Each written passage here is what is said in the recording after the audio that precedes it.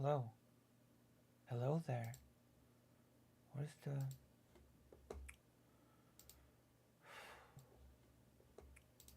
Alright. We're here. Hello. How are you? All five of you that are here today to support me in my great adventures against evildoers and other people.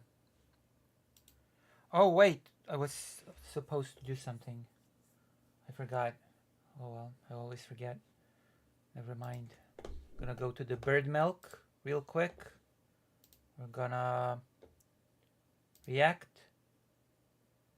We'll go back to the full screen. And we're back. Cool. Alright, since nobody seems to be here, I'm gonna start up RetroArch. I'm gonna watch an old thing that I'm not sure I've watched. I wanna watch it. I'm excited to watch it. Well, no, I'm not excited. I'm curious. I'm curious. I'm gonna revisit the age of debate. Let me see. Oh, how fascinating. Well, you ignored me, so.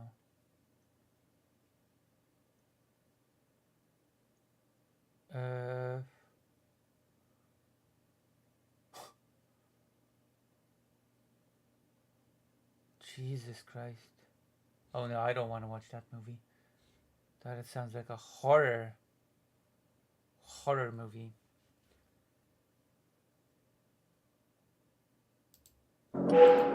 Right, gonna watch an old Foch debate.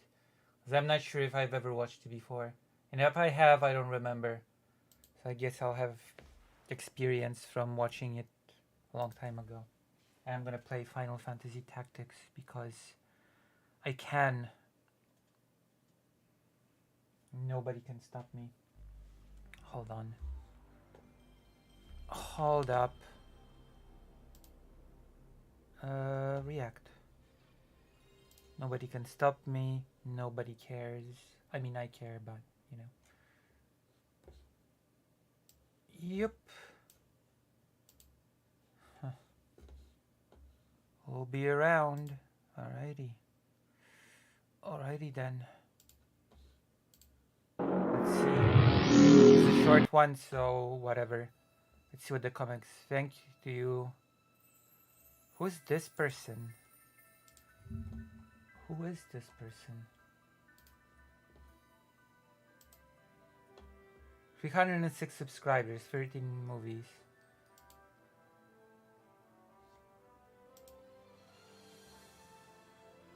This is from 1 year ago. I guess this is that conversation.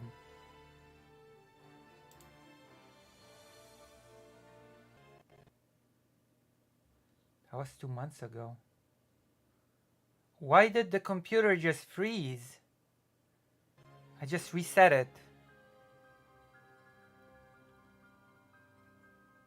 Everyone believes in gender and politics are vibes. Everyone believer. What? This is a very strange title.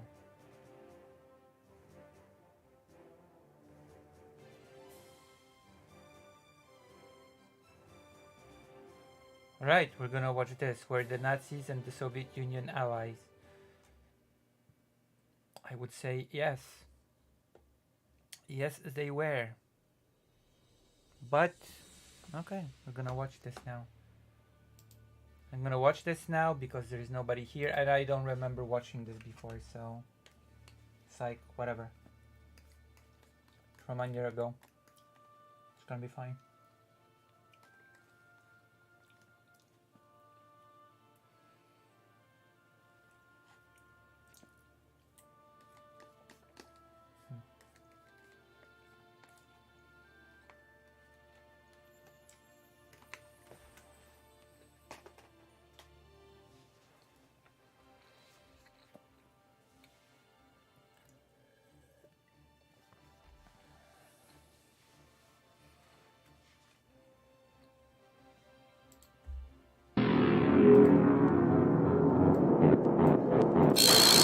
Howdy.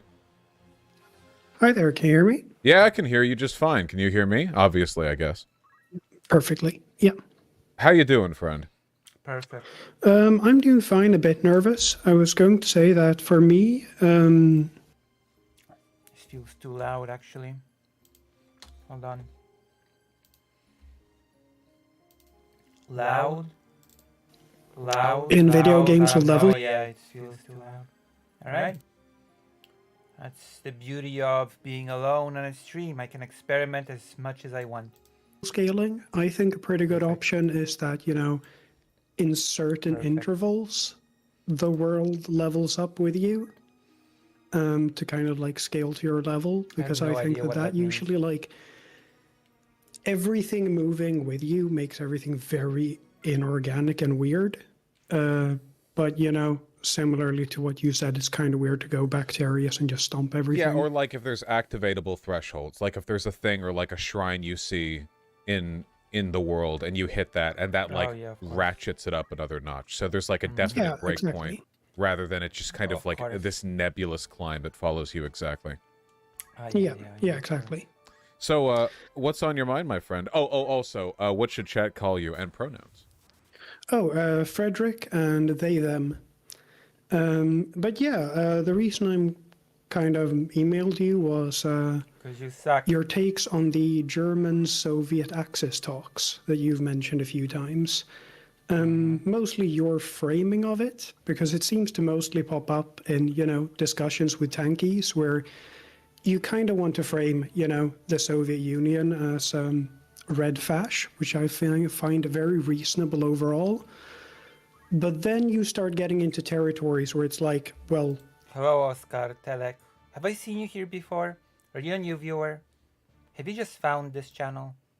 Also, I'm not even sure if I would agree with calling the Soviet Union the red fash. It's... Soviet Union's ideology was a little bit different than straight up fascism. They wanted an alliance and then it only fell apart because, Hitler invaded. Stalin was greedy. And I think that framing is kind of weird.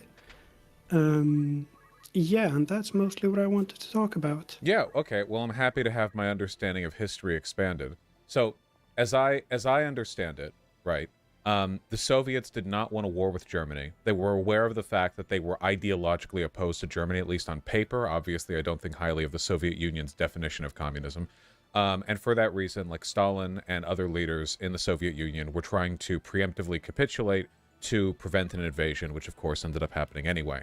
And while the agreement that was eventually settled on was, of course, like they get to divide Poland in half and they don't fight each other and so on, there were initial efforts for them to carve out and like there was definitely more to the Ribbentrop-Molotov Pact than the Soviet Union just capitulating prematurely, because keep in mind, at that point, England was still in the game, or rather, the British Empire was still in the game, France was still in the game, so it wasn't like the USSR was totally alone in the face of the Nazi threat and there were no allies to call upon or to try to work with.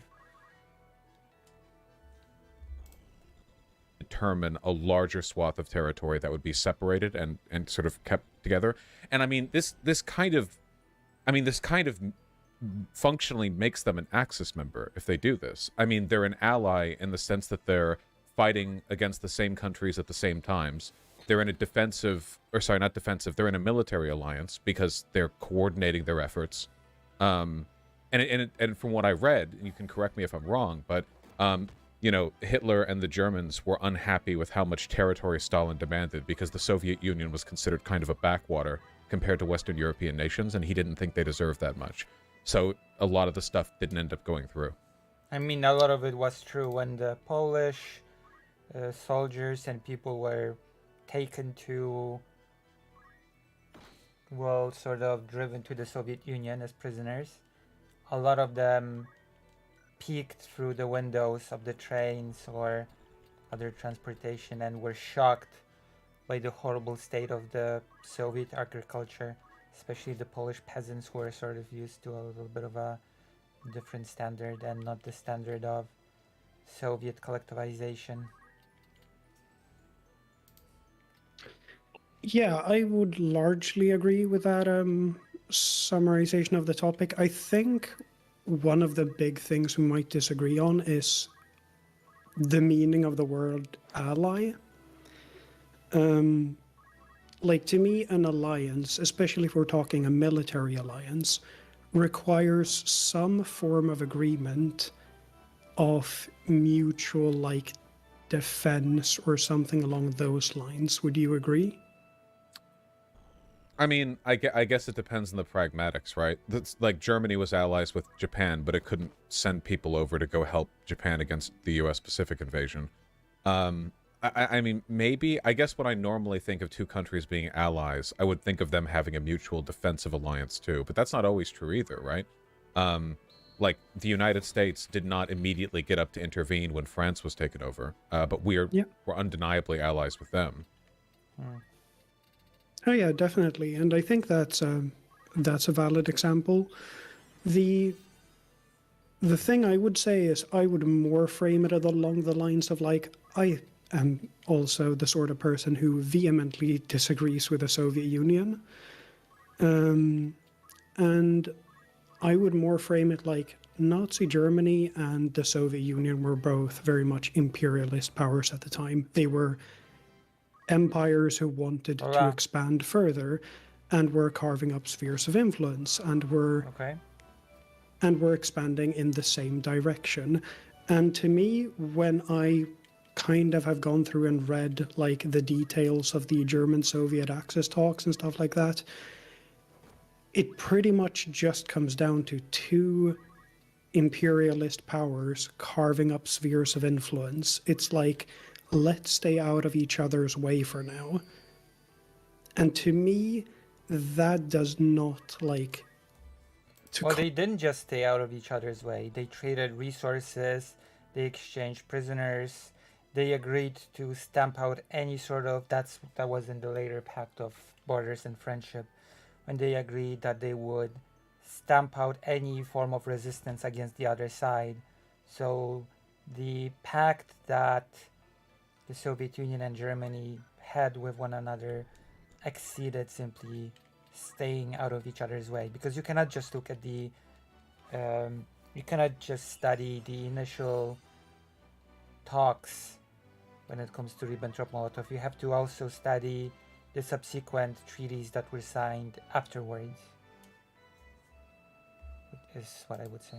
Call that an alliance to me is kind of like a reach. I guess. I mean, I guess the implication then is But I like guess if Vosh just doesn't know enough about this topic, which is, I'm not gonna hold it against him since, and it was like a year ago. Maybe his whole understanding of the thing changed since then. This isn't old. This one's an oldie, so you know.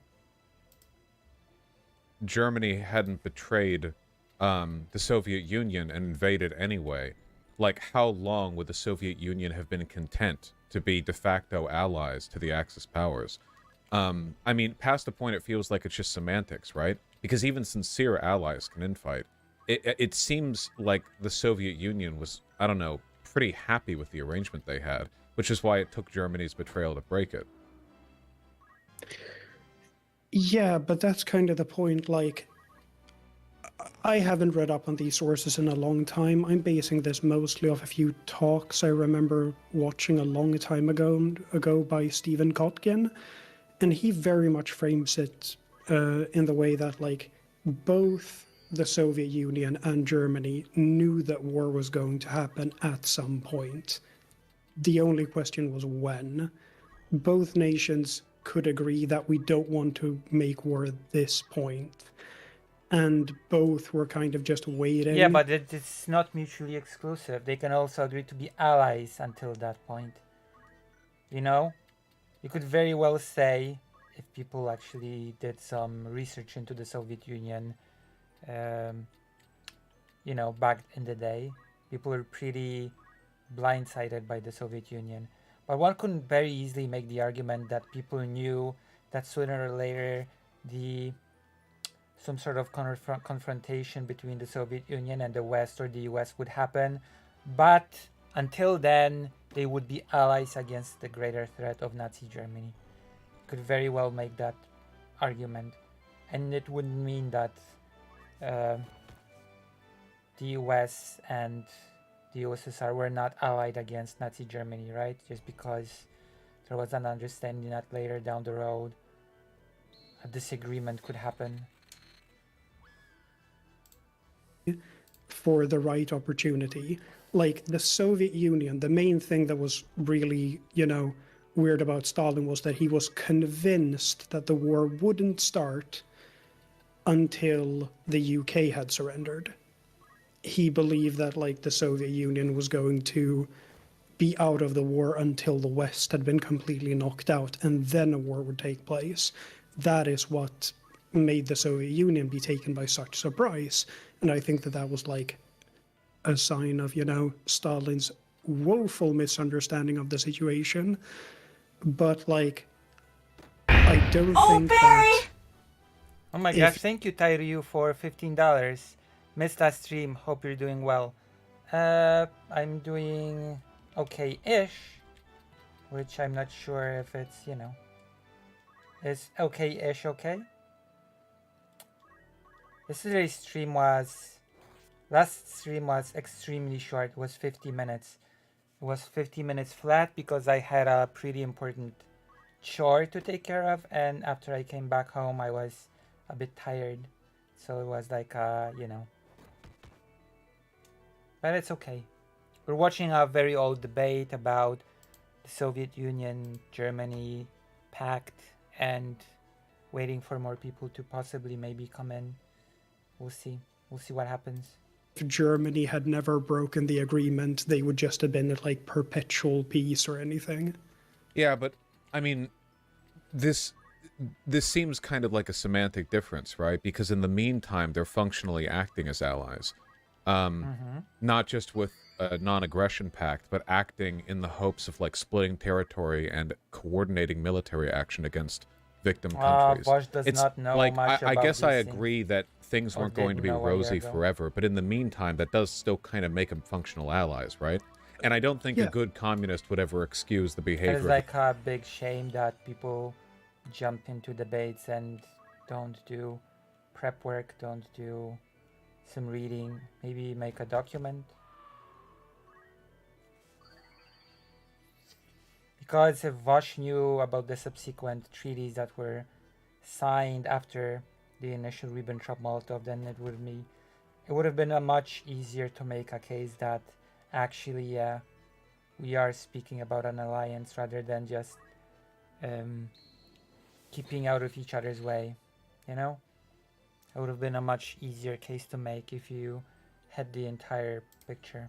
The Soviet Union on the idea that like, well, they were acting and operating and invading as an ally of Nazi Germany for years. But in the long run, they were going to turn on that. Oh, yeah. I am just a big fan of history. I'm not defending this on the basis that I support the Soviet Union or anything. I am not a fan of the Soviet Union at all. I would largely... Well, if you're such a big fan of history, then surely you should know about the things that came after the Ribbentrop-Molotov Pact, right? All the treaties that came after. I didn't even see the notification. Oh, people don't seem to get notifications for my stream, but that's okay. That just means that my streams are cozy and intimate. Hello, the traffic was atrocious. Well, that's not good. Call myself a democratic socialist with a lot of sympathy for anarchists. So, yeah, I'm not a big fan of the Soviet Union during any era of its history. They coordinated military actions, but to a very limited extent, to the point where they partitioned Poland, but they actually clashed in Poland. Soviet and German troops fought when German troops overran the deal they had made for the partition, and German troops continued into, well, areas that they had promised to the Soviet. Well, also, they had a joint parade, they exchanged vital resources, and again, they exchanged prisoners, and again, they promised each other in the subsequent pact that was after the Ribbentrop-Molotov, the Pact of Friendship and Borders, that they would make sure that no rebellion against the other side would take place, and if it would be crushed by both sides that agreed to the thing.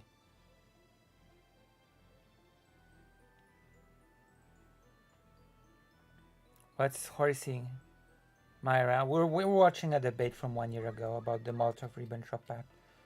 I'm not sure if I've seen it ever, and you know, I'm always curious for some Ribbentrop-Molotov debates, especially since people, surprisingly enough, even though it's such a broadly discussed topic, people know less about it than you'd think. You would think that people would know a lot more about the Ribbentrop-Molotov Pact, but you know what? Apparently not. Apparently that's just not the case. Happens. I guess so. I'm not sure when the fashion arc started, but I suppose so. Union that just happened to contain oil fields that, you know, that Germany really wanted at the time. I mean, fair weather allies to be sure then. I guess I just don't feel comfortable calling it exclusively a non-aggression pact. Like, it would be really cool if people did more prep work for their debates. Like, do a little bit of reading, do a little bit of research, prepare a little bit of like how you call it? Document. Oh wow. It's been a while since I've seen this. There should be a chat. Oh wait. Why isn't there a chat? Why isn't there a chat? I wonder.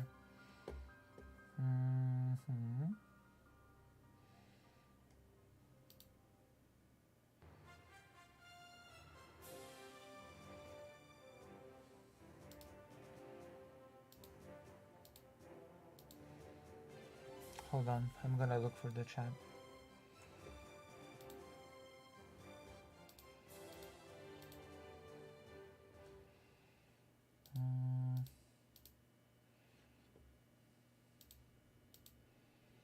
I don't know why the chat is not... Okay, it should be on now. Alright, it's on now. I'm not sure what happened, but thank you for telling me. I fixed it. Okay, let's continue. Even though that's how people frame the Molotov-Ribbentrop Pact. Today's stream is going to be a bit lazy, although maybe not lazy, because I am adding stuff from myself to the extent that I know on the subject, and Ribbentrop-Molotov is a subject that is pretty extensively discussed in Poland, in history class and whatnot. And I also did some reading on my own, so I guess I do know a little bit about it, but, you know. People should not just read about the Molotov-Ribbentrop Pact. People should also learn about what came afterwards to have a fuller picture of the situation. But they don't. And hence they don't.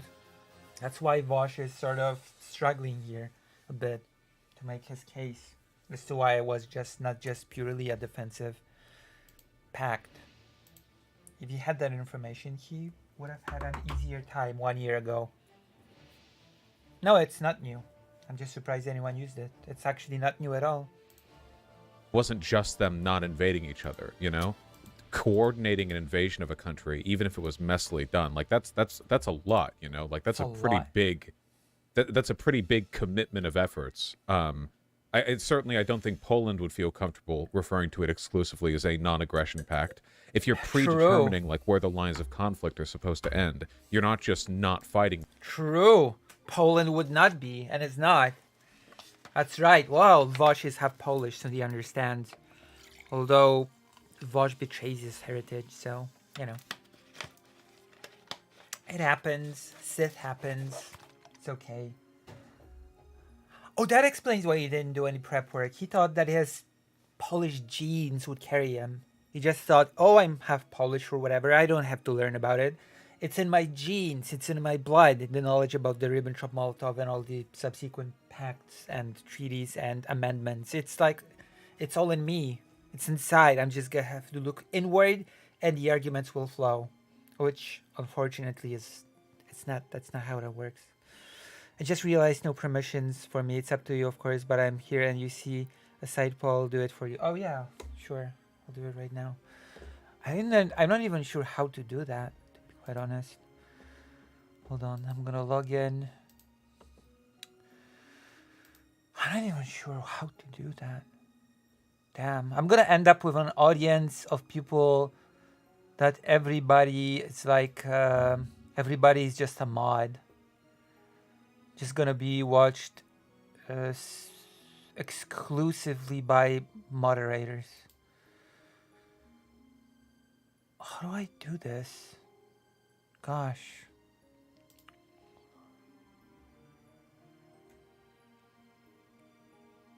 I have no clue how to moderator.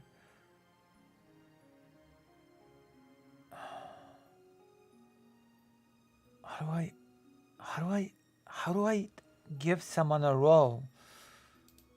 I have no clue. I have no clue.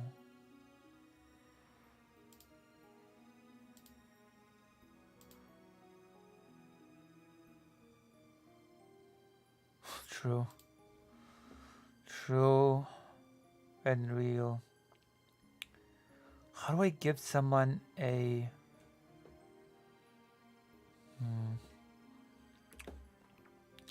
Users. Oh, users. Yes, users. All right. What do I do now? Oh, gosh. What do I do now? Where are you?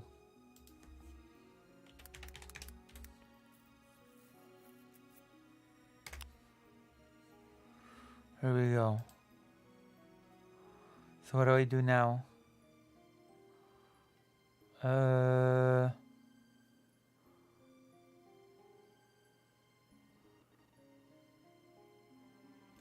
guess I'm gonna give you the moderator. Alright, I guess you're a moderator now. Check if you can make a poll. That's our chief problem with internet debates, Vosh included. They largely come in with superficial knowledge and then wing it. I mean, I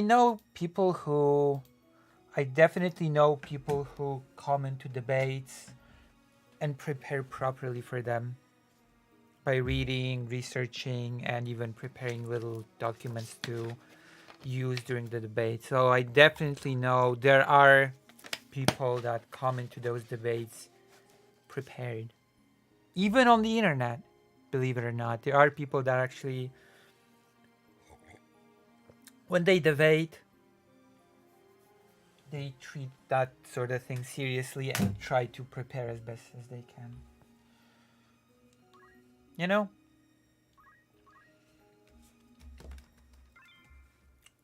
So you said you may say that it's chiefly an internet problem, but at the end of the day, it is up to the individual in question that agrees to debate someone to do their preparation, be it in real life, be it in on the internet, of course.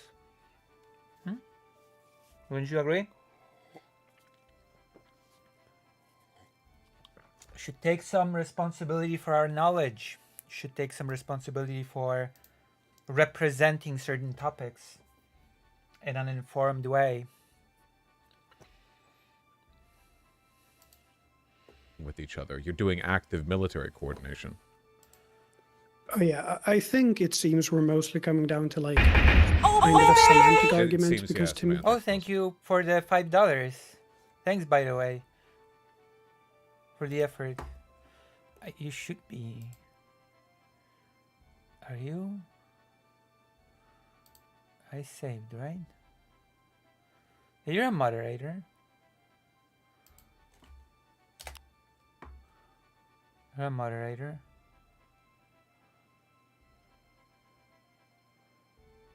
Thank you for the $5. You're a moderator. You should be able to. Wait, hold on. I'm. Jesus, what can a moderator even do? Where is it?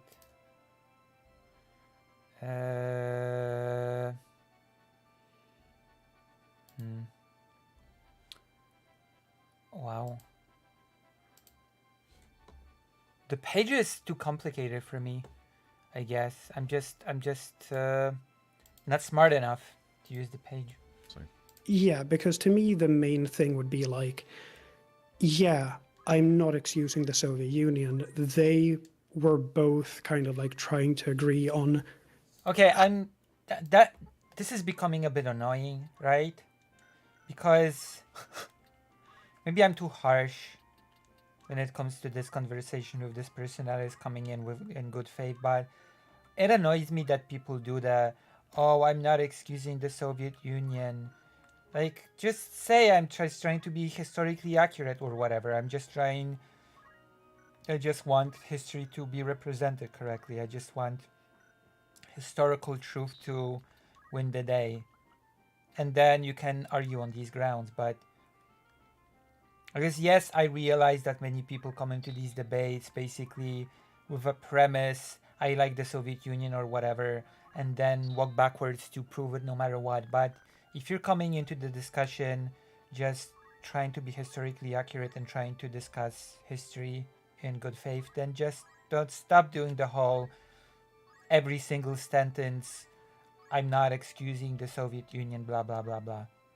It's, you said it once, don't repeat it 5 times. That's 1. And 2, just, you're still incorrect. Even if you're not defending the Soviet Union, you're still not entirely correct about the history, because you're just focusing on one moment in time and you are ignoring what happened afterwards. And what happened afterwards is extremely crucial in understanding that period of time, in understanding the USSR-Germany relations. You cannot just look at the initial contact. You have to look at the entirety of the relationship. How do we split our imperialist spheres? Which, yeah, no, that's nothing I will support. But to me, that's the thing. Like, to me, But it's keep not in mind, empires can be allies as well. If empires agree to keep their spheres of influence, to cooperate in this economical as well as to trade prisoners, all the things that I've mentioned before, then yeah, those empires are in an alliance. The Holy Alliance, by the way, like one of the biggest alliances in Europe that was targeted against the resurrection of the Polish-Lithuanian Commonwealth. The 3 countries agreed, Russia, Austria, and Prussia, they agreed that they would crush any uprising coming from the Polish-Lithuanian Commonwealth together. That they would unite and never allow the Polish-Lithuanian Commonwealth to rise again. They did not agree to defend themselves against other countries' invasions, and yet it was still an alliance. It was in the name, the Holy Alliance. Okay? They did not agree, oh, we'll defend one another against foreign invasions. I was not part of the Holy Alliance. So even that argument sort of falls flat, to be quite honest. There are different types of alliances, and not all of them involve mutual protection, mutual alliance when defense. 2 powers that generally have very contradictory interests temporarily agree that, Yeah, alliances can be temporary, believe it or not. That's also a thing.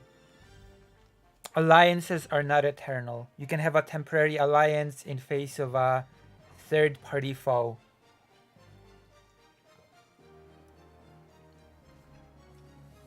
So that's an additional argument that I would use.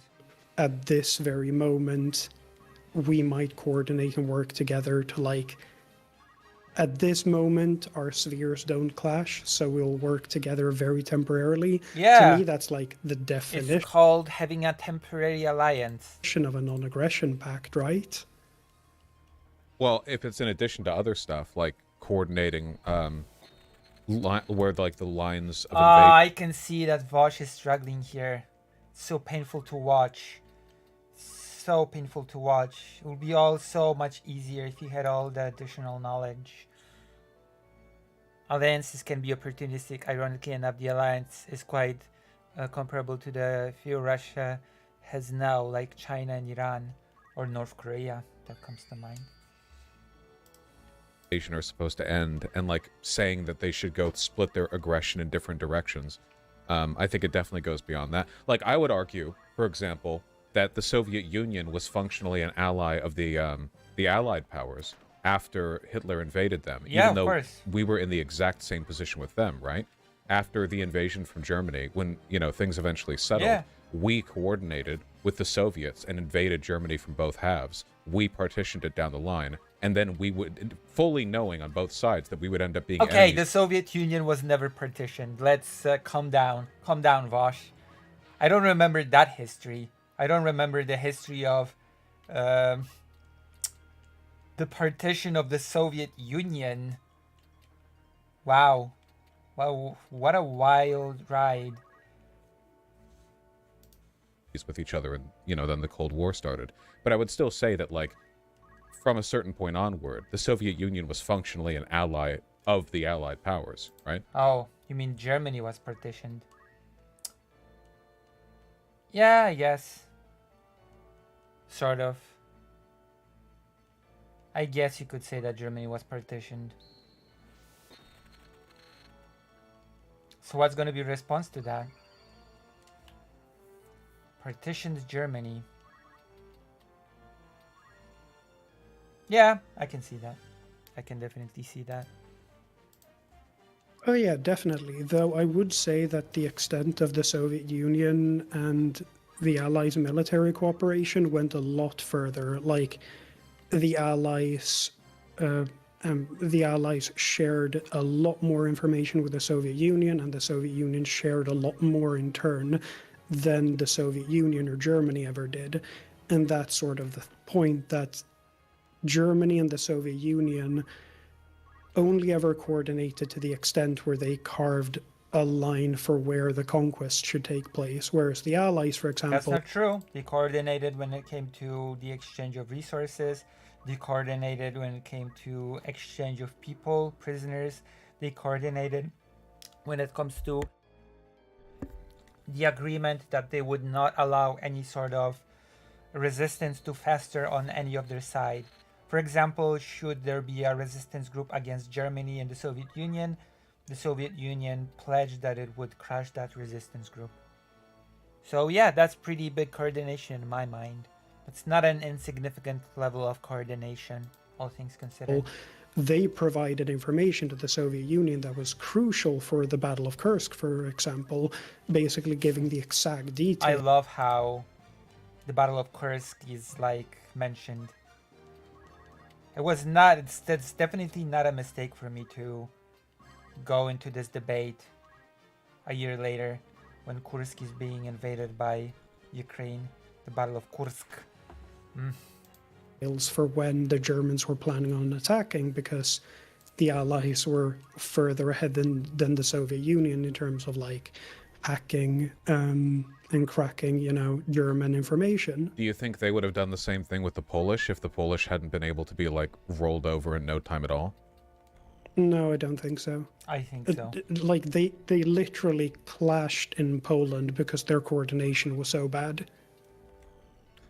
I can acknowledge maybe that there was a higher degree of cooperation with the Allied powers, but I would still call it, like, ultimately a semantic line. Listen, they might have clashed because of some sort of logistic mess up, but at the end of the day, they still did the parade together after all things were done. They still signed an additional treaty of friendship and borders. So that clash did not keep them from being good friends and signing additional agreements. So I don't think this clash makes up for any good argument. Sorry. I could not accept the Molotov-Ribbentrop as just non-aggression, especially since they tried to do more, right? The Soviet counter-proposal with the like proposed land deals and such. It definitely marks more than just an Okay, like, oh my gosh. Like, this is becoming a common theme of frustration for me. You know, it's, if you're gonna discuss the Ribbentrop-Molotov, discuss it in its entirety with all the amendments, not just the initial thing. Oh boy. Are you all as frustrated as me? Poor frustrated agreement Lucy. not to fight. Yeah, we can get into the other thing here, which is the framing that, like, Stalin was too greedy, because from the same perspective... Okay, I've never heard this framing, so I'm not even gonna engage in it. Like, I don't know where this comes from, the whole studying. Maybe that's a argument that Bosch made, I have no idea. Also, the whole entering the Axis power stocks was a thing that happened much later. It was not the Ribbentrop-Molotov Pact, so that's an entirely different subject, and I expected them to talk about that rather than the Molotov-Ribbentrop Pact. Just say that Hitler was too greedy? Yeah, well, I mean, I agree with that, certainly. But I'm usually using cool. this argument when I'm talking with tankies, not Nazis. Yeah, all right. So that was what I wanted to also, like, get clarified, whether it's used mostly rhetorically against tankies, which totally makes sense to me, or whether it's a genuine belief that, like, the Soviets were greedier than the Nazis, which to me would come off a little bit weird. No, I just think the idea, because the argument a lot of tankies make is that the Soviets were forced into doing this because they couldn't weather an invasion, which I don't think is an acceptable excuse for collaborating with the literal Nazi party. But even if it was, that argument is also kind of destroyed by the fact that they were trying to, like, bid deals for land and coordinated invasion as well. Like, because it would be one thing to go for the Soviet Union to be like, please do not fucking invade me right now, while they're, like, you know, training their men and printing guns out of their factories. But it's entirely a different thing for them to be negotiating about how much, like, land they want to split down the middle of the Eurasian, you know, divide, and for the Nazis to get frustrated at how much they wanted, because that definitely makes it seem a lot less like it's just them trying to preserve their own existence. Yeah, I actually thought of another thing of... I'm mediocrely frustrated because I don't know nearly as much details about the Soviet Nazi positioning of Poland. Partitioning of Poland. I mean, there's a lot to get into there. And it wasn't just the partitioning of Poland. It was, as Vosh has just mentioned, it was basically dividing up the region into spheres of influence. Lithuania and the Baltics, etc. Where I consider the German-Soviet alliance to be weaker than the one with the Allies, which is quite simply that there are literally documentation that Stalin... Hold on.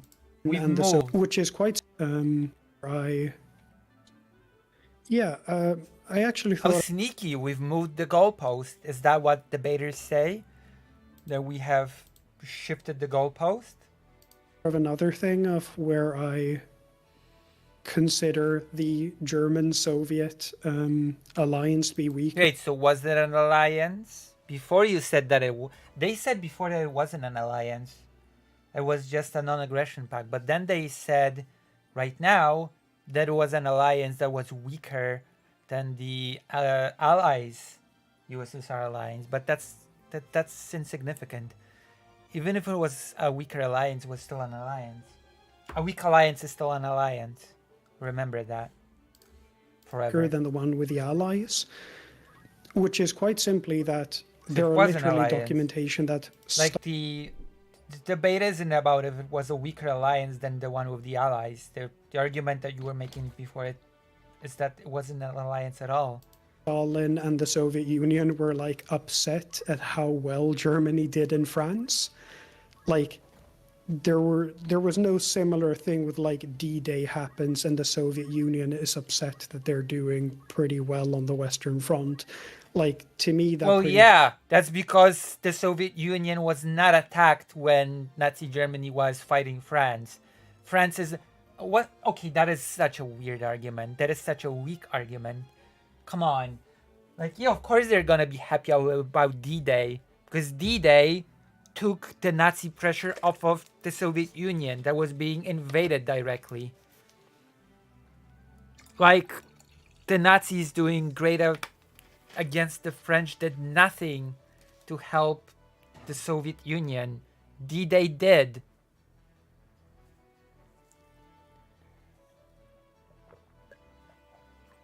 That is also not an indication of the strength of an alliance. True. True, I agree. I agree wholeheartedly. I could not agree more. clearly Even if I shows tried. that, like, the Soviet Union is actively worried by their quote-unquote ally doing too well.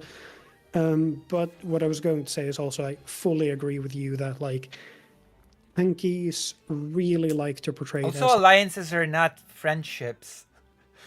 I hate to break it. I hate to, you know, whip out the international relations, the IR realism, cold realism, but you know, states are self-serving. They're not friends with one another. Oh no, my friend is doing good. That's good. I'm happy. I'm happy for my friend ally. That's not how that works. You know? The US was pretty upset that the USSR was steamrolling through Manchuria. In fact, they were so upset that they nuked Hiroshima and Nagasaki to prevent the partitioning of Japan. The states don't have friends. A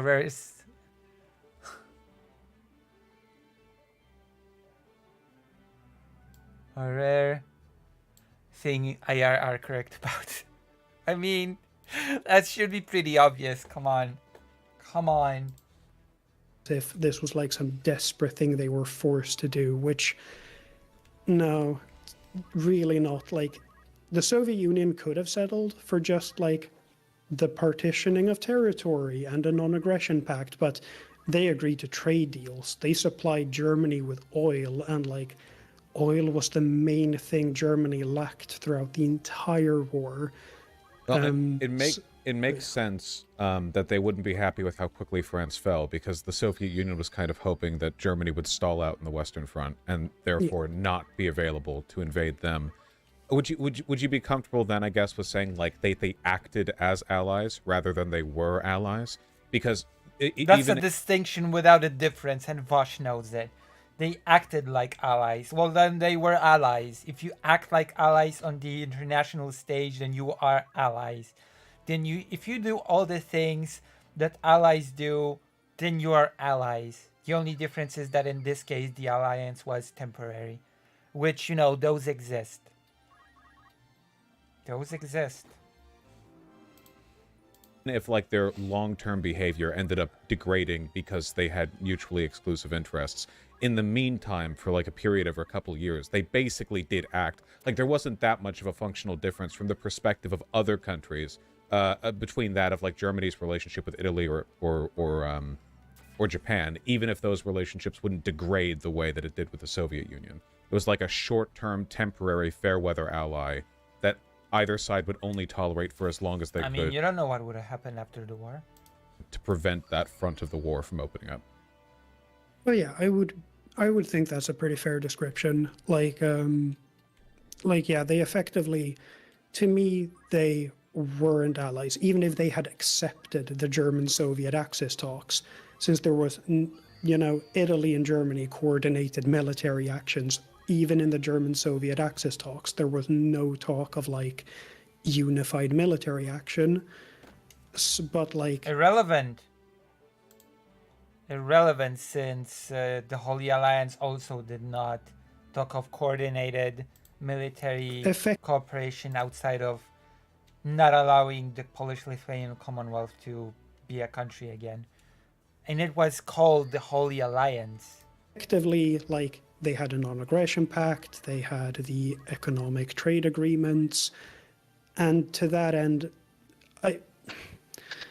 but to me, that's a non-aggression pact. Like, they were using that non-aggression pact to like also earn positive trade agreements and hoping that the World War would go on for as long as possible, because I'm sure they were happy with both Germany being stalled out in a war and the UK being bombarded by the Nazis.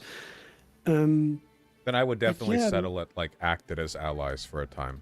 Because I definitely can't interpret that just as non-aggression. Because when I think non-aggression pact, literally just do not invade. Anything more than that is joint military action, even if it's poorly coordinated. All right. Yeah, I think we just have slightly different definitions of like what Even if, constitutes an alliance. Yeah. as long as we agree the Soviet Union was bad. Oh yeah, we very much do. The Soviet Union, like the Soviet Amazing. Union was at the time an extremely imperialist power. The entire point of why the agreement doesn't work is because neither country is willing to let go of like the idea of having Bulgaria as a puppet state. Like both of them were dead set on conquering like all of like Europe pretty much and beyond. So yeah, no, that's not something I'll support. Well, that's good to know. Probably the one and only non-idiotic conversation I'm ever going to have in anything associated with the relationship between Germany and the Soviet Union. Oh yeah, I could imagine some red flags when I went up in your head when I sent that email. I do appreciate you coming on. Oh yeah, thanks. I think I have to, since I guess this, whatever disagreement we have at this point is largely semantic, I have to talk about issues in which my disagreements with other people are definitely not semantic in nature. Yeah, I was going to ask if we could talk about a couple of other topics about market socialism, but if you're busy with other topics, I understand that as well. Oh, do you disagree on anything that I've said? No, it was mostly like Jesus. going to ask about a few Oh things wait, of no, this goes longer. Okay. like market socialism in practice and how that will work out. For example, representative democracy versus direct democracy. I mean, I think that it would probably have to be representative democracy for larger corporations, right? Especially if you're talking about multiple, like, franchises or branch offices or, you know, God willing, something global or just beyond a single nation. I don't think it's possible for 10,000 or 100,000 workers to, like, directly vote on The decisions that would be Ribbentrop-Molotov operating at that stopped scale. so quick. So I guess it would just be, you'd have to, like, determine an I'm not acceptable actually threshold interested for in the representative next one. I'm democracy. not Like, interested in if this. having, I don't know, 10 people to a level is acceptable, or if you could.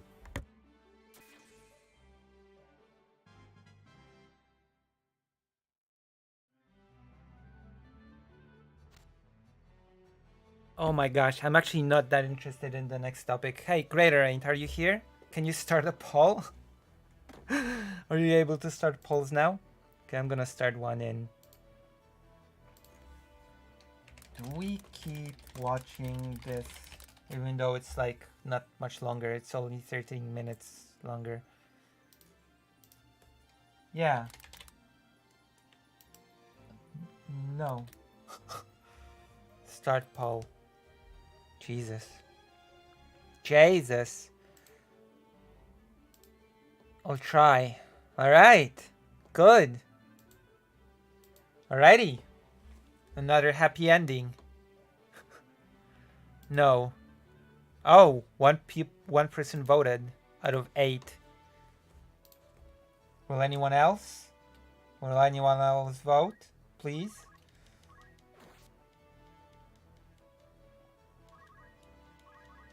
Because after that we have a video to watch from our favorite content creator. Next. Next what? Oh, now it's a tie. Now it's a tie. As always. Wait, are you still not able to do polls?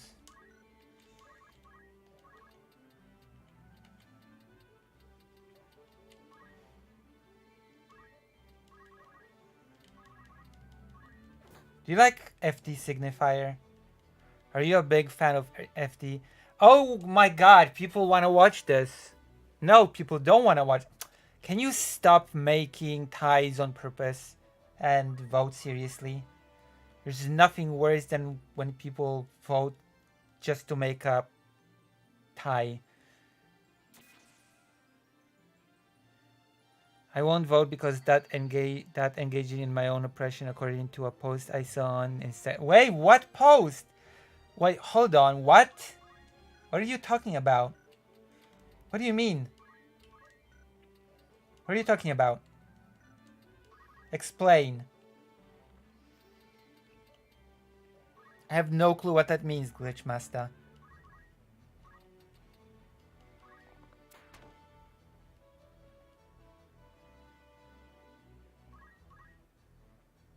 Good one. Okay, what is happening? Is it bad to answer questions in a poll now?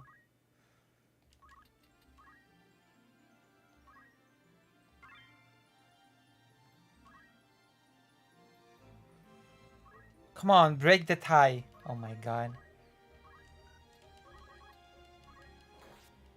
Seriously? This stream is gonna be like stun locked by the fact that people just want to keep a tie.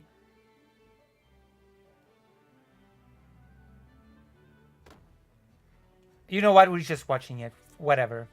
We're just watching it. Go to 100 or even 1,000 without it much being an issue. Oh yeah, I was mostly thinking in like terms of like. What the hell is this? Harm reduction is such a stupid way to talk about voting. And whoever came up with that talking point, I'm praying for your demise. What? What does that mean? What the hell does that mean?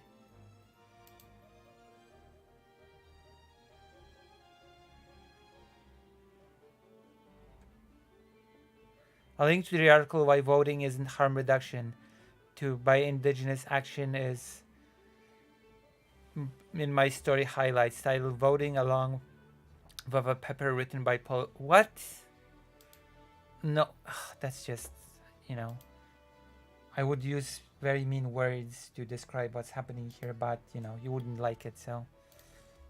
Like, if a nation moves to the point where it's like moving towards market socialism, like everything is now worker co-ops and stuff like that. I think I remember watching a video where you describe representative democracy as cringe, quote unquote. And to me, like, one of the main things that popped up in my head is why, when I imagine what's bad about representative democracy, I mostly think about things like, you know, very rich capitalists lobbying. I think about things like politicians having very different class interests to Oh, the listen, actually, average worker. lobbying is not a problem of representative democracy. Lobbying is, believe it or not, a problem of lobbying. Once you forbid lobbying, that just stops being a problem, even in a representative democracy. Lobbying is not a mandatory thing within representative democracies, believe it or not. So you cannot use that as an argument that, oh, lobbying is legal, therefore representative democracies are bad. Lobbying is not a fundamental trait of an elective democracy. Representative democracy, should I say, rather. You know? You can have that without lobbying. There was some discourse a couple of weeks ago about the black vote and how we should vote for Kamala. Or we shouldn't vote for Kamala. Why not?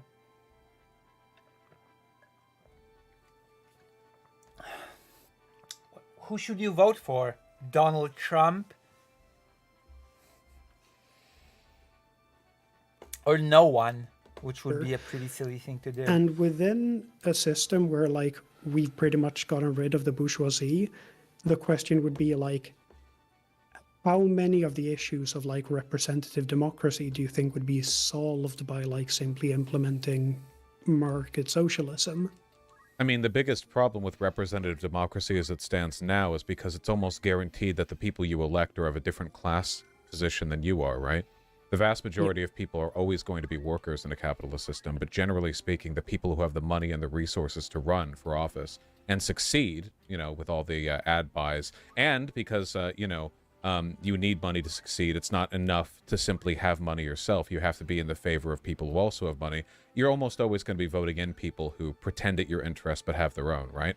I mean, ideally, if you're directly voting in workers from your own branch or company, and they're beholden to them directly. Discussion. I don't know. I feel like that system would just innately align the interests of the representative leaders and the people who are voting for them, at least a lot more than they are now. I mean, it would definitely, like, bring it in closer. Yeah. On that topic, similarly, like getting or achieving market socialism would get rid of class as we know it, and by that I mean like there would there would be no one like living on the extraction of other people's labor. However, there would still be pretty significant income disparities, like if we just had a similar system to what we have today in terms of like income taxes and stuff like that, because some co-ops would be vastly more successful than others, and like individual artists, writers, and other stuff like that would still like be able to achieve probably vast amounts of wealth. Like, what efforts would you support to like, or do you think we should support efforts to like control that income disparity to a large extent, like under market socialism, to like get rid of that like class inequality?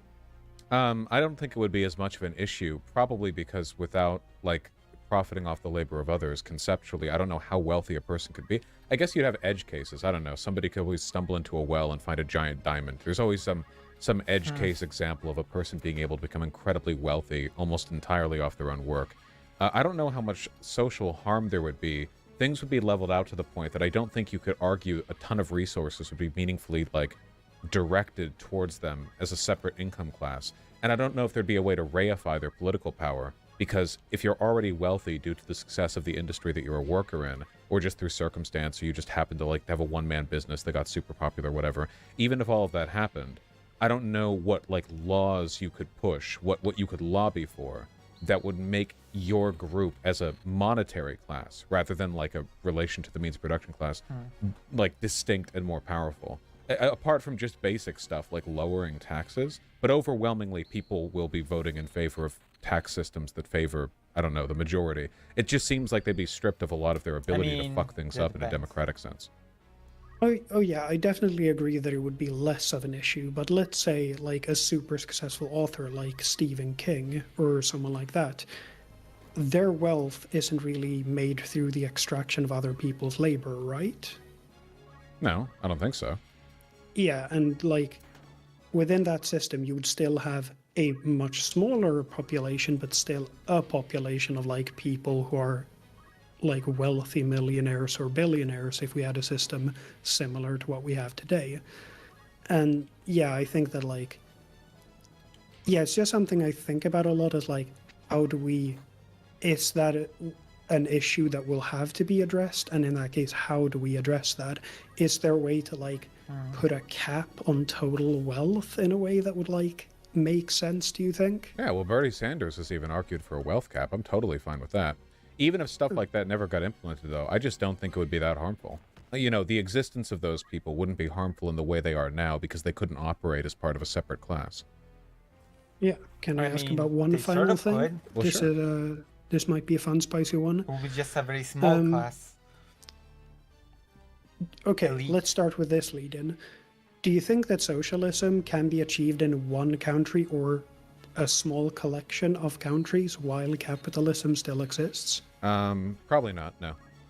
Yeah, okay, I would agree with that, but to some extent, nations can of course move towards socialism before like capitalism has been removed, right? Yeah, I just don't think they can decommodify. That is pretty dangerous language, considering that all the countries that claim to be socialist now don't actually claim to be socialist. They're claiming to be moving towards socialism. So that sort of excuses a lot of bad things done in the name of moving towards socialism. China claims to be moving towards socialism, as far as I know. Vietnam definitely claims to be moving towards socialism. So, you know, that line of reasoning can become just an excuse to performing atrocities. Oh, yeah, Modification is the thing that I don't think that would have to be like a global switchover. Everything else could be done incrementally. Yeah, I agree with that assessment. The main thing I was thinking of is like the concept of military and defense under like our transition towards socialism. Like, let's say America managed some form of revolution and turned it way more socialist.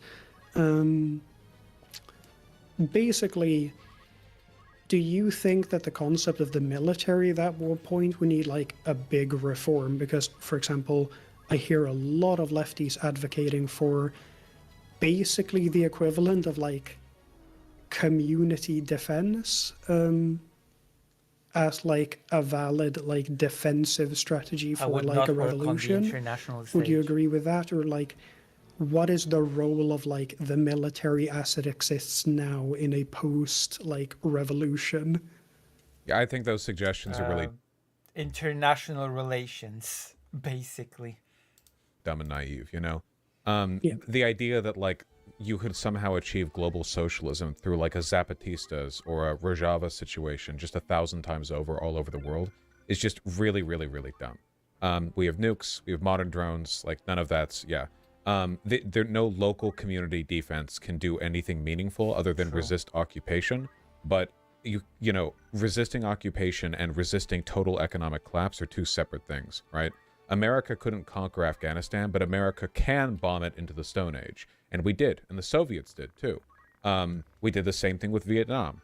Just be like, if you want to try like little revolutionary cells as a way of defending socialism in one country or a group of countries before everyone's willing to get on board, the only thing you're going to invite then is like the total cessation of your military in favor of being carpet bombed by countries that would really rather not have you be a positive example for socialism. True. Which would probably include us.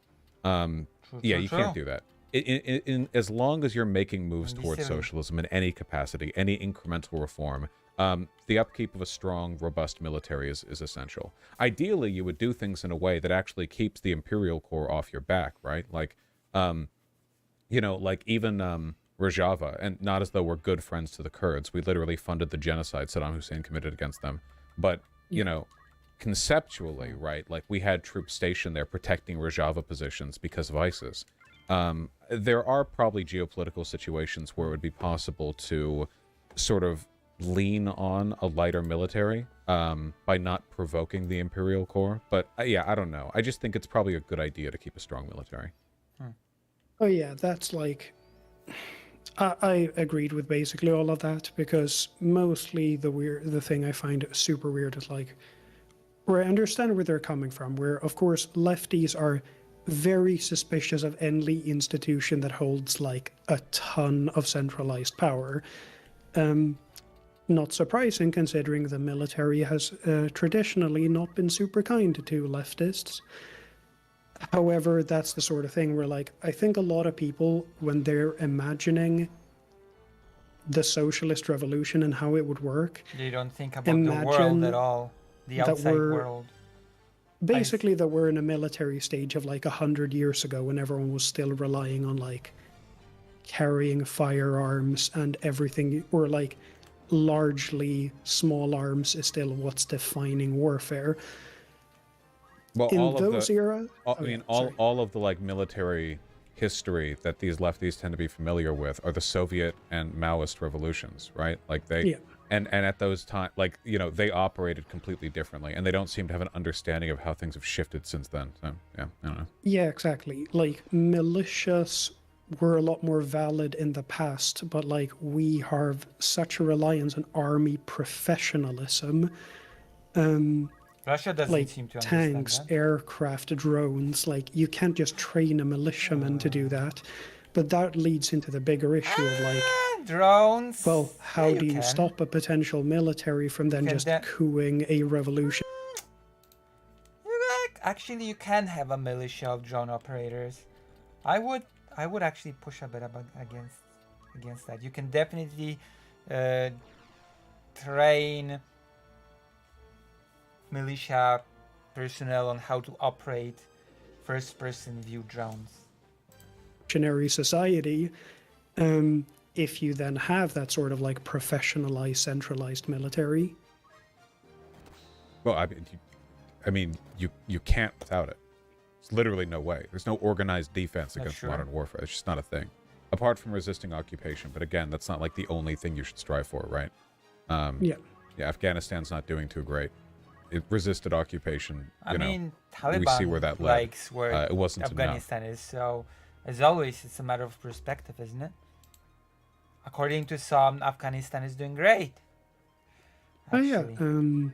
Yeah, definitely. From certain points of view. Yeah, I think just a lot of lefties have some pretty wacky ideas. And I just wanted to see how much you agree with some of those ideas that I find deplorable. A little bit weird. But yeah, I would largely agree with basically everything we've said here. Yeah. No easy paths forward, I'm afraid. But no, I think we agree on pretty much everything. I think all paths forward are pretty easy. Well, yeah, this was a very pleasant chat. I really enjoyed it. Probably the only one I'll have today. Thank you. Yeah, sorry. I was frustrating, annoying, and I didn't like it. That's my final thoughts.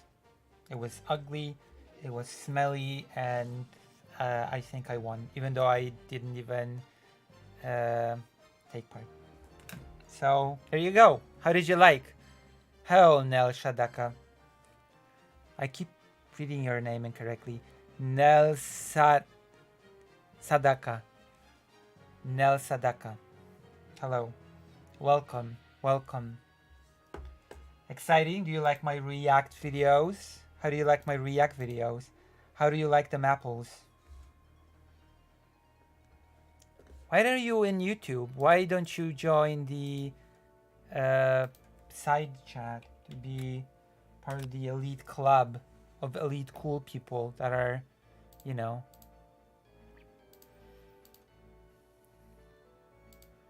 wouldn't that be cool? Yeah, Neil Sadaka. I'm lazy. Don't be lazy. Like, come on. Don't be lazy. Lazy, it's bad to be lazy. I'm just gonna say that. It's not good to be lazy, okay? Being lazy is bad. Oh my gosh. Oh my gosh. Oh my goodness. Oh my gosh. Damn.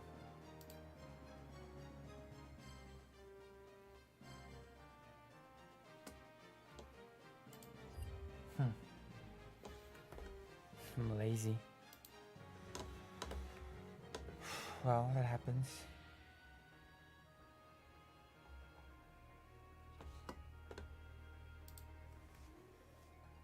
But I have to log in again. Log in! Come on!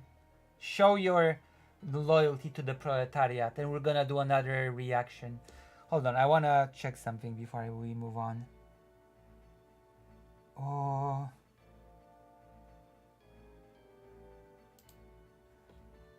You wanna learn how to draw shadows in your drawings? I guess I'm cool now. But you're white! Oh my god. That's why you didn't want to come to the side chat, because you're white. And you're ashamed. What's this? We're sniping President Sunday for a bit. Has developed beyond believing in by the last novel. If that boring. So you want to learn how to draw shadows in illustrations. You want to learn about shadows. I'm gonna show you something cool. Okay,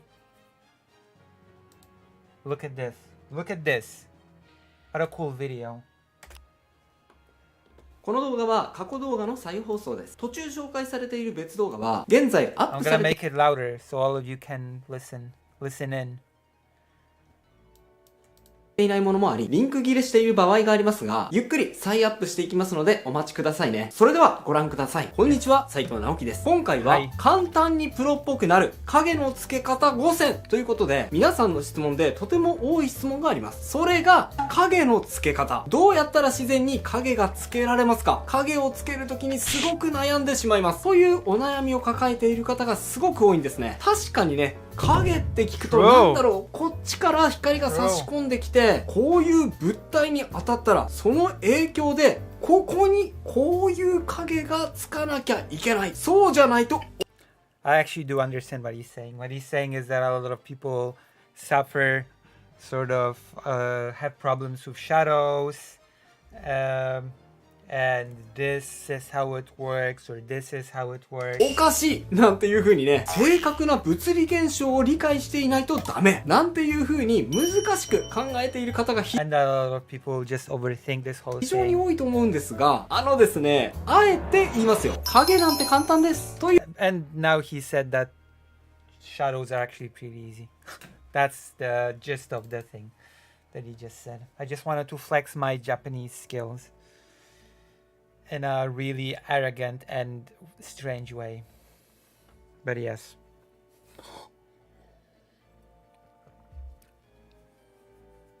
I just wanted to be a bit arrogant from time to time. You know, I have to build up my self-esteem as well.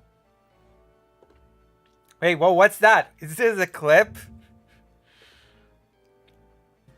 We're sniping President Sunday for a bit. Has developed beyond believing in by the last novel, if that Boring. Oh my God. Is that what you clipped? Oh my God, that is so mean. Oh my gosh. I don't think that was what you wanted to clip. Hold on. Oh my gosh. We're sniping President Sunday for a bit. has developed beyond believing in by the last novel, if that Boring.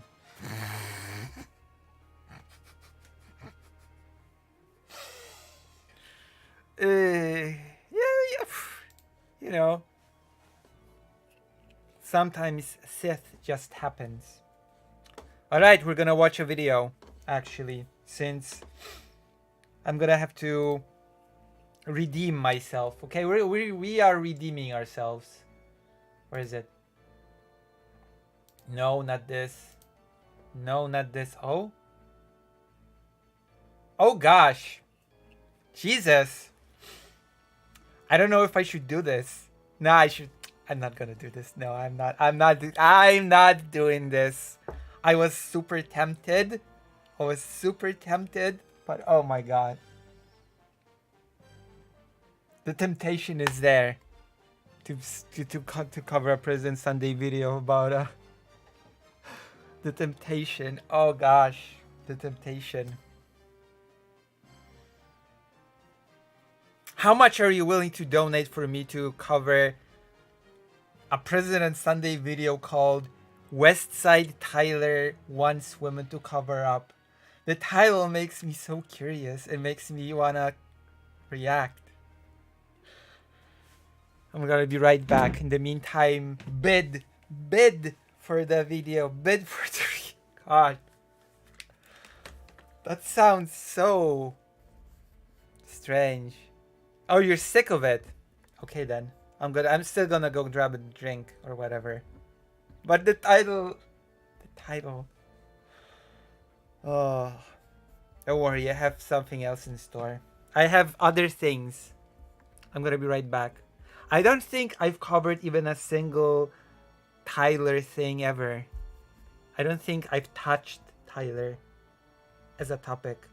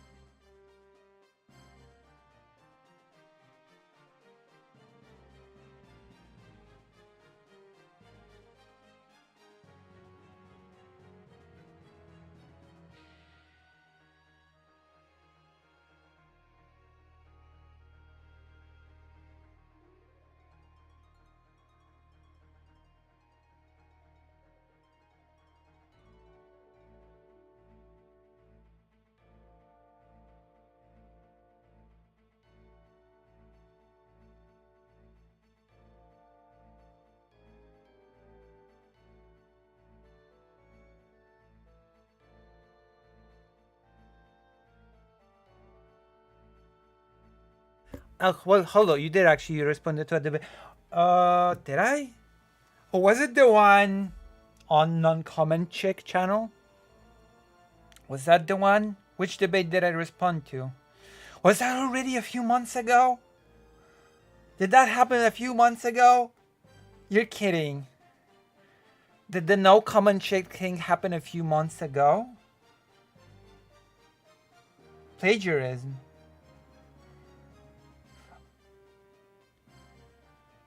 Oh, you're right. You're right. Yeah, I did react to that one. Yeah. You're right. You got me. But when I say I didn't touch Tighter as a topic, I meant I didn't touch Tighter as a topic in the whole current weird drama around everything. That is what I meant. Okay. All right. Feels forever ago. Damn, it does, doesn't it? Like a lifetime ago. So long ago. Long ago, people used to be different. People used to cherish lives of chicken. And now they don't. They now don't no more. I still have to yes, Glitch Master. You're white as well? You're kidding. Why are you all white? All right. Where was I? Oh yeah.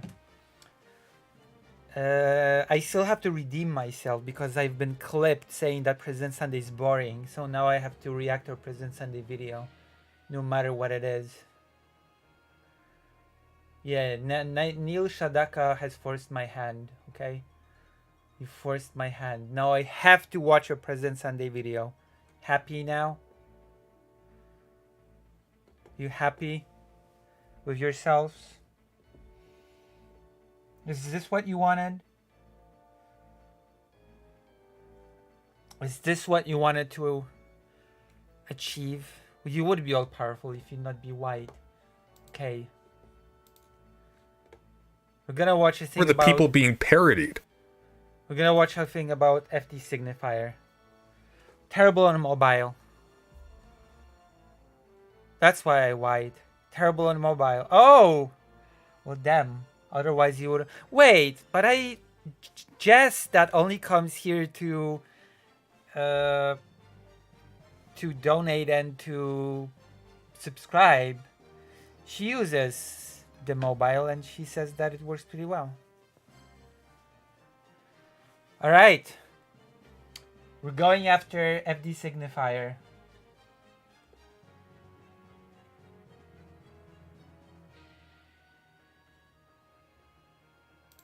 We're going after FD Signifier. We're starting a war with FD Signifier. Let's go.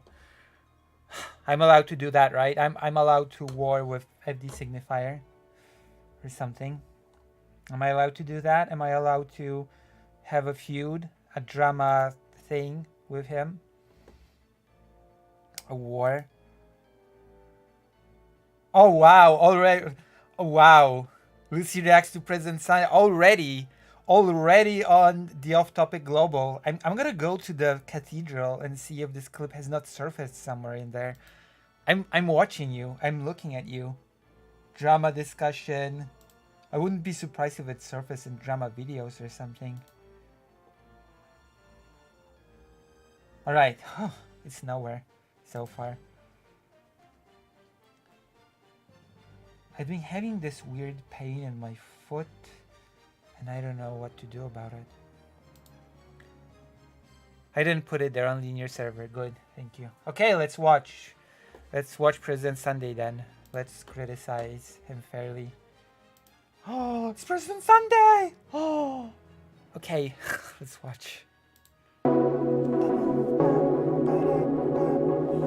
Which is ironic because President Sunday is actually streaming right now.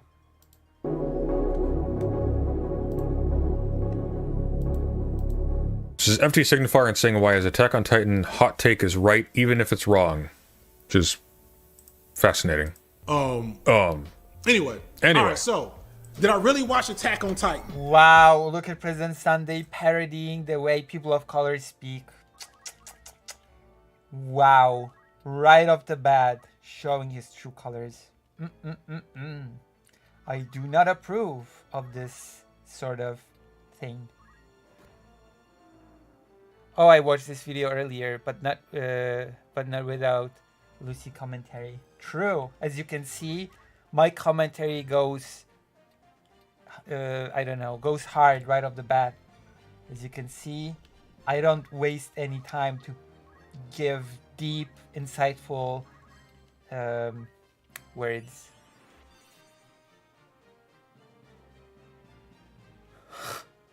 True. No. I stopped watching after I finished the manga. Well, that's a problem because they changed the ending of the anime. It's a little bit different from the manga. All right, so I've hopefully actually not seen the ending of the anime, so I cannot even comment. I read the manga.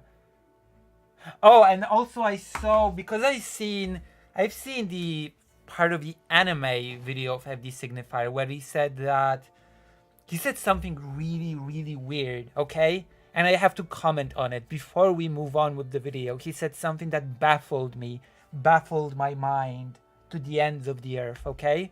He said something along the lines of, Eren Yeager, the protagonist of Attack on Titan, is a fashy dude who is a horrible person and does horrible things, and no disagreement there, right? No disagreement that Eren Yeager at least became a pretty horrid character by the end of the series and did horrible things. But FD Signifier says then something that I cannot agree with. He says, and I quote, or paraphrase, let's just say paraphrase, but Eren does all those horrible things in such a cool way. He looks so cool doing all those evil things that you just cannot help but sort of like him. And when I heard that, I mean, I didn't watch the anime, so I don't know how like cool they've made the scenes in animations, how much they sort of made it bombastic, etc.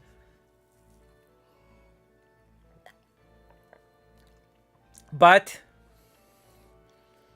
I mean, FD Signifier said that he read the manga. But when I read the horrible things that Eren did after the time skip, especially at the beginning, when he just became a Titan in a occupied building, not an occupied building, in a civilian building, people started dying, children and families started dying, etc. I didn't think to myself, oh wow, Eren's killing all those innocent civilians, but he's looking so cool doing it that I can't help liking him. No, I thought, oh my gosh, that's horrible. That's horrifying. This character is doing pretty horrifying things. So, I don't know. It sort of feels like it speaks more to FD Signifier's, I don't know what, but it speaks to something about FD Signifier. That he looked at those things and was like, wow, Eren looks so cool doing all those things that I sort of cannot help but like him. You know? Just my 2 cents. I never thought that he looked cool doing it. At least as it was portrayed in the manga. that answers your question. I did not watch the last season of Attack on Titan because when I finished the manga, I was like, yo, this ending is so fucking bad, I don't even want to watch it anymore. I stopped liking it. So yeah, I did. Hot take, I don't think the ending was so bad. There you go. I don't think the ending of Attack on Titan was so bad. Debate me. You can debate me on it. Call me on Discord and you can debate me. Debate me at the signifier. Did catch it, and I think people misunderstand. I get, and like people, when you attack people's phase, oh man, I saw a video, because I always search, especially when I do a video, I always search for critiques to like see if my, that's part of It's my very obsessive behavior to just look for videos about you, I think. It is quite obsessive behavior and very, I think there are better ways you can spend your time than searching for videos about you. Then again, I'm so small that nobody makes videos about me. When did the good old days go when people like, what's his face? Bad Empanada used to make a video about me. I cannot even say used to make videos about me. He only made one video.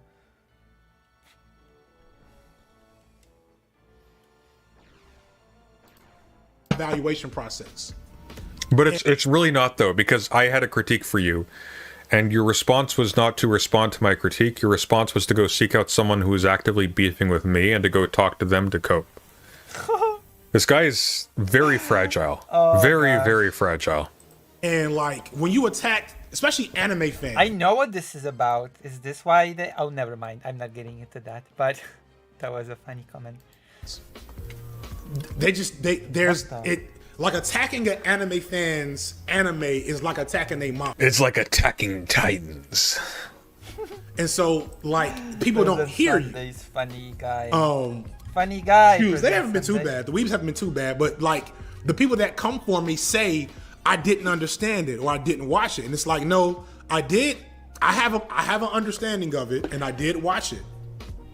Here's the argument I need you all to contend with. I'm not saying categorically that it is pro-fascist. So I see the ending as supporting fascism, especially like the more I learn about Isayama. Isayama to me seems like a fascist. It's not like, old school Nazi Hitler fascism, and maybe that's what people struggling with. Old school Hitler fascism is not fascism, it's Nazism. There's a difference between Nazism and fascism. I hate to be this technical, but actually, yes. Do you look up videos about Ulysses? No. I do not look up videos about me for the simple fact that I know that nobody makes them. I'm sorry, I'm a realist, okay? I'm a realist in life. I don't have this sort of... Listen, let's go slow, okay? Once I start having 50, I wanted to say 100. Like, I initially wanted to say 100. Once I start having... once I start having 50 viewers on my streams, then we can start wondering if anybody's making videos about me, okay? Nobody's gonna make videos about a streamer that has 10 to 20 concurrent viewers. Unless it's to mock or something, to make me some sort of a laughing stock, like Chad Logic used to do.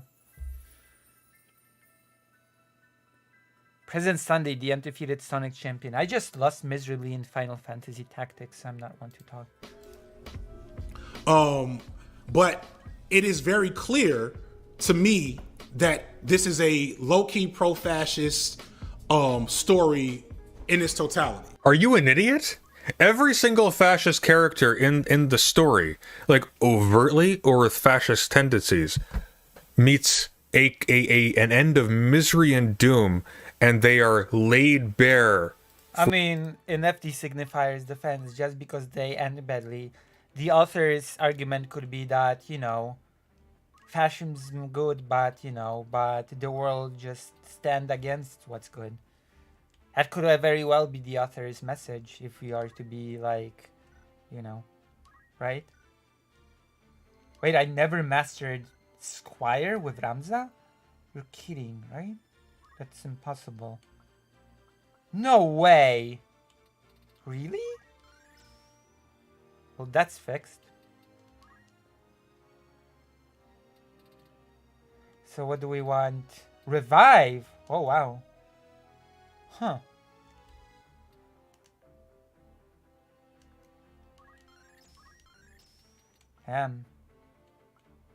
What's this? Attack before being attacked. Ooh, wow, that's cool, actually.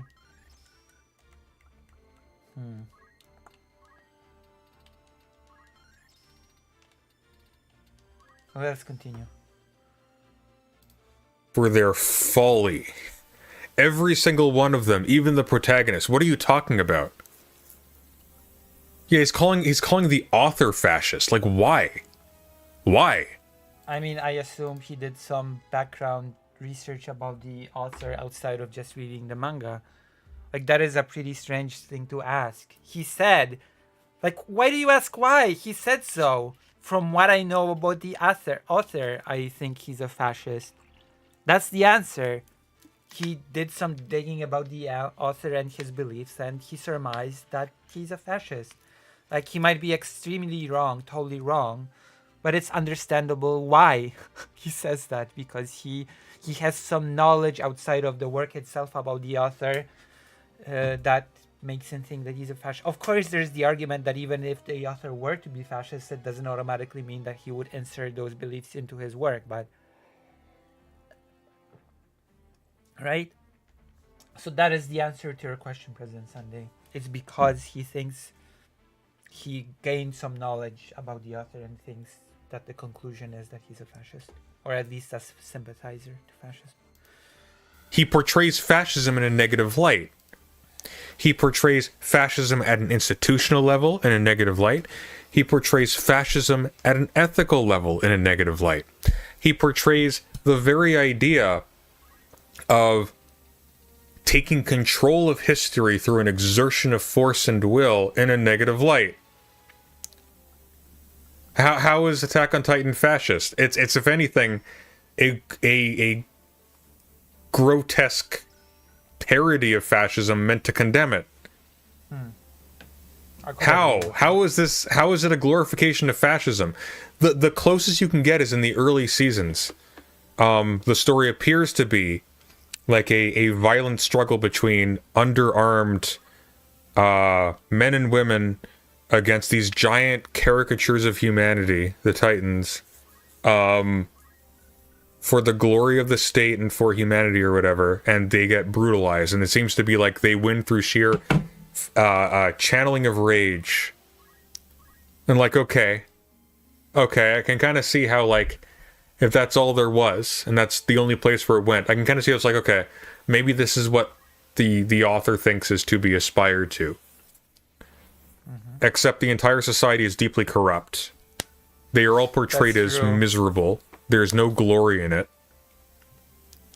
How is that pro-fascist? Unless you want to say that any kind of self-sacrificial activity is fascist. When I started reading Attack on Titan, the one thing that sort of was on my mind was, where is this story going? They're just sort of so outmatched. How is this gonna end? What does Eren Yeager do? You'd have to read. He decides to basically kill most of humanity. That's the only thing that I can say.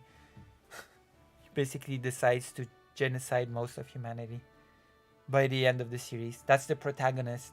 Just like, what's the argument here? Right? But that is my interpretation. Other people's interpretations is that it's anti-fascist on some level, which I don't see it. That's because you're dumb.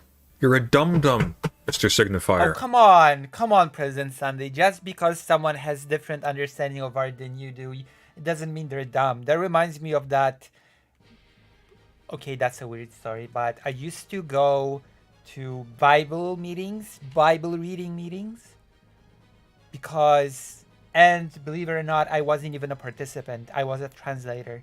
I was invited to those meetings as a translator from Polish to English and from English to Polish, because, and that's a weird long story, that's a whole tangent. I apologize for stunlocking the stream, but President Sunday has forced me to do it somehow. So many years ago, I went to a bookstore to look for a language book. I went to look for any books that would teach me Vietnamese. I looked for a Vietnamese textbook, and Japanese for that matter. And while I was looking for a textbook, I picked up a textbook. I think it was for Vietnamese or Japanese.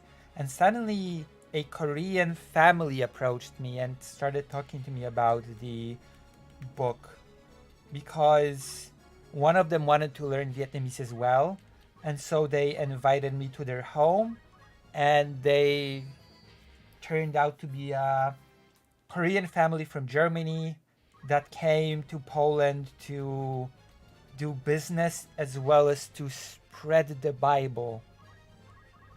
And so I was invited to become a translator for their Bible meetings, which started off as like those little meetings between 3 to 4 people that would read the Bible, argue about it, and it would culminate in this huge, big sort of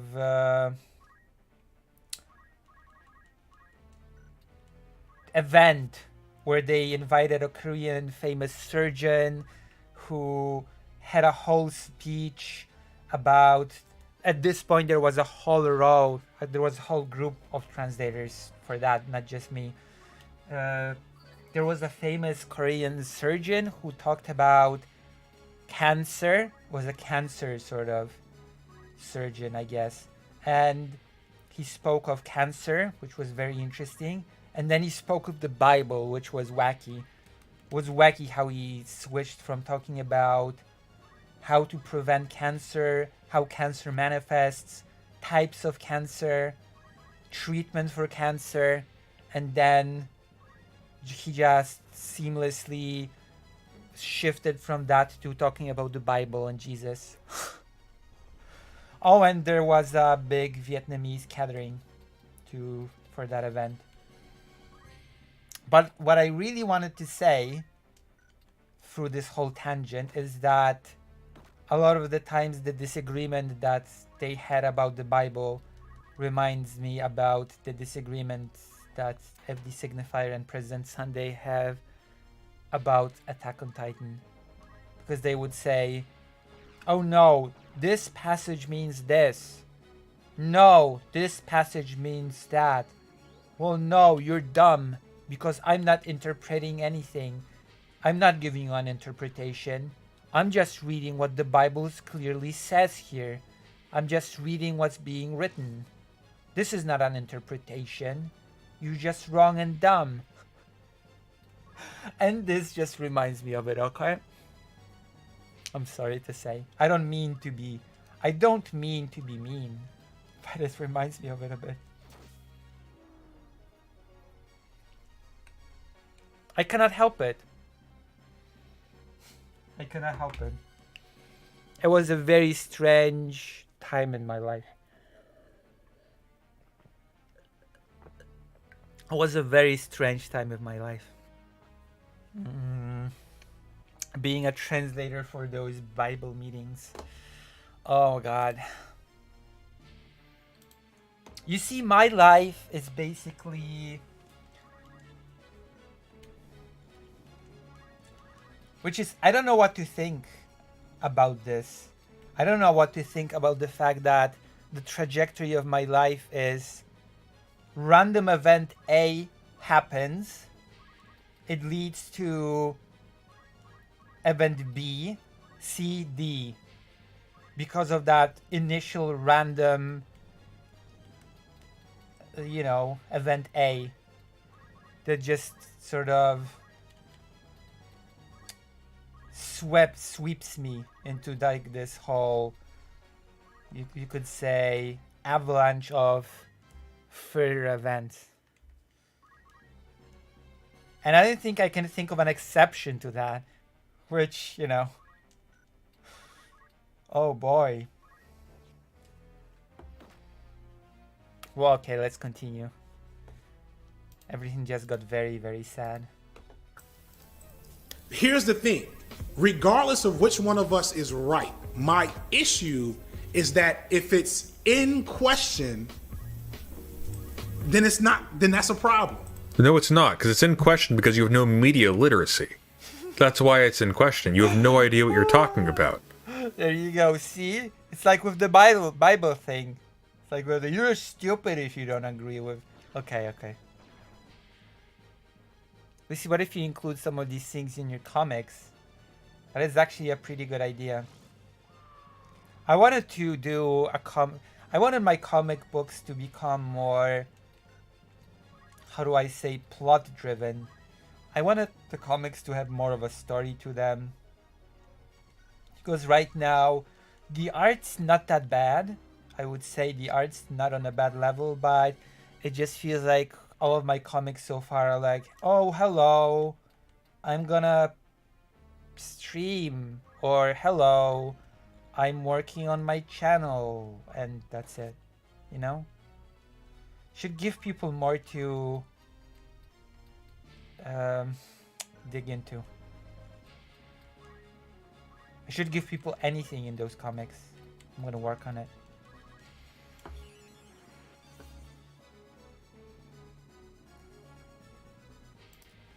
Yeah, exactly. Schindler's List was pro-Nazi by this logic. What are you talking about?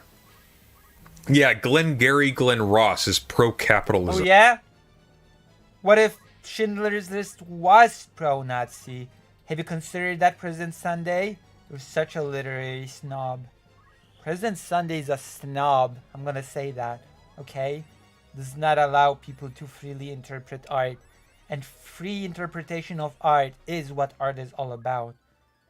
President Sunday is just an elitist snob. Here you go. Agree or disagree? Agree to disagree? Or do you just agree? I think I'm correct. I think I'm correct, and anybody that disagrees with me is just dumb. Wait! President Sunday is doing call-ins? Hold on. I'm actually... Hold on. President Sunday is doing call-ins. I'm gonna call in. Let's snipe President Sunday for a bit and let's see. Is President Sunday actually doing call-ins? Or is... Where are you? No comment, Chink. He's back. The Trump tent must flow. I have no clue what that means. I don't care what that means. Okay, President Sunday call-ins. You experience. So not universally, there are ones that you do, but like a lot of them. Oh, no, it's not call-ins. You don't. Like, for example, a baby doesn't need to learn that, like, having their finger touching a stove is bad. They do need to learn all the words associated with that, where that experience is still, like, a thing that's there.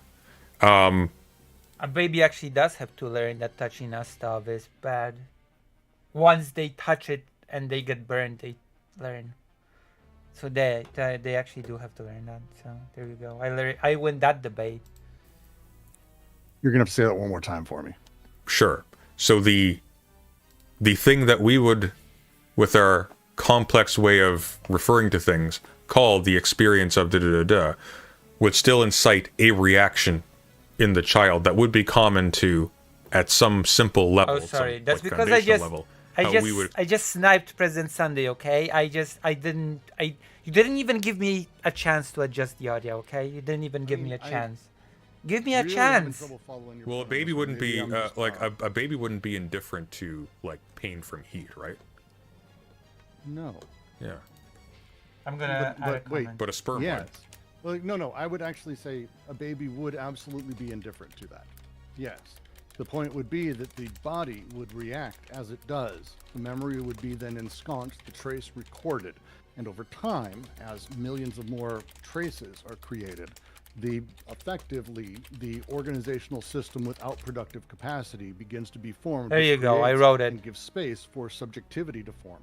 On that space is where the subject begins to take in all of the grand reality that is experienced, but claiming Wonder it if he as a reads the unique thing comments. for itself. Okay. So let's say you Yes, made baby would absolutely. If I were to ask a newborn, if I were to ask my 2-year-old, hey, are you adverse to heat? She would look at me like, what? Yeah. But wouldn't that rather point to, for example, the inadequacy of language to get at things like the thing we were gesturing at with words like experience? I can hear you without headphones. The video blasts me out too loud. See ya. I lowered the volume of the video. Damn. Difficult crowd. Jesus. Difficult crowd. Hold on. I'm even... Where's the... How loud am I? How And conscience, loud am and I? not to be not. I'm basically at the same level as the video. Come on. Can I hear the story of the missing item that you managed to return? What do you mean? Oh, the recent item? Oh, someone... The story is very short. Lucy yelling at chat just like Hassan. Yes, that's exactly how I hope to build the exact numbers that Hassan has. Somebody I know left an item somewhere and they thought it was lost forever. I decided that it was not lost forever, so I looked for the item and I found it and I returned it. Okay, I will return it to the person when we next meet. That's the TLDR of the missing item story. Okay, listen, that's a misunderstanding. Lucy yelling at chat. I'm not yelling at chat, okay? Come on, calm now. So this is not Collins. President Sunday did a false advertising. What kind of nonsense is this? I'm out of here. We're going back to the video about Attack on Titan. This is silly business. I'm gonna be so close to the microphone now. Some people are just complaining so hard about everything that I do. I try my best all the time, every day, and people just complain. Let's go back to the FD signifier. Let's go back to attacking FD signifier, which is my rite of passage or something. Let's go back to that. Django Unchained. It's pro bounty hunting. You feel me? Mouse is pro Nazism according to this logic. Watchmen pro Mouse. Wow, cultured are we? Knowing Mouse. Oh wow, isn't Mouse about the two Jewish Adolf and German Adolf and then they fought? Is that what Mouse was about? Correct me. You're all sort of like nerds, right? Was Mouse about the two Adolfs that were friends when they were children and then they grew up and one of them was a Nazi and one of them was Jewish? Oh God, I have to look it up now. Thank you. You're not nerdy enough and now I have to look out stuff. Mouse.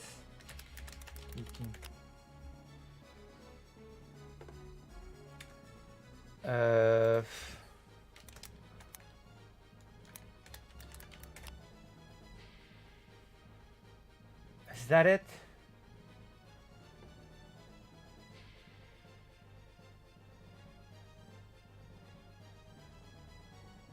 Oh no, that's a different mouse. But I think President Sandy is talking about this mouse. The novel. Maybe President Sunday is talking about this. Yeah. President Sunday is definitely talking about this. Alright. Okay, let's go back. Mouse is definitely pro-Nazi, I agree.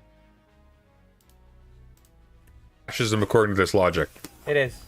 And you cannot agree. You cannot argue against it. You may think it's one thing, I may think it's another thing, but if you go to any attack, if you hashtag Attack on Titan on Reddit or Twitter and you read the breadth of conversation around the show and the manga, you can see a lot of people think what Aaron did was okay. A lot of people think there are people who think that's insignificant to that okay, FD signifier is just being silly.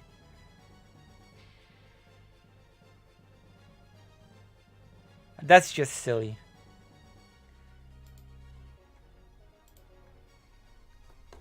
I don't agree with FD sig. Just because the conversation around the art is fashy, it doesn't mean that the work itself is fashy. It's silly. Stop doing that. Never do that again in my presence, FD signifier. I slap you for doing that. Okay? There you go. I became this vile. I've never read Mouse. You should. What Light Yagami did was okay. What's your point? What's your point? True. There are people who think the Columbine shooters. There are people who idolize those people. There are people who idolize Hamas recently. There are people who idolize Osama bin Laden.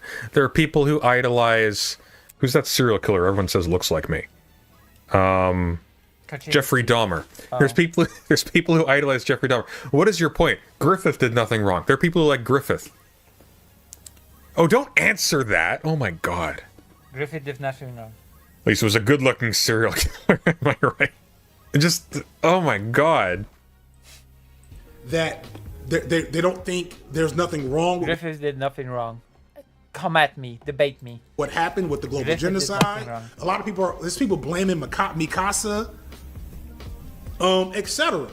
So you don't have to see the fascism per se, but understand that a lot of people don't think that what happened in the story was bad.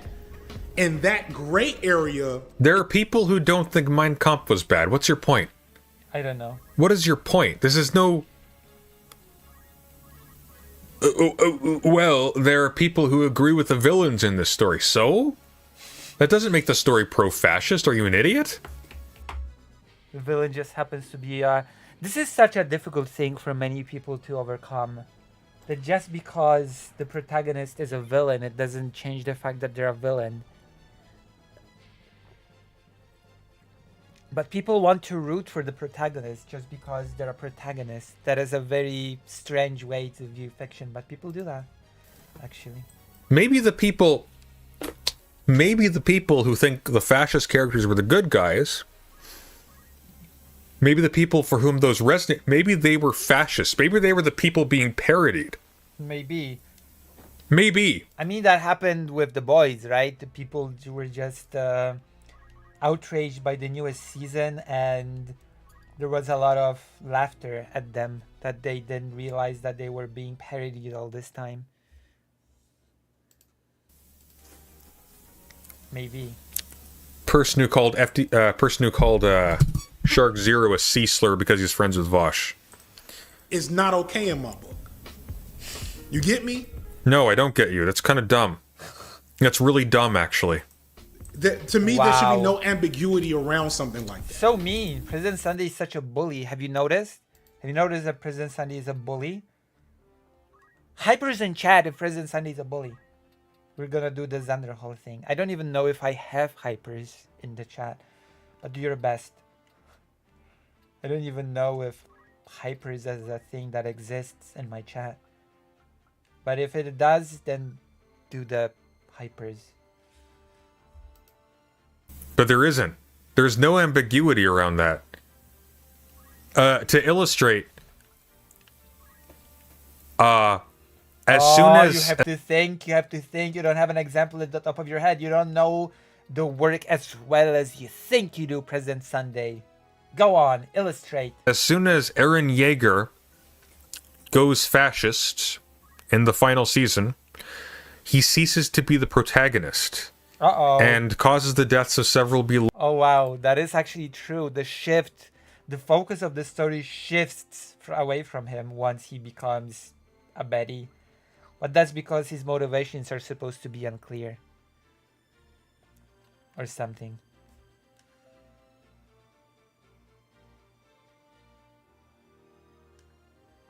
Oh, that's pretty cool.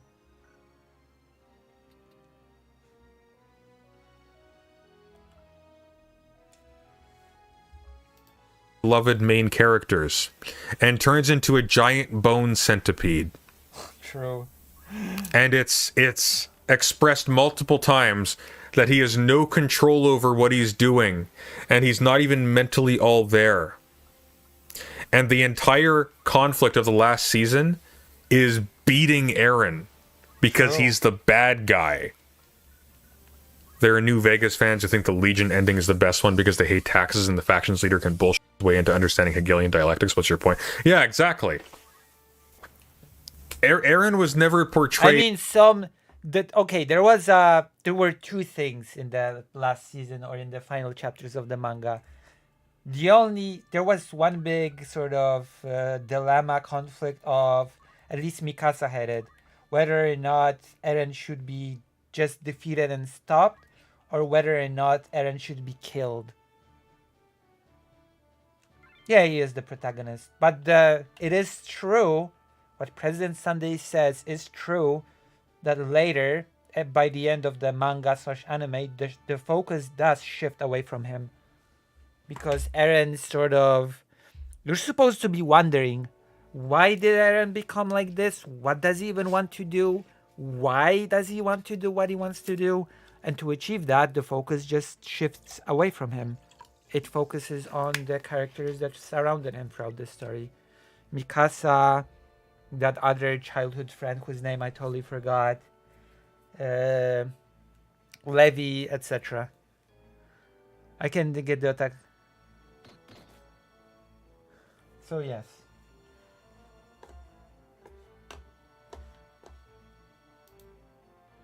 That is true. President Sand, he might still be the protagonist, but it is true absolutely that the focus shifted away from Eren. As a good guy. He was the focus point when his perspective was relevant. As soon as he came into power and his character was unveiled, he ceased to be the protagonist. Then it is specifically highlighted. He killed children. His followers are fascist psychos that are hateful. You're happy when they die. Like, oh, I think Avengers Infinity War was pro Thanos. And this is where I'm just so weirded out by what FD Signifier says when he says that Eren looks so cool when he does those things because you start liking him. No, I never started liking Eren for the horrible things that he did. It always felt horrifying. He never felt cool, not even for a moment. At least manga did a pretty good job at making it never cool.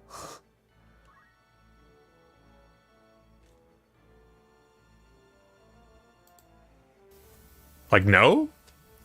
No? Somebody said More so than Attack on Titan is pro Eren, by the way. Well, what the question I kept getting was, what could Eren have done? And I agree.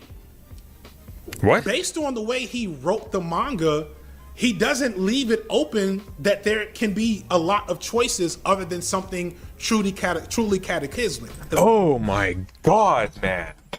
I don't agree. Like, they were in a very difficult situation, but I certainly don't agree that killing 90% of humanity was like the move.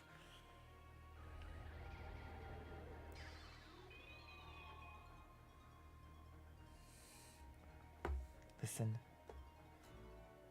Well, is Erwin the other that childhood friend? Hold on. Is that it?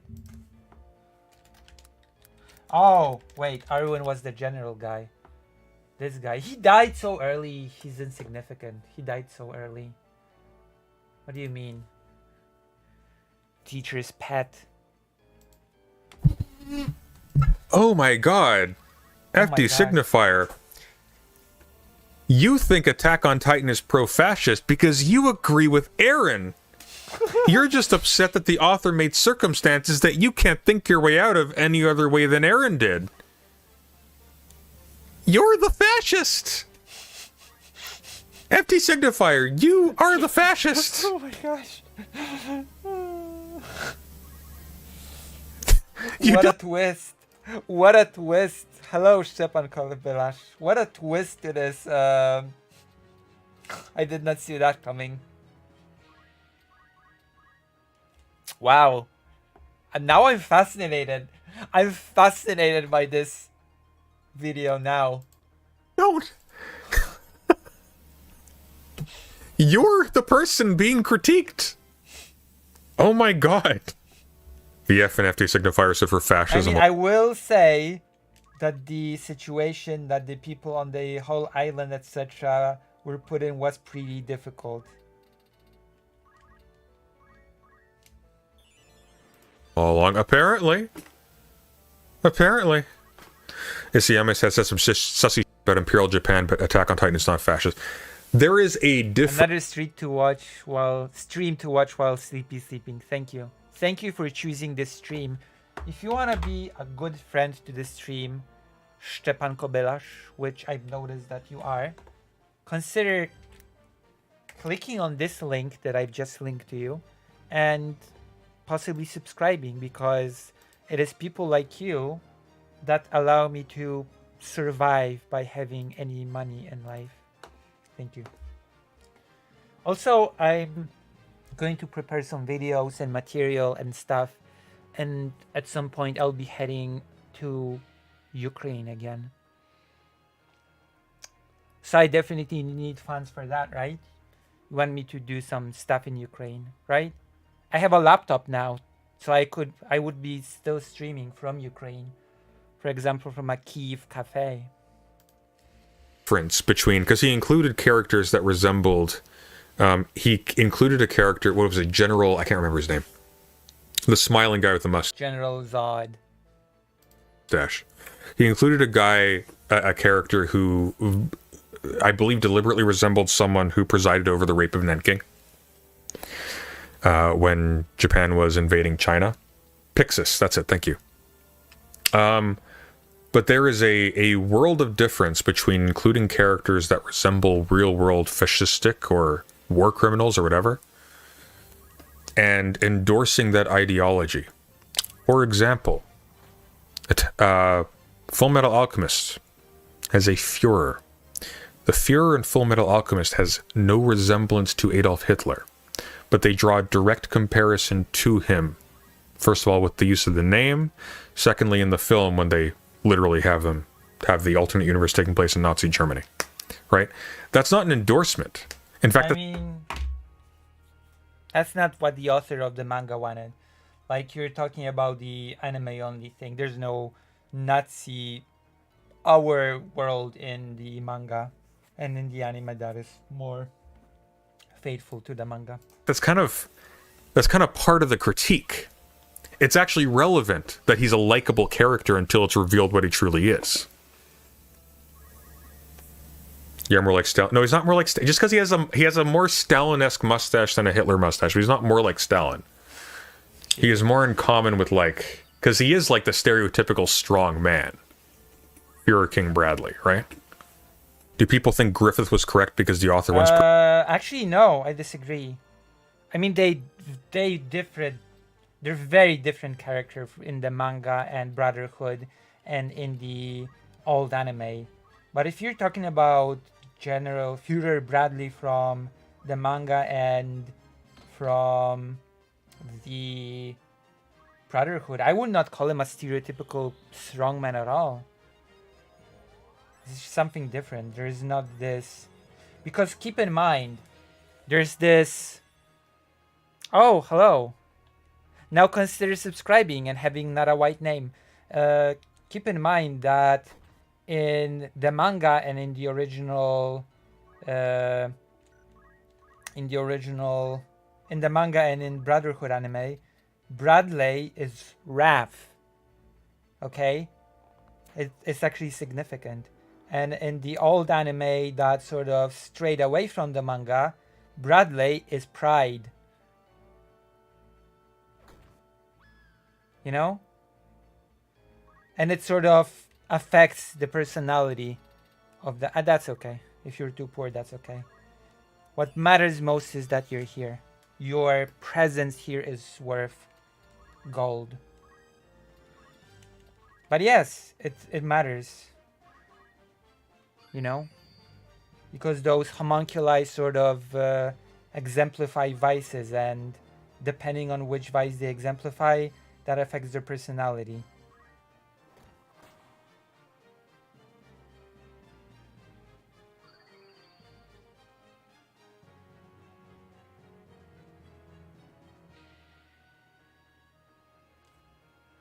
I like Bradley because I immediately pegged him as a bad guy. I always enjoy how good writers handle those types of characters. First anime was darker too. I wouldn't say it was darker. I would just say... I'm not even sure if I would say it was darker. I would say that the manga and the Brotherhood just has a lot more this sort of optimism about it. Overcoming odds in the face of difficulty, sort of kind of thing. It's like the Elric brothers were made younger right off the bat in the first anime, which was a choice I never understood why. They reacted much more depressingly to everything than the Elric brothers from the manga. Let's just I'm not gonna say every time manga and Brotherhood. I'm just gonna say manga because they're basically the same. And for example, when Edward was, no, when Alphonse was told that he might be a fake personality just locked in the armor, in the first anime it became this huge thing that led to Alphonse running away, that led to him not trusting his brother anymore, and then he met greed, etc. And in the manga it was just like, oh, you think you were artificial? You're stupid. And then, Winry just, or Windy, or whatever her name was, scolded him and said, there are memories that only you have and your brother doesn't. If you have those memories and he doesn't have them, then how can you be fake, It resolved pretty quickly and led to this sort of positive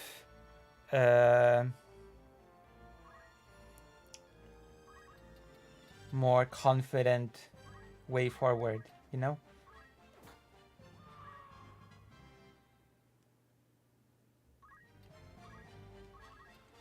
And I'm gonna be honest, in the case of the first anime, they just ran out of the manga material and were like, oh my god, what do we do? And they did what they could.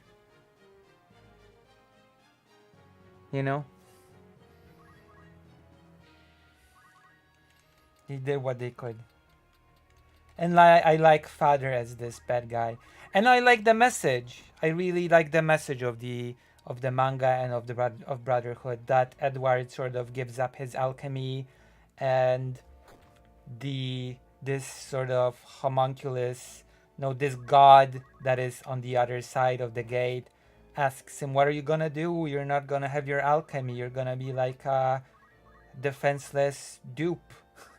And Edward says, you know what? I don't need my alchemy because there's so many people around me that can help me out. There's so many people that I live among that can help me. So I don't really need alchemy. I don't need this special power because,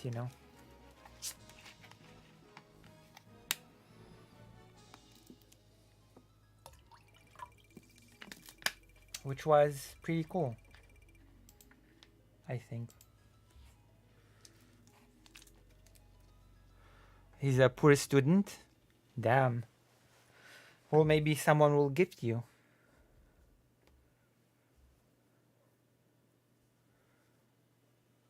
All right.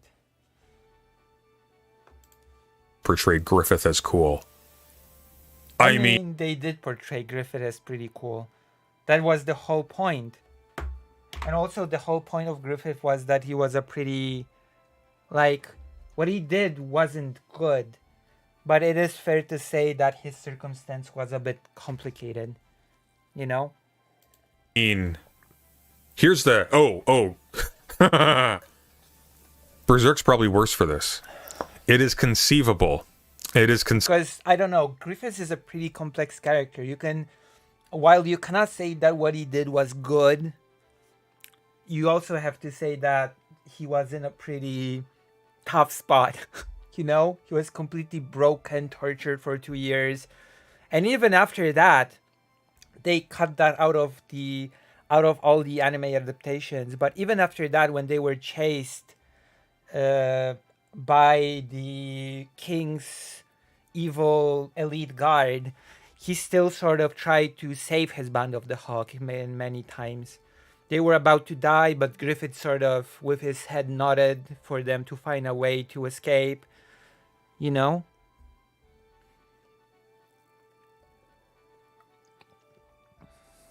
And there was this, because he was tempted by the God Hand to make this choice, little by little, the whole overarching theme of his choice was that if he didn't make that choice, then all the lives that he sacrificed before for the sake of his goal would have been for nothing.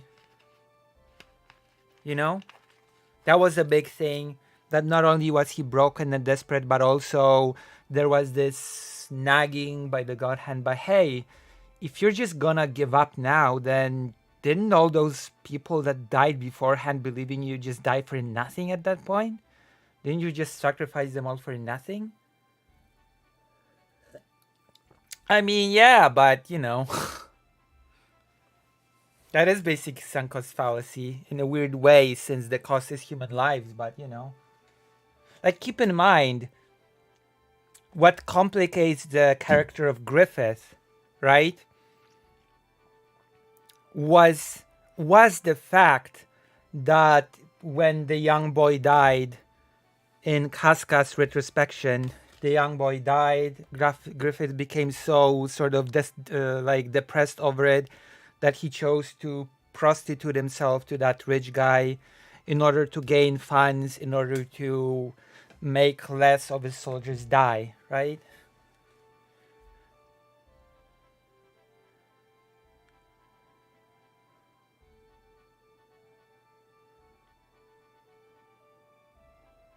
So, you know, you can sort of still see that Griffith was a pretty complicated character at the end of the day. He wasn't a black and white villain, mustache twirling evil dude. You know? Conceivable that the storyline that the author of Berserk initially envisioned was one in which Griffith somehow actually redeems the world in the end. There are people who theorize that. There are people who theorize that Griffith actually undoes every bad thing about that world and makes it substantially better at the end. So that every person he killed and raped is like, oh, it's on balance okay. There are people who have that theory, and people who endorse that as a redeem for the story, as a redemption of the story. Griffith is beautiful in its own purpose. Yeah, he's supposed to be hideous in fact. It's just dumb. It's dumb. Wonder if he would like Helsing Ultimate. Probably not. Probably. Sort of. Like, the Griffith's the that's the whole thing. Okay? Griffith's before the eclipse is not supposed to be beautiful on the outside and ugly, horrifying on the inside. That's not the point of Griffith as a character.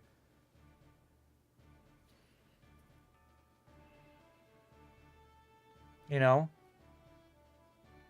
And the whole point is, because keep in mind that Femto is a different character from Griffith from before the eclipse, because it is very blatantly stated that the process of becoming Femto sort of basically washes him off of his emotions. It's especially exemplified in that deleted extra chapter of Berserk. You know? When you sort of meets the... And that complicates things even further. Maybe that's why the author decided to just get rid of that chapter when Griffith sort of is in the process of becoming Femto and meets the embodiment of evil.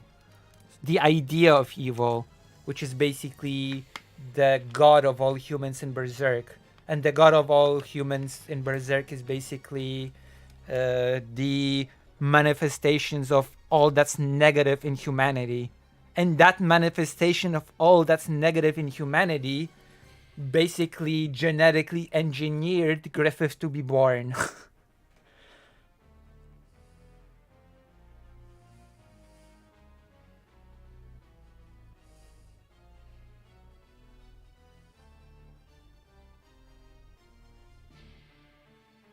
Yeah, then there's the whole moon sad. So I don't even agree with Present Sunday here that it's like as simple as Griffith was supposed to be beautiful on the outside and just ugly on the inside. It's a bit more complicated than that.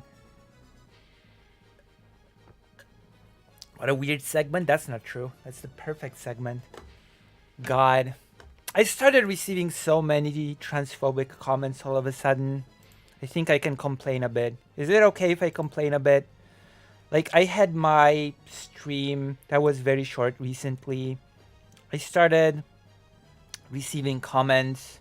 One comment is just an essay, which I'm pretty confident. It has 8 up likes. It has 8 likes, this weird comment, under my near recent stream, and I'm pretty convinced that it's some sort of a weird AI generated comment. It's like a whole essay, and then I have comments like "No thanks, bro," and "What are you talking about, sir?" Well, whatever.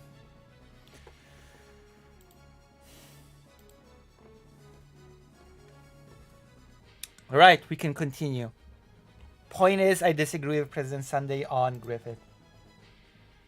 I'm not gonna say Griffith did nothing wrong, but I'm not gonna say. What? But I'm not gonna say what he said. All right, let's continue. Not. I don't think he could handle Nazi femboys. Truly cataclysmic. What you're missing is that he wrote the D'Angelo Wallace did a video about those weird AI comments. Who's D'Angelo Wallace? Who's D'Angelo Wallace? I keep receiving those strange...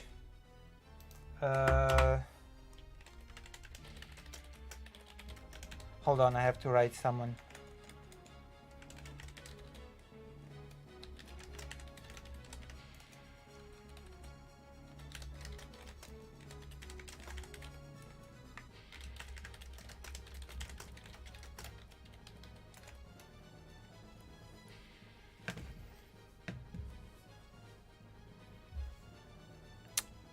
So yeah, an essayist fellow. Oh, what did he say? Okay, wait, write me right now. What did he say about the comments? Because I keep receiving those long ass essay like comments, you know?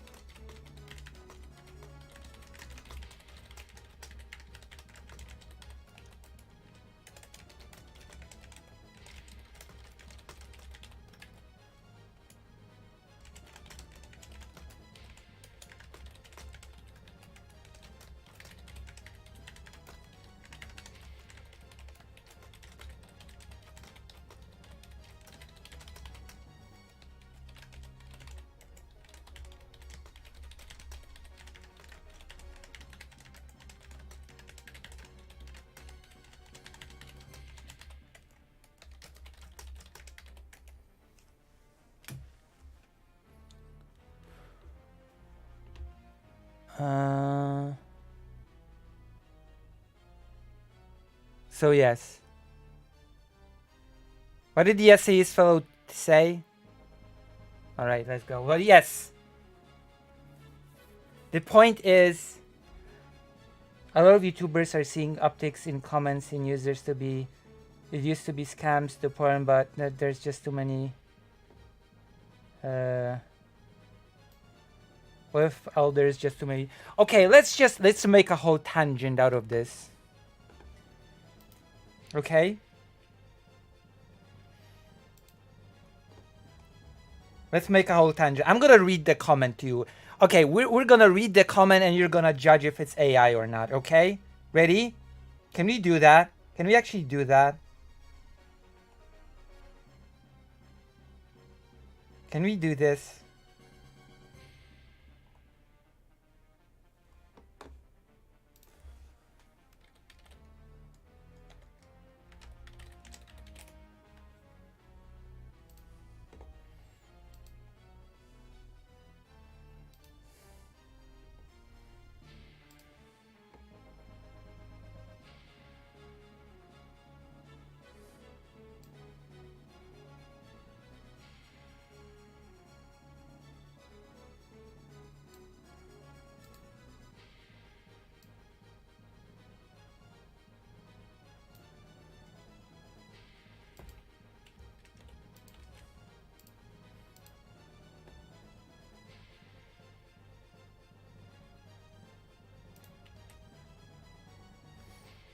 go.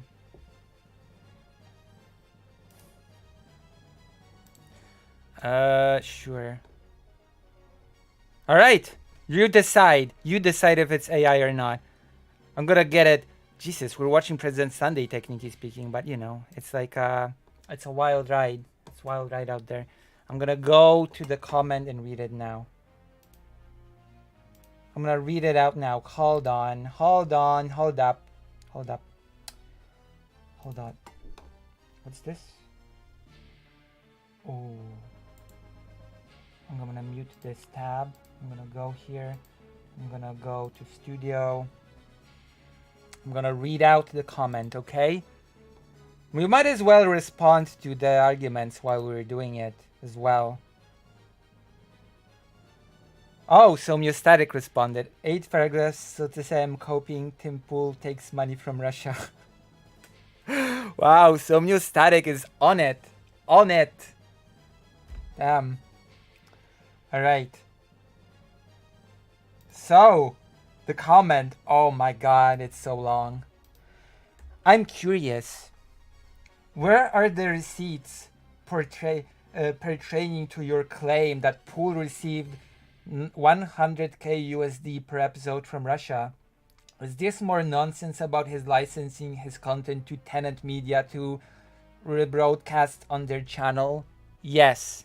It's more of the nonsense about Tim Pool receiving money from a shell company called Tenant Media, which was, you know, owned by the Russian government to spread their misinformation. Yes, it was more of that nonsense indeed. Yes. The weapon was reported to as an AK, something quite uncommon in the US. Turns out it may have been SKS again, not a common semi-auto rifle in the US. Okay, so I hate to be the one to say it. I hate to be the bearer of the bad news, but they're referring to the weapon used by the failed assassin of Donald Trump, Ryan, the guy that supposedly is a Ukrainian agent. Just because a weapon is uncommon in the US, it doesn't mean that you have to have some sort of government backing to get it. Okay? Just because something is uncommon, it does not mean it's impossible to get without some government assistance. So that already feels like a very silly argument. I feel weird responding to all of this because I'm pretty sure, I'm sort of semi-sure that this comment is AI generated or written by a bot, but it still has a lot of weird misinformation that I feel we might as well respond to, right? With relationship to the Ukrainian government, I agree this is questionable. See, this like he threw me, they threw me a bone. I don't know the gender of the bot.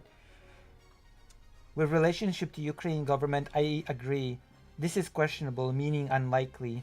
But given that the mainstream media keeps suggesting that Trump would allow Putin to take over all of Ukraine and continue expanding into neighboring countries previously part of Russia, when there have been no indication of that in reality, you know, apart from Vladimir Putin's speech right before the invasion of Ukraine, where he showed a map and said all of these countries are part of our sphere of influence, used to belong to the empire and should do so again. Apart from that indication in real life, from Putin's own mouth when he said that all these countries belong to us basically and should belong to us again, that's stupid. So yeah, there is actually indication of that in reality. It would be something to investigate. Agreed. Tim's hard push seems over the top to me. Exaggerated, if you will. Or just misinformed, which is the point with Tim Pool. He just pushes misinformation.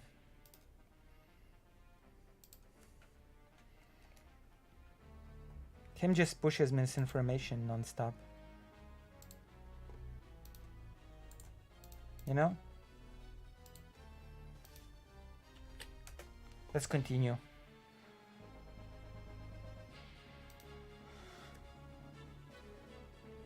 Curious though, why do you like to see so many Slavic men and women chewed up by this senseless war? That is a very strange thing to ask me. I'm gonna be quick. I'm gonna be completely honest with you. Of all people to ask this of, why would you ask me? I'm Polish. I am the Slavic person. I am the Slav. Why would you ask me that? That is so bizarre. I got a very similar thing today on Twitter when I responded to someone by saying that they're not very educated when it comes to history, and they called me a Westerner. I guess they assumed I'm at least not Slavic here in this bot. This is what makes me believe that this is a botted response, by the way. This whole, why do you want so many Slavic men and women chewed up by this senseless war? What a weird question to ask to a Slavic person. Virtually all accounts show that since the 2014 coup perpetuated by the CIA to swing the Ukrainian natural resources to the Western Alliance instead of allowing Ukraine to trade with Russia. Yes, because Ukraine was so eager to trade with Russia, and it just was all good until the CIA swooped in and forced the people of Ukraine to be more oriented to the West. That is definitely what happened. That is definitely, absolutely what happened. It wasn't that the government was extremely corrupt, that the abuse of power was rife. None of that at all. No, that's not the case at all. No, it was the CIA all along, of course. And the refusal for Kiev, because it's written in the Russian way, to acknowledge the elected representatives of the Donbass to the point of literally bombing them. So, first of all, the Donbass was taken over by Russian-backed separatists who then displaced most of the people. They had to run away, and then made a sham referendum, which we have leaked calls from the separatists to Russian groups with that confirm that a basically fixed referendum was planned in the Donbass. So it's not even a question, it's not a theory, it's not a hypothesis, it's fact that we have leaked calls to confirm. I even have a physical newspaper somewhere around here dated 2014 that reports as it happened, reports on it back then, on those leaked conversations that speak of a referendum that's supposed to happen, that is supposed to just decide without doing anything what the outcome's gonna be. And that's in a Polish newspaper. In 2014, Polish-Ukrainian relations were not super stellar, so you cannot claim that it's some biased source, some super bad source that of the information. Poland had no real interest in lying about this in 2014.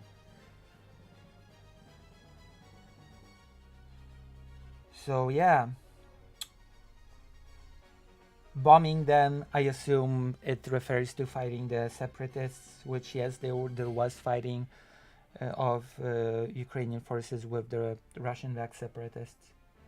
As some accounts suggest, keeping in mind that they reportedly wanted to join the Russian Federation, why is it so unreasonable to think this was Putin looking to just take over the mostly Russian-speaking and natively Russian people of the Donbass and just stop there?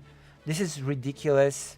Just because someone's a Russian speaker in Ukraine, it does not follow they are Russian, and that does not follow that they are natively Russian. Because by that logic, the Anschluss of Austria was perfectly good, because it was just Hitler bringing back the natively German people back to the fold, which I think none of us here will say that was good, right? I don't think we're gonna take that argument.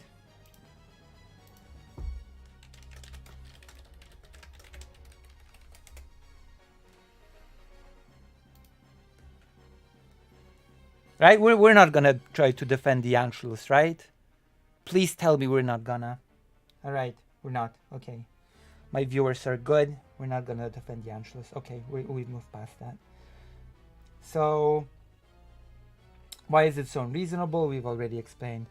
Oh, and now we're getting to the thing that makes me pretty confident that this is an AI generated message, because I just responded to Tim Pool, who was talking about the assassin, and he was speculating if the assassin had any connection to the Ukrainian government. I never mentioned Trump in my reaction / coverage of Tim Pool. But this comment says, all this criticism of Trump refusing to say there should be a winner seems contrived to me.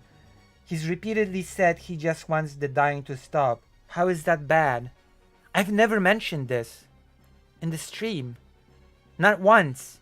I've not talked about it. And yet the comment mentions it, which just furthers my, confidence that it's just a AI generated message or something. Of course, I can respond to this by saying that saying I just want the dying to stop is a stupid statement. It's a stupid statement because just because the dying on the battlefield will end, it's just as stupid as saying I just want the war to end, quite frankly.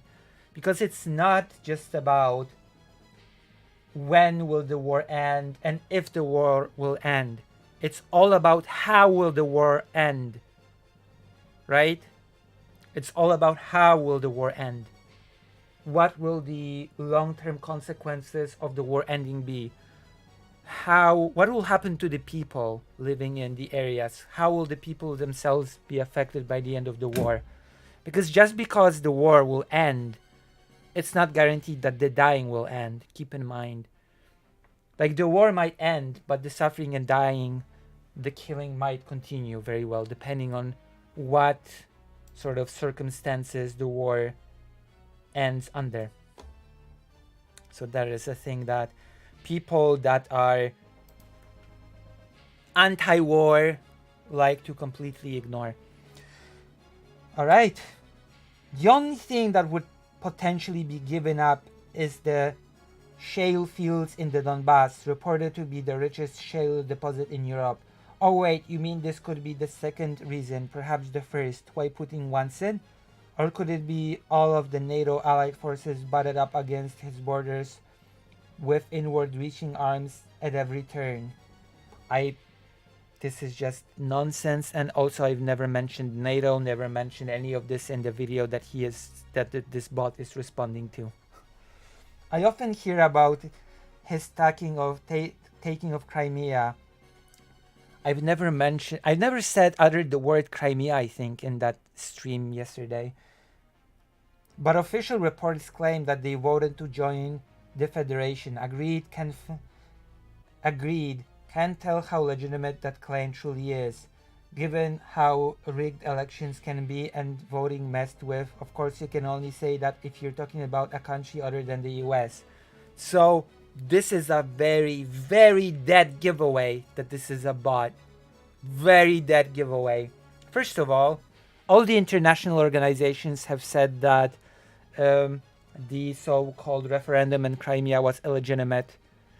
The ICC did investigating into Crimea and has called it an annexation or even an occupation, to which Russia reacted to this by retreating from the signature to the ICC, to the Rome Statute. And this very subtle jab at saying, well, the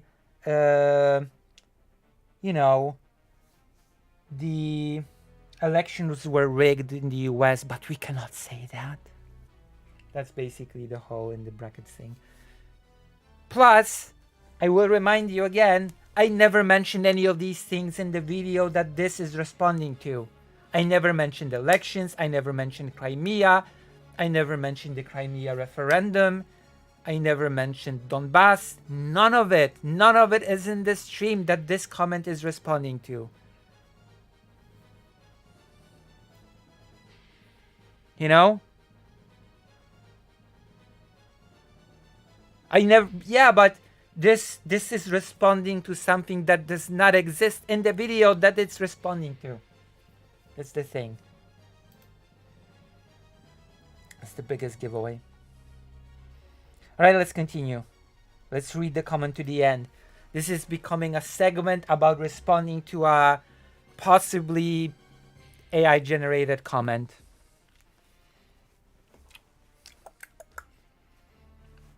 Still, that is Russia's only warm water port necessary for trade. That's not true, by the way. Highly strategic. Explain to me what would be strategic about trying to take Poland or other bordering previously Russian territories. I don't know. Having direct access to Western Europe. That's not strategic at all in this bot's programming. If Russia took over Poland, it would suddenly be neighbors with Germany. If that's not strategic, then I don't know what is. I'm sorry to say.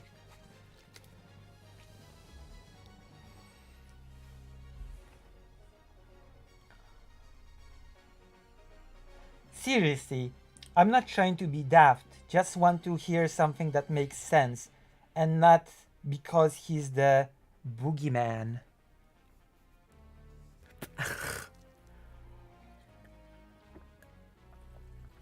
Is this person saying that Poland, the Polish-Lithuanian Commonwealth was partitioned by the Russian Empire just for the lols? That it was because the Russian Empire was the boogeyman and there was no strategic value in partitioning these lands?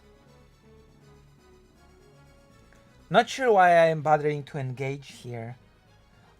That is the funny sentence here, the bot sentence. Because this engages in things that are not even in the video.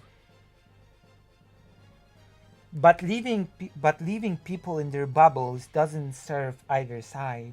And I like to challenge my own beliefs. So I actually listen to people I think are unhinged or detached from reality. That's me. The bot has, judged me to be unhinged and detached from reality.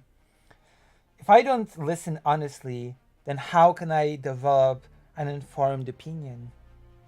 I think you brought up a handful of reasonable arguments here, but I think the stretch to your conclusion is based in a hard bias and not hard facts.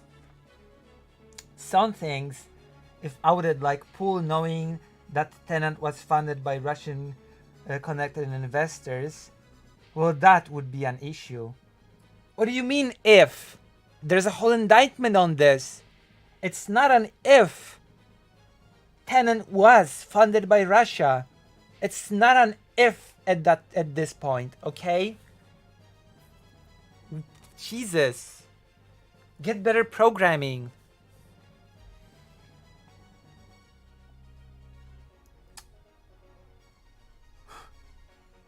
If he created content on their behalf, perhaps. Well, he did. He took money to make that content. But purely simulcasting, syndicating shows on his own networks, on other networks or channels to reach a wider audience. What is inherently wrong with that? Well, what is inherently wrong with that is receiving money from a foreign power that is pretty hostile to the US to spread propaganda that is supposed to destabilize the US. That's the thing.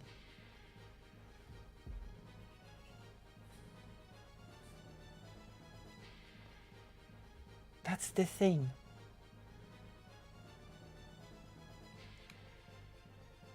People do it all the time in mainstream media. FFS. He's a big or perhaps bigger than CNN at this point with his viewership. I just don't find your logic on this sound.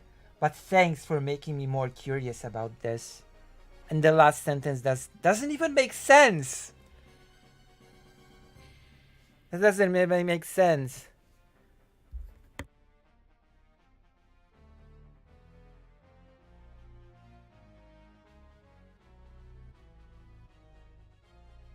Oh god, I sneezed.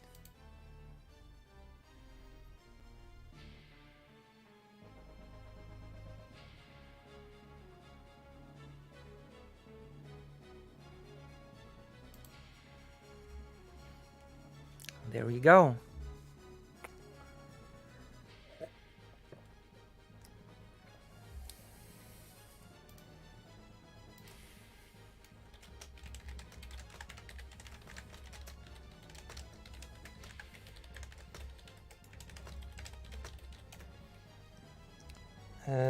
Hold on.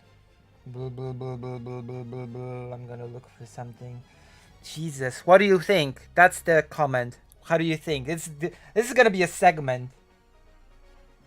This is gonna be a segment, okay? It's gonna be a full-on segment. Hold on. What? Hold up. What the hell? There you go.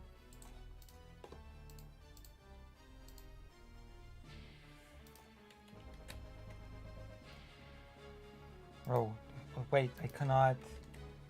No, that's impossible. Just want to send a screenshot to someone and I cannot? No, that's impossible. That's just silly. No way.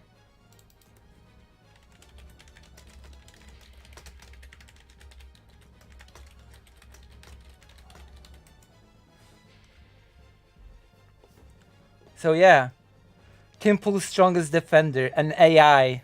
I know, right? On Discord, yeah. But I cannot anymore. I've exceeded my limits. I've exceeded my limits, and I need a card to be able to nitro. And I, you know, donate, please, so I can pay my debts that I've had since I think 2018. Oh my god. Jesus. Okay, that's depressing. Let's continue. Let's continue watching the President Sunday video. We finished the comment segment. And now we can, you know. Huh? What?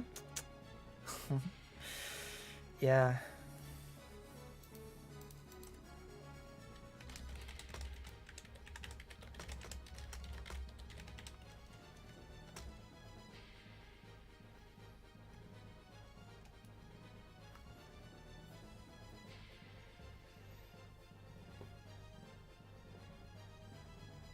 Right? Okay, let's continue before people leave. Exciting. A story like that.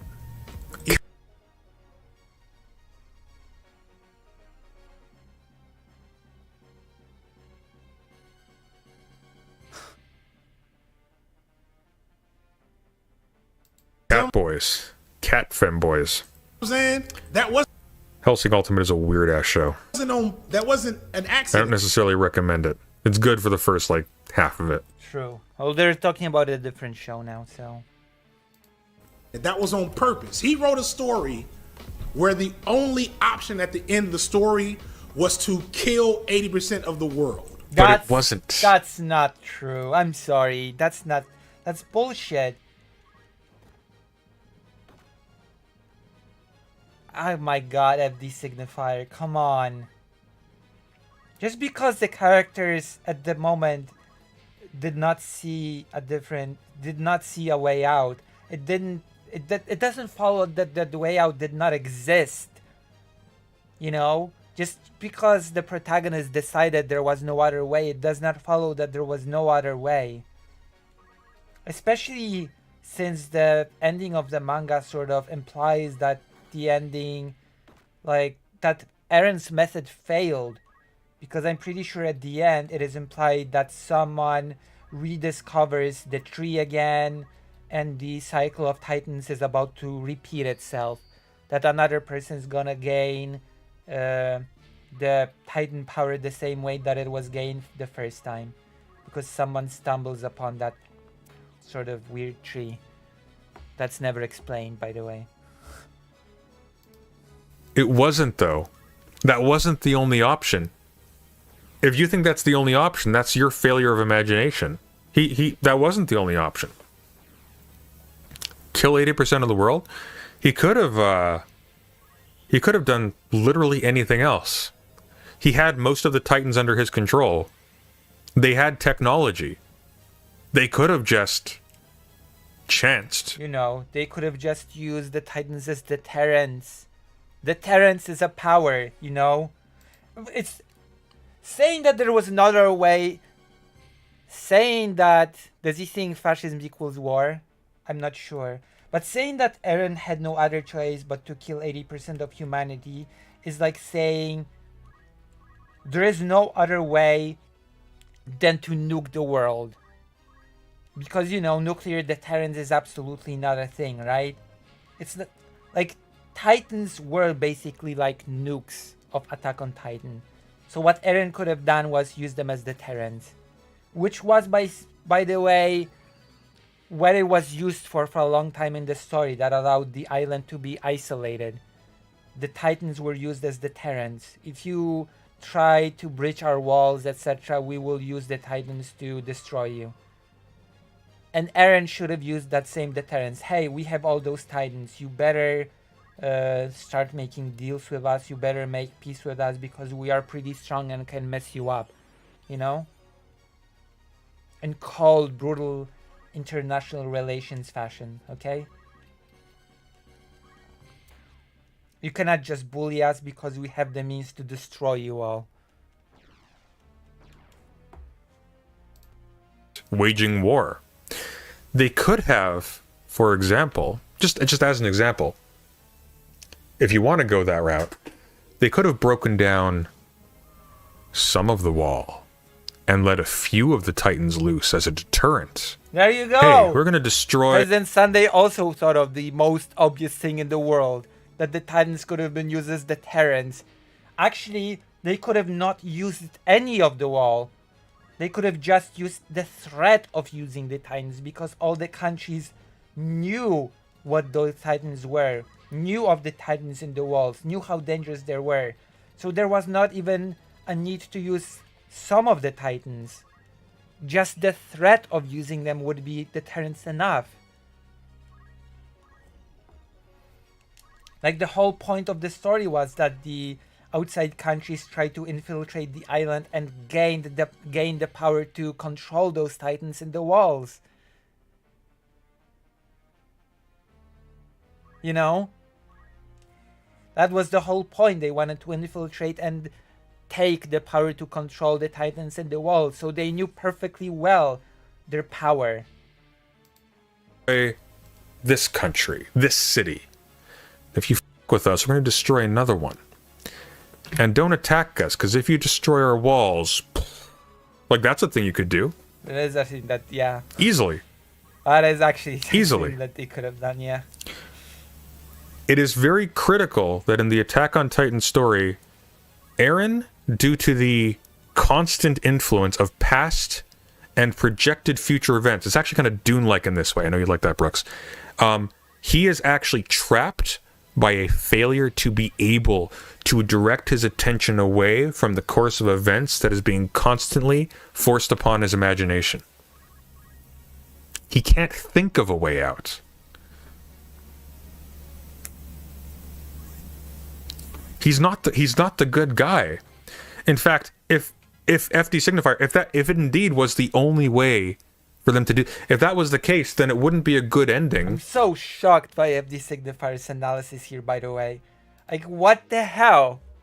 But then again, he said that Eren was so cool doing all these evil things that he's likable, so whatever. If they beat Eren, would it? Because then the result of that would be just a bunch of people died, and then the island of Paradise was attacked and destroyed anyways. True. That's a choice he Especially got since to I'm make. pretty sure that everyone lost the power of the Titans when Eren was killed. You feel me? No. What? What's the choice you got to make? What are you talking about? That's a story.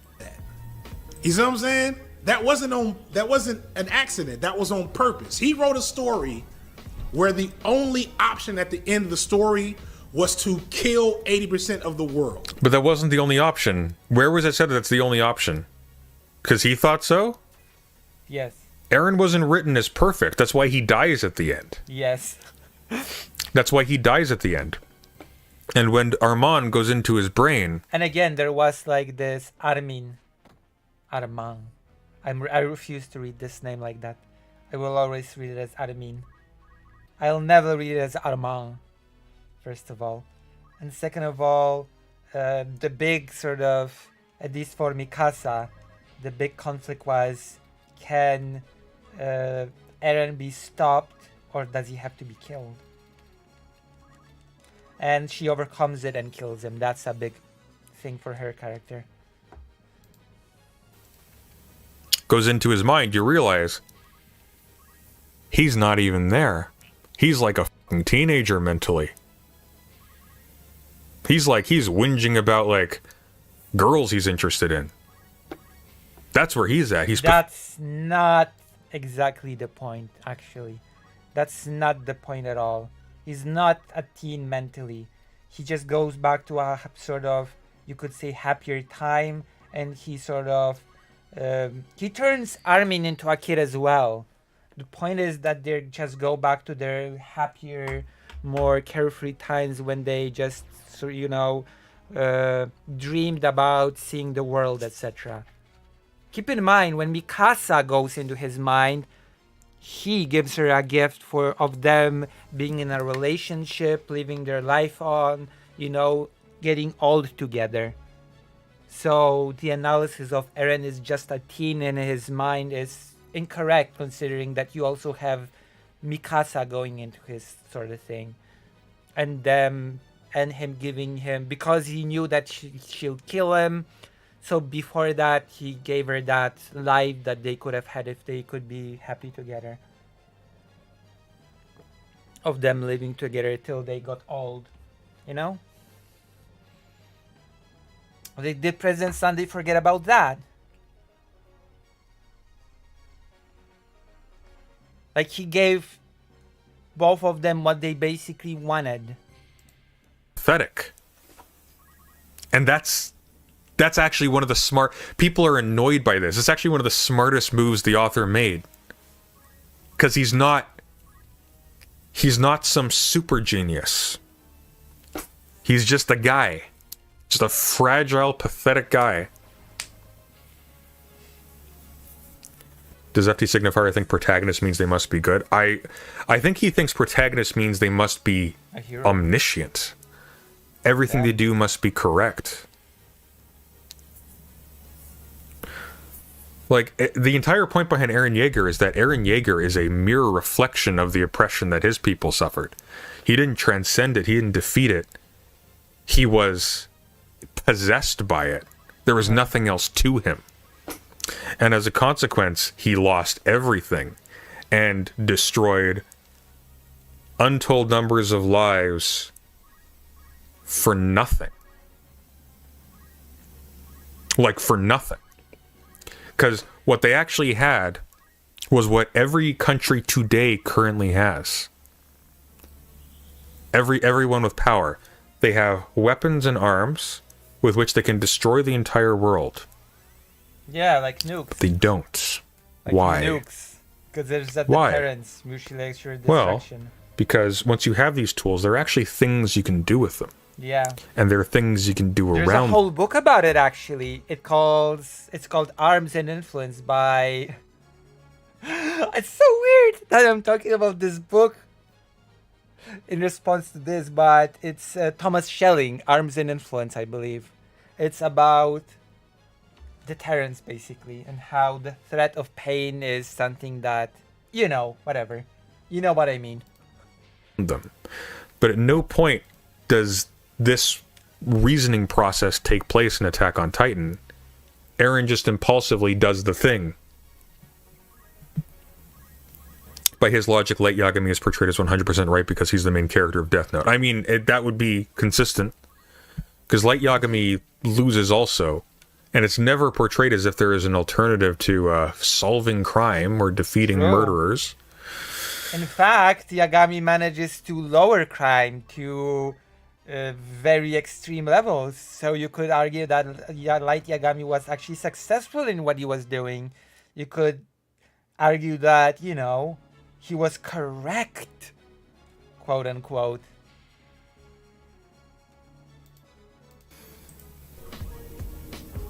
That's a choice he got to make. You feel me? No, I don't feel you. It just... Hey, listen, if he had a choice to make, then that sort of implies that there was another way, since he had a choice. If there was no other way, then there would be no choice. That's just my 2 cents on the matter. Just saying, if there's another way, there's a choice. If there's no other way, there's no choice. It is. He first invented artillery shelling, and then he went down the slippery slope and invented... True. I'm sorry, y'all. I'm sorry. You should be. Bad take, Empty Signifier.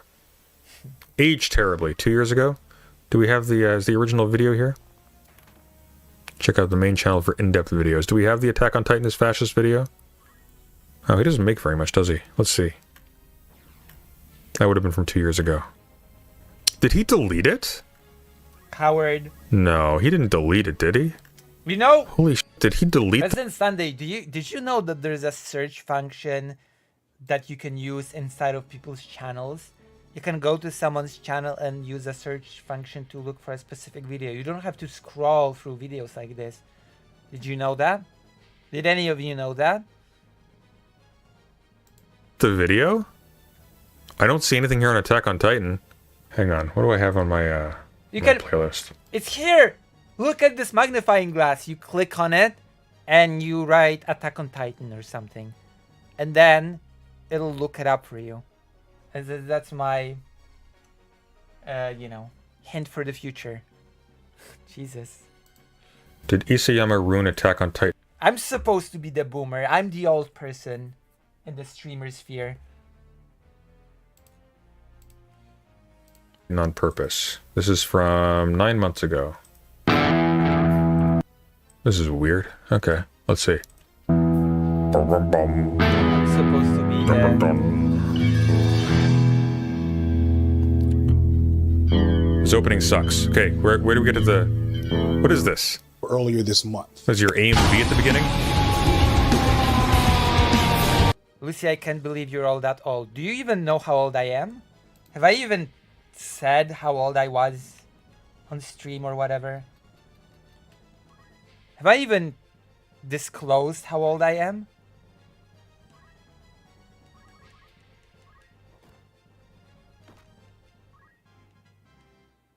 I'm the oldest. I'm starting to wonder if I even disclosed my age.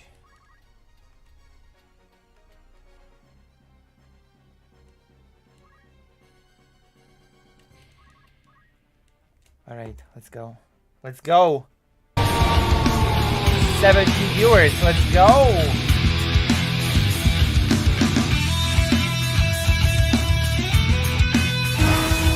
I don't think you have. I'm 40 years old. Let that sink in.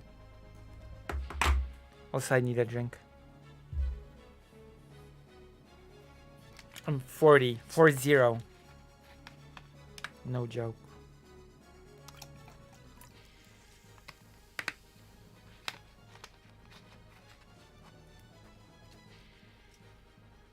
There you go. Cat's out of the bag. I may not look it. Some people say I don't. But I'm 40.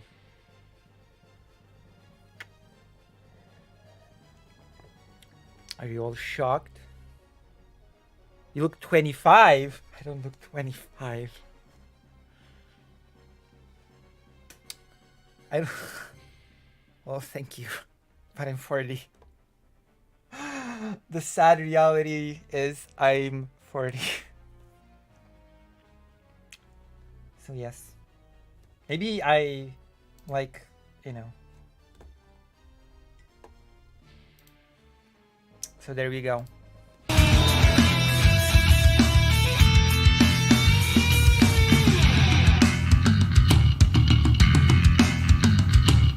So Attack on Titan finally so fucking cool. ended, and I'm still not done being pissed off You have at this heard that's how show it is, and really? manga. I'm not done beating this dead horse. It still has some life in it. After reading and Like, yeah, Huen sort of really complimented my skin. Huen really complimented my skin, that it's really smooth and nice.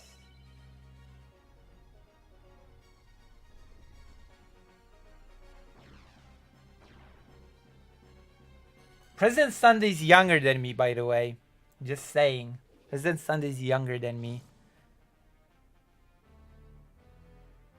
She's Asian. Wait, who's... am I Asian? being disgusted with the manga's ending and Why? making multiple videos touching on it Why are you before, disgusted with the manga's ending? or roasting Okay, here's my What's critique. wrong with the manga's ending? I don't see... Ah, Huen, yeah. Yeah. Huen, yeah. Of Attack on Titan, okay? I thought the revelation that that there was actually just a normal real world out there beyond Paradise's shores, and that the Titans were just prisoners or exiles that were being injected and sent to the island as zombies. I thought that was kind of boring. I was Same, hoping for something a little bit more interesting. Same. I'm okay with the fascist cause of the Titan plague, but I didn't like the idea of Australia/Israel being the story, where it's just like, oh, this is just how this alternate universe did the Holocaust. They sent the totally not Jewish people with the golem powers to Australia to be in a perpetual prison. I was bored by that. Like, that's just not interesting to me.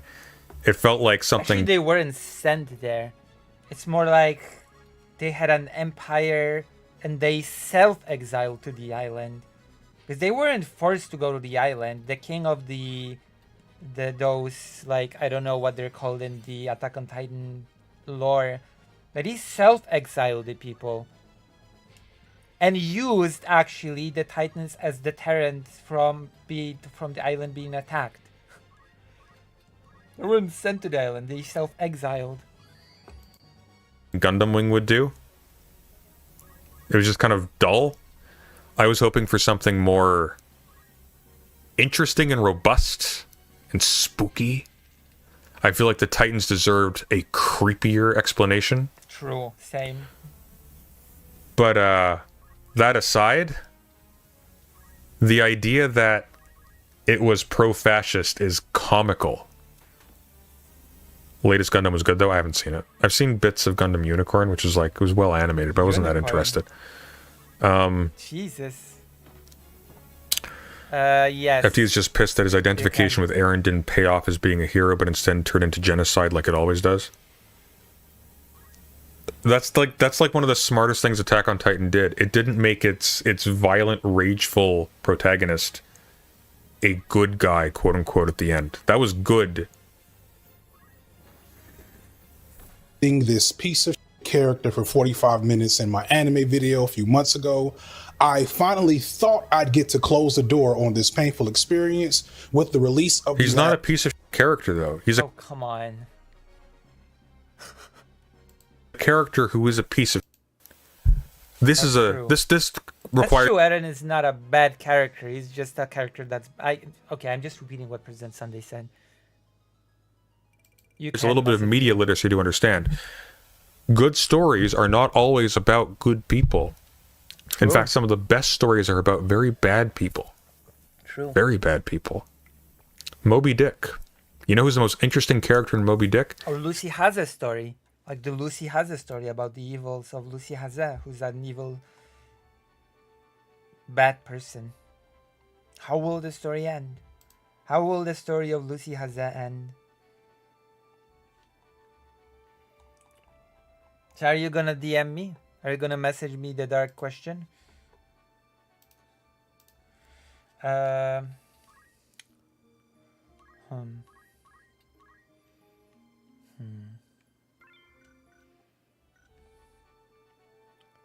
Oh, an email. Okay.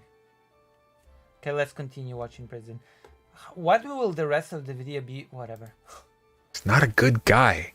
Not He's not a good guy at all. True. Best character in Breaking Bad. Exactly. Breaking Bad is about how drugs are like super cool, yo. True. Exactly. And, Citizen Kane. That's a movie that was made to be an example to youngsters. True. You want to be like Cool. was it Charles Foster Kane? What's the character's name? Charles Foster Kane. I can't believe I remembered that. I haven't seen that in years. Last episode of Attack on Testament Titan to the movie a little Bigfoot. earlier this month. If you've been following me for a while, you might notice that complaining about how bad this ending is kind of one of my things. It's like, you know, black people issues, masculinity, gender, Eren Yeager. It's like in that order. Hip hop. But why though? Hip hop. Zihaze will debate everyone until there is no one left on Earth, and then she will wander the endless ponds until the sun expands. True. Too bad nobody wants to debate me, which means, technically speaking, that I will live forever. You know? Since nobody wants to debate me, that must mean that I will live forever. Let's see. Let's look at the email.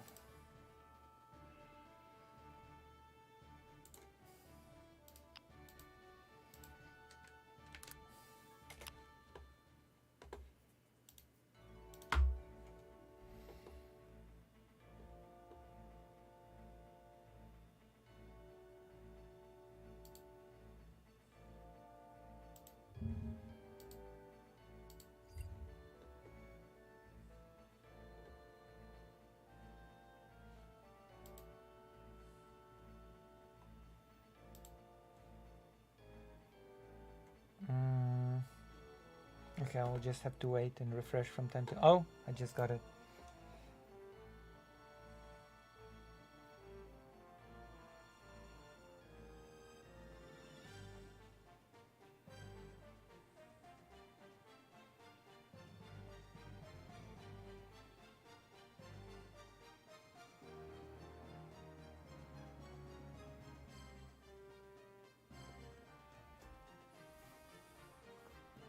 I will think on this question, okay?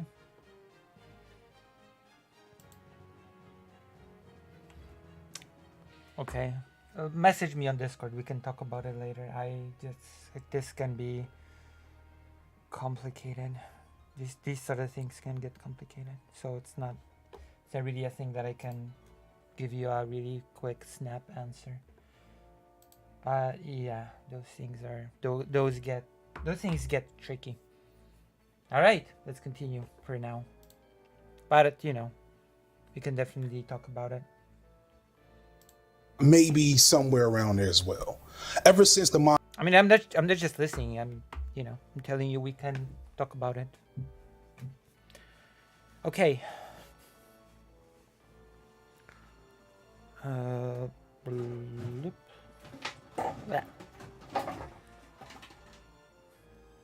I'm definitely not gonna respond to you like in public. It feels like a pretty private thing.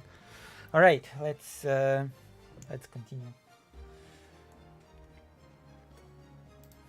manga ended in 2021, I and many others have been complaining about how awful this story ended up being on numerous levels. The ending betrays its own themes. Its overall... How? What do you mean it betrays? What themes?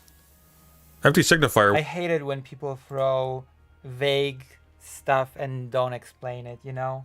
If you're gonna say that it betrays its own themes, then you have to expand on it. Because if not, you just welcome questions, valid questions, by the way, that President Sunday is asking here. So yeah. What themes? The first three... What does what mean? Oh, betrays its own themes. It means basically that... I mean, I know what it means. It means that basically it sets up certain things and that the ending, instead of just sort of following through with those themes, suddenly does something completely different, right? let's say that a story's theme is growing up, and then at the end suddenly aliens attack, right? Or something random. You know, there's no consistency in the theme, or even outright going against them, or go sort of contradicting them. Like let's say the theme of the story is growing up, but let's say the ending to the story is the characters being magically made into children again and being able to just live as children again, right? If the theme is growing up, then that sort of thing would make no sense, right? That would go against the theme of growing up if the ending would be the protagonist just being turned into children, or time going back with them having their memories and them just living as children again. Majority That's of it such a perfect example. I'm so smart. I am such a genius. until it unveils what's happening abroad outside of the island is there's tall zombies everywhere and there's a fascist government fighting them with a fetish for the suicidal. Like that's the story. What do you mean it's themes? What themes? There's no themes, it's just desperation and gore. I mean, that's also a theme. I'm not. President Sunday speaks of media literacy. Does President Sunday understand what a theme to a story is? Misery and gore that's also a theme. What do you mean? That's also a theme, President Sunday. Come on, don't be empty signifier. Unsatisfying, and it doesn't All make stories have themes. There are no themeless stories unless, like, unless there's some abstract collection of scenes that are supposed to invoke a specific feeling in you. But that's not what Attack on Titan is. Of course, Attack on Titan's story has themes. a whole lot of sense in reality, which is even harder to swallow for a story that seemed to be so effective at planning out its plot. Every time I speak on this show, I get my fair share of hate and people saying I don't understand it and I have bad media literacy and all kinds of nonsense that I don't take seriously. And President Sunday has been called out. I'm gonna be right back. I'm gonna go to the toilet. I'm so happy to go to the toilet because I need it a lot. Okay? I'll be right back. I'll be right back. Damn.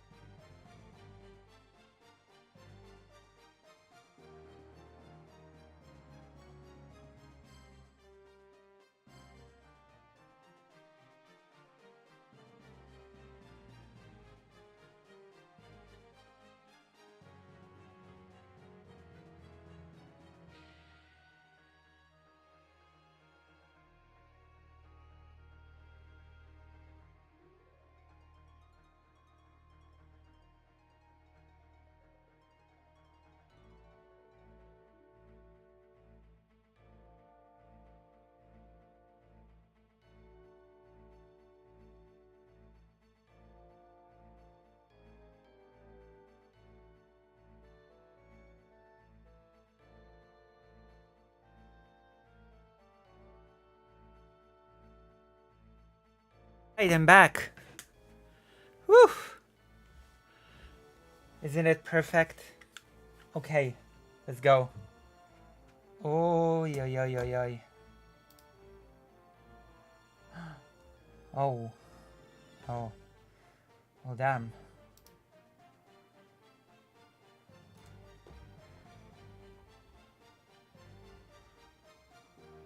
Oh, damn.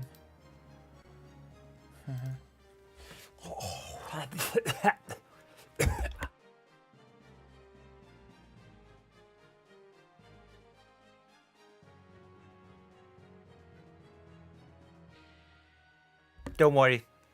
I'll cut that embarrassing eating my hair.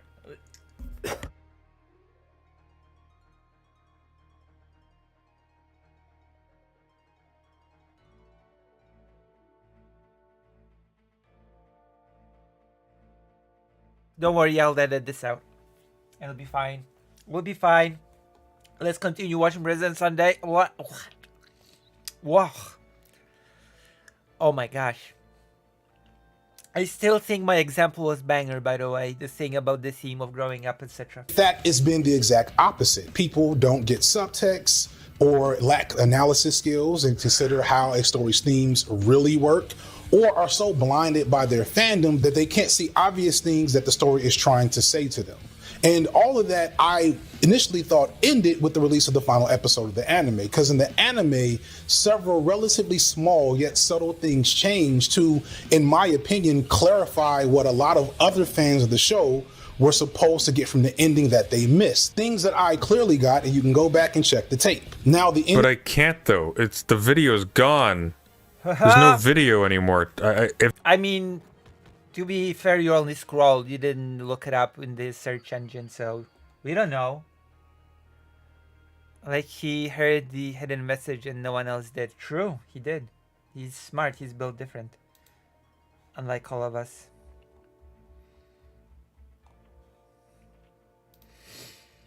If there was a video, you've erased it. I think it's still unsatisfactory in so many ways, but at least it's less muddy. But that was good enough for me to have a little fun, because most of these changes prove that I was right all along. I even went live the other night right after I watched it, just to gloat a little bit.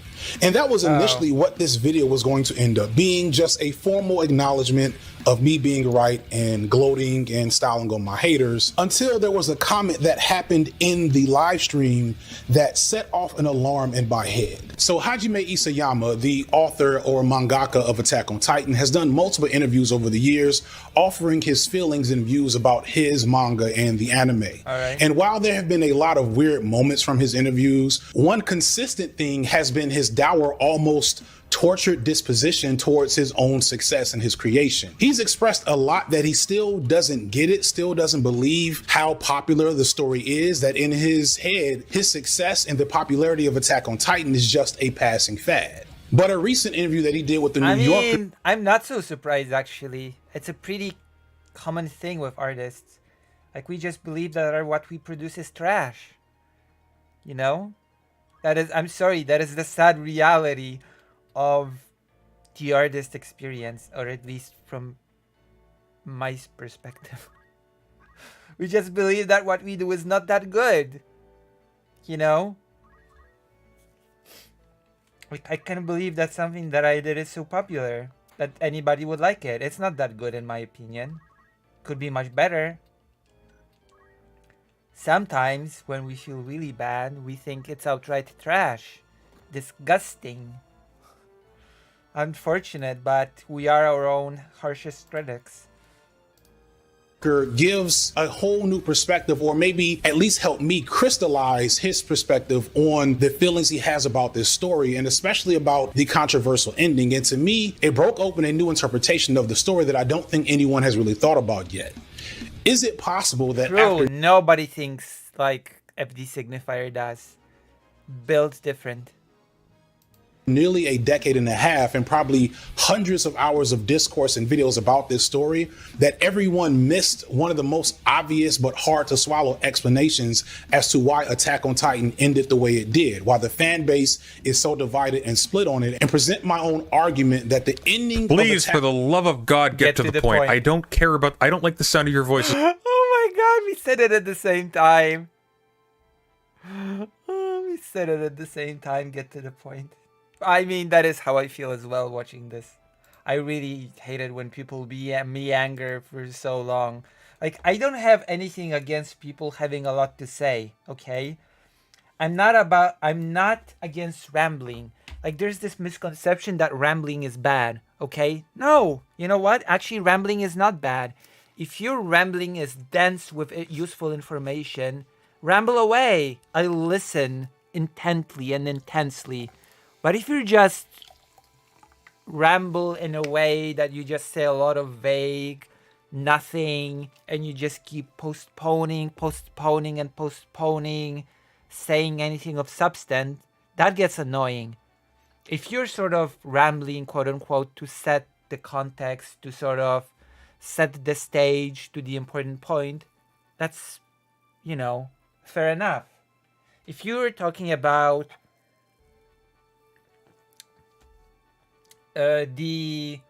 let's say the invasion of Crimea, then it's sort of important to talk about Euromaidan and all the things that led to it. That's not just rambling, that's sort of explaining what happened. But this is that ain't it. That ain't it, Chief. As much as you do, please just say a thing. Say a thing I can think about and respond to. This is like painful. On Titan was bad on purpose. But first, let's pay some bills. It was not. Attack on Titan wasn't bad. It wasn't bad on purpose. Exactly. It wasn't bad on purpose.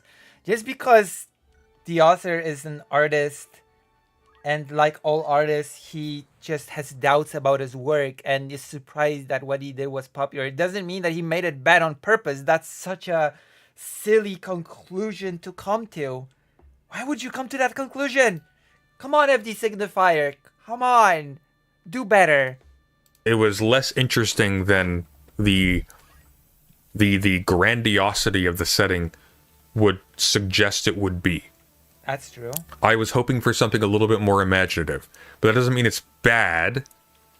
Like, it worked. He wrapped it up. It made sense. Yeah. Bills. Today's video is sponsored by Skillshare. No, Oh my please God. skip it. Skillshare, stop sponsoring this boob. Oh All my right, God, so that's so harsh. No. yes, the end. Hang on. We need to get the whole thing.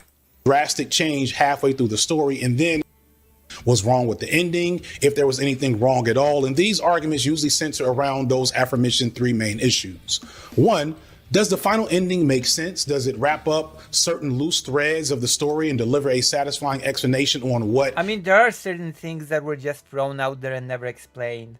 Like the whole tree from which the power of the Titans originated, in my mind, was not exactly, you know, it's just a Deus Ex Machina, sort of. Is and has been happening and why it's been happening too. Yes, it kind of does. It's like it's not satisfying in the sense that I had an appetite for something more interesting, but it does explain itself. Exactly what messages and themes are we supposed to get from this story? Is it the alleged anti-war and anti-fascist? No, it's not anti-war. Nothing but Attack on Titan is anti-war. True.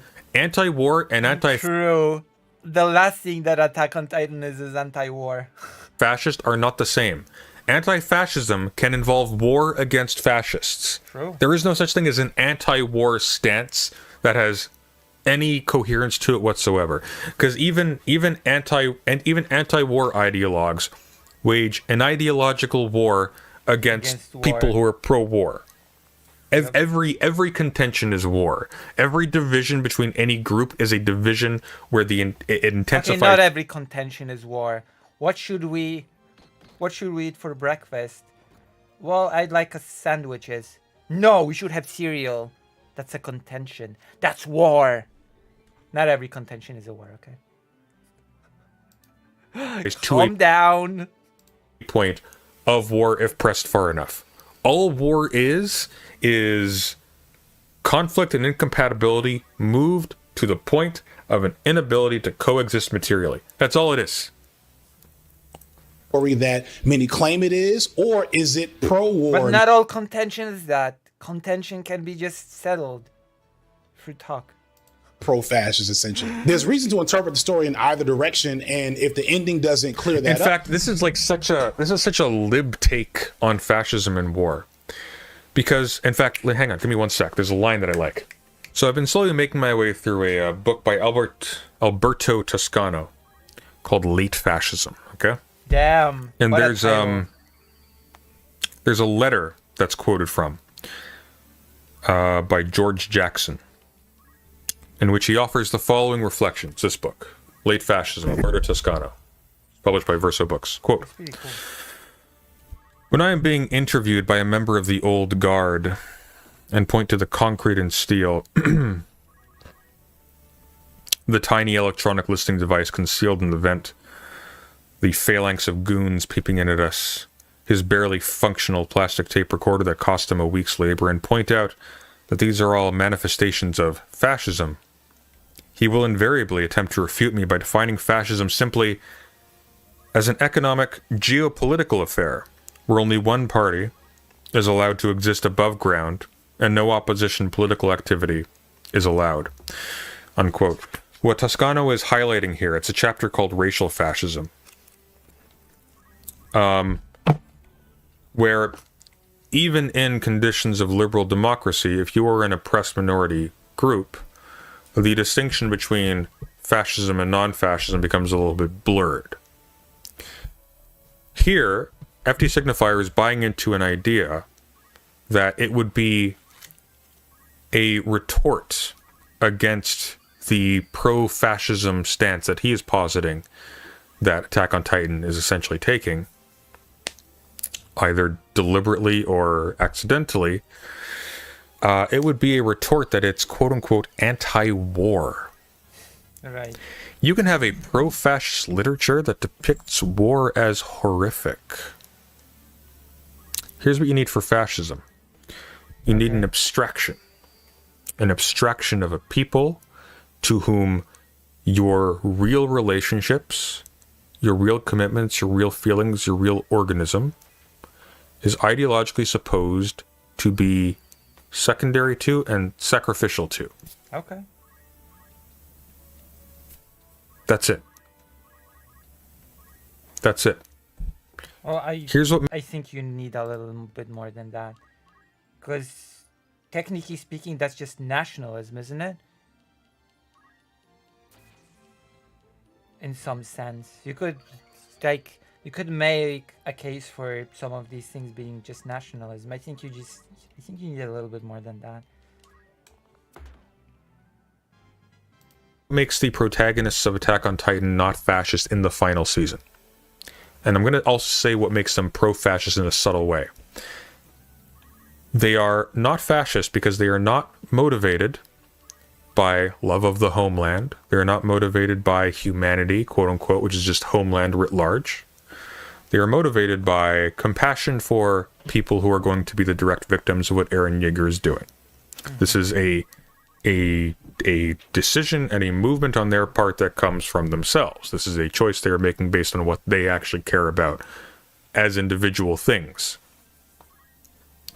Where it gets subtly fascist, this is in a weird way, in that the critique of and this is more a fault of how we're sort of accustomed to talking about this, sort of leaches into Attack on Titan. But the criticism of Eren Yeager by the protagonists in the final season of Attack on Titan is that he is committing genocide. The echo of this, the reflection of this, is that, well, it would be more okay if he was only killing 70% of people as opposed to 100% of people, or 50% of people as opposed to 100% of people, or 80% of people. Which it wouldn't be.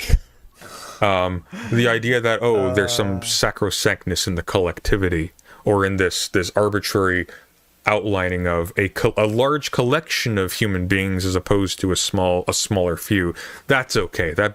That's sort of a distant echo of the exact same kind of collectivizing, abstracting idea that factors into little fascisms of smaller states or statelets or whatever you like. Okay. But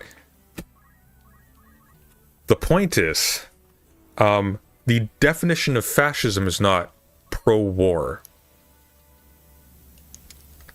In a world dominated by fascists, it may be that war is the most appropriate course of action, the most ethical course of action, possibly. A pacifist who has the power to stop the Holocaust and doesn't because they find war icky is gross. They're complicit. You have to see that as a significant failure that such a serious topic. Same with quote-unquote pacifists that say that Ukraine should not be held because it just creates more war. And that is an argument that I unfortunately hear quite a lot.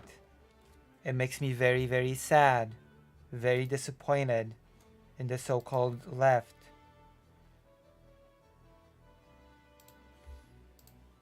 Theme could be fumbled like that. And lastly, what was the appropriate interpretation of the main character that everybody loved, Eren Yeager, and his actions? Should he be seen as a tragic hero? And no, not everybody loved them. Like, come on, who loved them? He was very unlikable by the end. Or at least justified in his actions? Or should he be seen purely as a villain whose actions are irredeemable? Eren goes through a very drastic change halfway through the story and then another big change at the end. Which version of Eren Yeager is the true essence of that character? Both of them. That the audience and the viewers are supposed to hold on to. The pathetic one. The pathetic one that Armand talks to in the dream world. That's the... in the paths. That's the real Eren Yeager. So the one that spends time with Mikasa in the same brain world is not the real Eren? That's not really... That's not... No, that's not it. I'm sorry, President Sunday. That you choose... That's your choice of what you focus on in the character. And you choose that that's the sort of defining thing. That's the reality.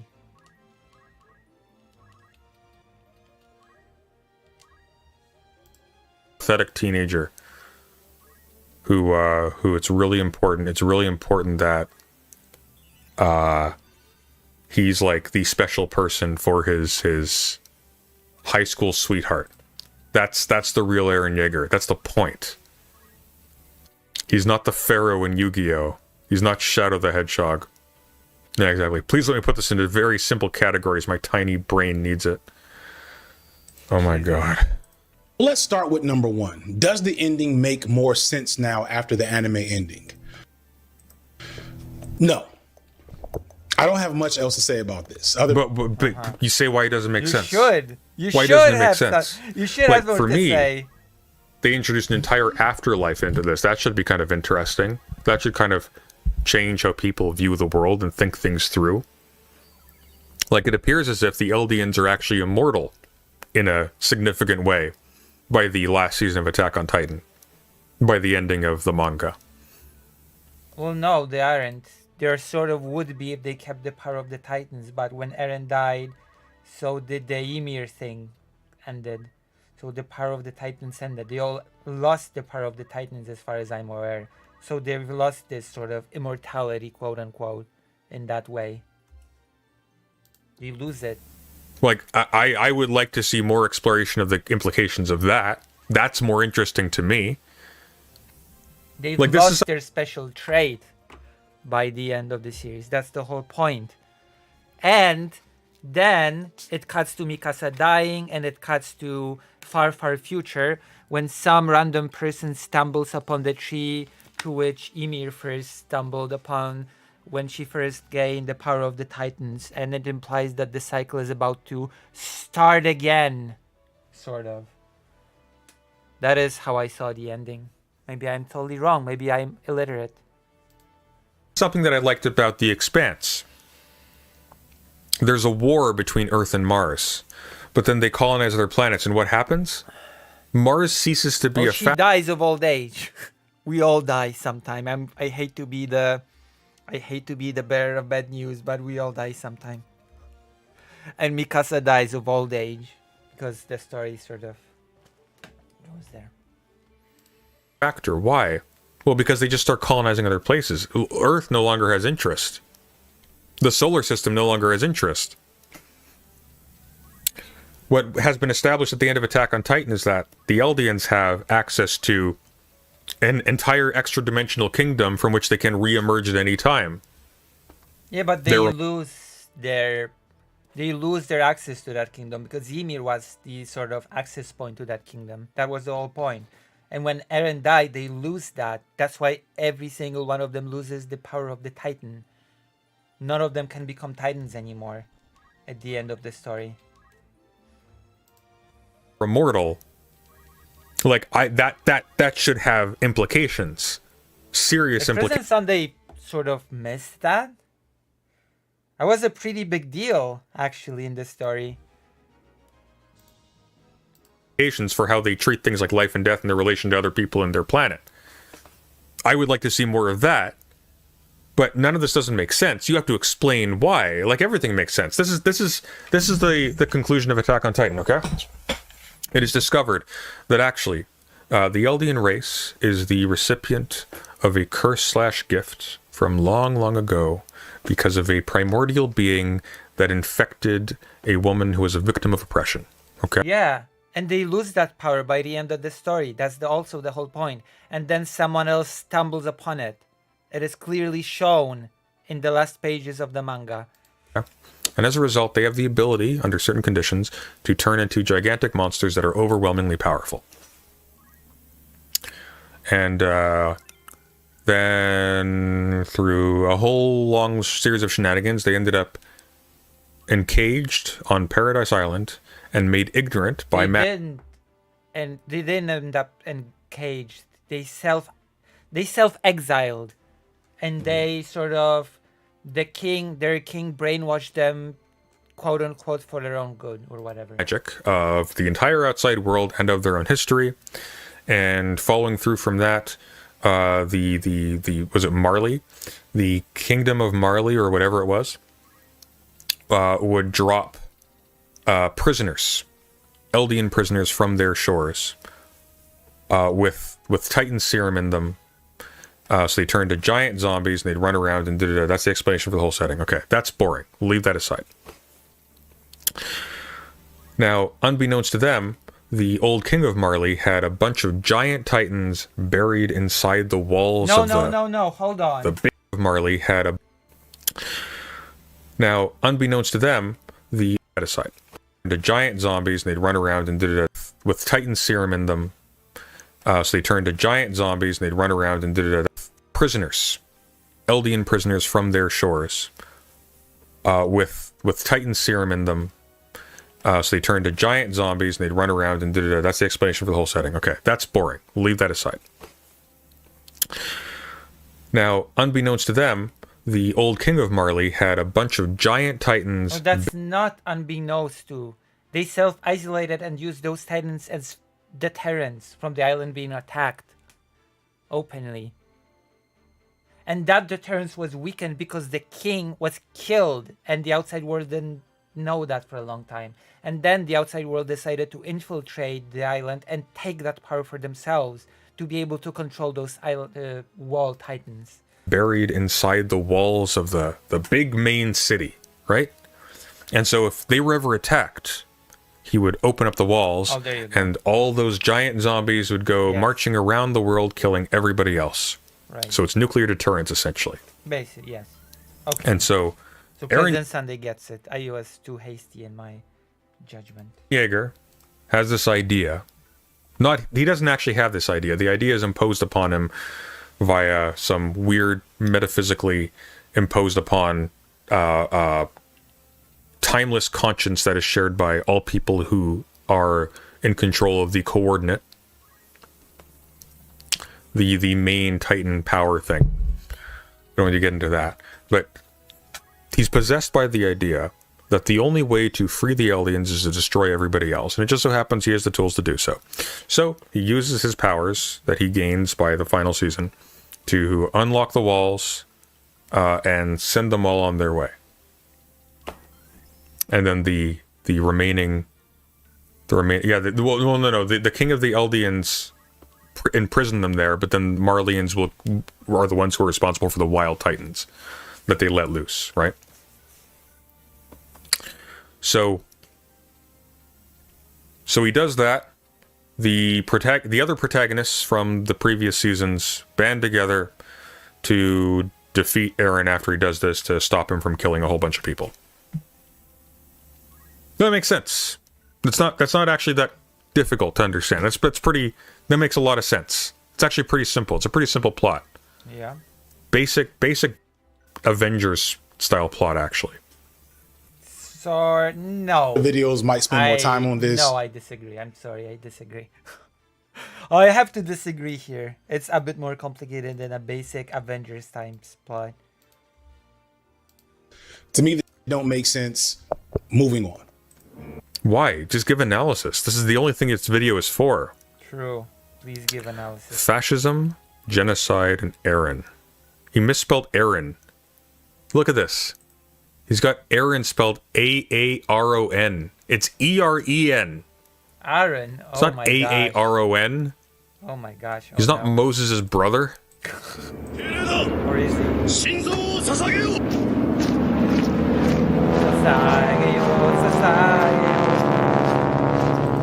getting flashbacks to Nam. Yeah.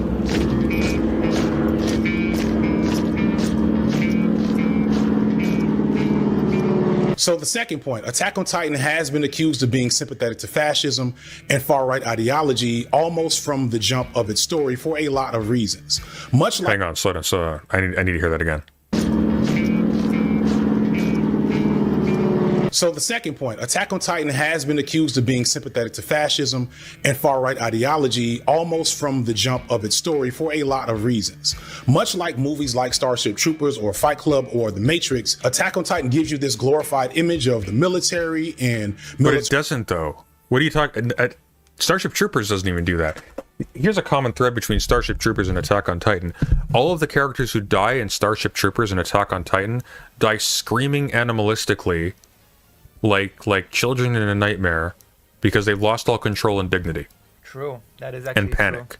They're not shown. They have no glory. They are shown as, especially in Attack on Titan, when you start reading it and you have no idea where the story is going. When you're reading it, like when it was from chapter to chapter and was still all fairly new, like the way the characters fought against the Titans. Like it really felt like those scout corps could all barely do anything, that they were sort of very defenseless against the Titans, that they were always on the brink of being annihilated, that any kill had to be ultra coordinated, ultra like 3-4 people against one Titan to take down one Titan, and you know, a lot of the time they still got eaten. They always lost someone. It was not really all that glorious. It was very like desperate and you know, we were outmatched. This changed a little with the introduction of Levi, who just single-handedly killed everybody, but that's, you know, as pathetic and ruined as possible. This is one of the reasons why Attack on Titan is horrifying, like Starship Troopers. They're parodying it. They're showing it in a terrible light. Terrible. The only character who gets even remotely a good send-off is, there's two of them. There's, what's his name? Oh, Levi? God damn it, I forgot the name. Levi? Irwin. Commander Irwin and, Oh, yeah. Pixis. And here's why. Irwin dies after a glorious charge into doom and destruction, and Pixis gets to be drinking booze. So it's kind of charming in a curmudgeonly sort of way. That's it. Everybody else is screaming while their limbs are... Erwin sort of dies in a very, very sad way when he waits for possibly being revived as a Titan, but sort of dreams of being curious what's beyond the walls in the classroom. Torn off their bodies like insects. It's really not glorified in Attack on Titan. Like, the most heroic characters, you're watching and you're like, oh yeah, maybe that wasn't actually worth it. Literally. Yeah. Starship Troopers, same deal. They get ripped apart by bugs. Nobody goes out like, it ain't like the, who's that big elf guy? The guy they meet in was it the Forest of Fangorn? The guy, you know, in Lord of the Rings: The Two Towers, the elf, like that squadron of elves comes to help them defend Helm's Deep, and one of them just goes down. It's like shanked in the back by orcs, and there's Enya music playing, and then Aragorn catches him. He's like, and he just goes into a blind rage and kicks down a ladder, and it's epic. That doesn't happen. None of that shit. No, it's just they're just. I mean, you have Levi, who's basically invincible and kills titans by the numbers. Let's not forget the whole scene where the beast titan is like, oh, where are all my titans? They're dead. Oh, Levi killed them. Oh, Levi's kicking my butt now. Like, it was true. It was very true until the introduction of Levi as a character. It's like every the heroes in Attack on Titan are killed the way anonymous victims in Gaza are. Just crushed, buried under whatever, and nobody notices. It's never mentioned again. In some cases it is mentioned, actually.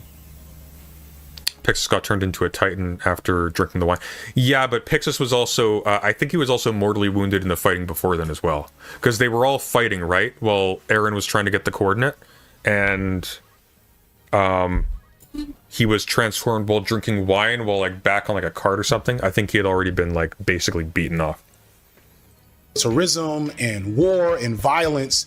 The argument is we're no, not Aaron's. Aaron's brother's spinal fluid. Yeah, supposed to look at this stuff with a negative light. Hanji got a good send off. Granted, she got a good send off because of how it was framed in the final season, when the fascists were already portrayed as villains on both ends. The Marlians, obviously, but also Eren Yeager and his followers. The Jaegerists are like, the Jaegerists are portrayed the way the toadies of Dolores Umbridge are portrayed in the Order of the Phoenix. Okay, not flattering. Despite the way it's being presented. But much like those movies, Attack on Titan has attracted a right-wing fan base who misinterpret what the story's true message is. Or they don't though. They don't. Like even Sargon of Akkad, fanboy of Starship Troopers, criticized the film for attempting to parody it. And he argued, well, it actually ended up glorifying it anyways, because they didn't understand it. They did. This is a failure of taste on Sargon's part. At least that's what... I love Hanji, but getting crushed was so... She wasn't crushed, she was burned alive in the air. She wasn't crushed. She was dead before she hit the ground. Think until you get to the end of the story. The story presents a world consumed by conflict and war. There are lots of clear indications on what is right and wrong and the right way to respond to these conflicts. But there's also a ton of ambiguity on what is actually right that the author kind of leaves lying around in the background. So it's almost... Well, that's because the author's not a moralist. Like, I'm sorry, like... what are you looking for? Oh, he didn't make the villains have evil, crooked mustaches. He did, by the way. He did. Most of the villains look horrible. And like horrible. there was actually, I think he actually showed that scene from earlier. Let's see, like right here. Look. This is one of the pro Eren guys. My fair share of hate and people saying I don't understand it. Look at that face. That's one of the villains. That's one of the fascists in Attack on Titan. That's what they look like. It is not glorifying them at all. That's a she. That's not a he. I mean, there are, well, you know. In dispute and maybe reading too much. Hang on. Out that they it's almost up to the reader or viewer to interpret the world's ethics and what they should accept or reject. In the way it's up to the reader or viewer of anything to accept or reject anything. What are you talking about? I read Harry Potter and I thought Harry Potter was a callous dick. I didn't want to be Harry Potter in the Harry Potter universe. I like the Harry Potter universe. Well, that doesn't mean I thought Harry Potter was a great guy. The ending works, even with its final tweaks, it still leaves that question of what the good part of the story is up in the air. And it's to the point... Why do you need to have this spoon fed to you after you signifier? This is so weird. Like, are you a child? Where? When Harry Potter was misogynist. He literally is. The part that, like, cemented that for me is, like... So, Cho Chang, the Asian character, if you can't read between the lines, her boyfriend is killed at the end of the Goblet of Fire. In Order of the Phoenix, Cho Chang goes out with Harry Potter on a date. and she is talking a lot about her dead boyfriend, because obviously this affected her quite a bit. Boyfriend was murdered by fascists, wizard fascists. I've never read Harry Potter. And Harry Potter has a tantrum, leaves, and then the monologue in it as he's leaving from this traumatized person talking about the trauma they've mutually been connected to is, oh, women. Like, it was gross. It was like, Women. what? What? Women. J.K. Rowling is a fucking awful human being if you haven't figured that out yet. Like, just awful. Like, forget the transphobic stuff. J.K. Rowling has sympathies for the worst elements of humanity. It's just really gross. You look at interpretations or videos and analyses by right-wing, alt-right types saying that the story is pro-fascist, they have as strong an argument as anyone else. Like, but they don't, though. They don't, because here's the thing. The fascists lose, and they lose due to their own vices. And the good guys lose insofar as they succumb to the same vices, insofar as they do the same things. Sunday, did you see her favorite book is Lolita? Whose favorite book? J.K. Rowling's? Apparently J.K. Rowling says her favorite book is Emma by Jane Austen. I don't think it's Lolita. Also, I don't think liking Lolita as a book is a bad thing. I think a lot of people misunderstand what Nabokov was doing, which is not fetishizing, just to be clear. Reading Lolita in Tehran is a good book, by the way. I'm not going to get into this, but, like, point is, she said before Lolita and she likes the main character. Okay, important caveat. If you like Nabokov's Lolita because you like the main character, now I have questions. Oh my gosh. Now I have questions. However, you are reading Nabokov wrong if you think you're supposed to like the main character and agree with the main character or use that as a model, okay?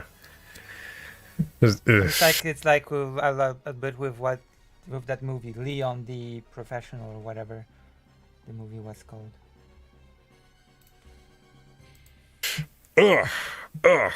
with movies like Fight Club and The Matrix, it's not that hard to show people that those things are not the right-wing pieces of media that they say they are. Fight Club is literally written by... Wait, who says The Matrix is right? Wait, who says The Matrix is right-wing? Is it because the red pill thing? I've no clue. I've never heard that in my entire life. I've never heard anyone say, oh, yeah, The Matrix, that's right-wing. I've never, ever.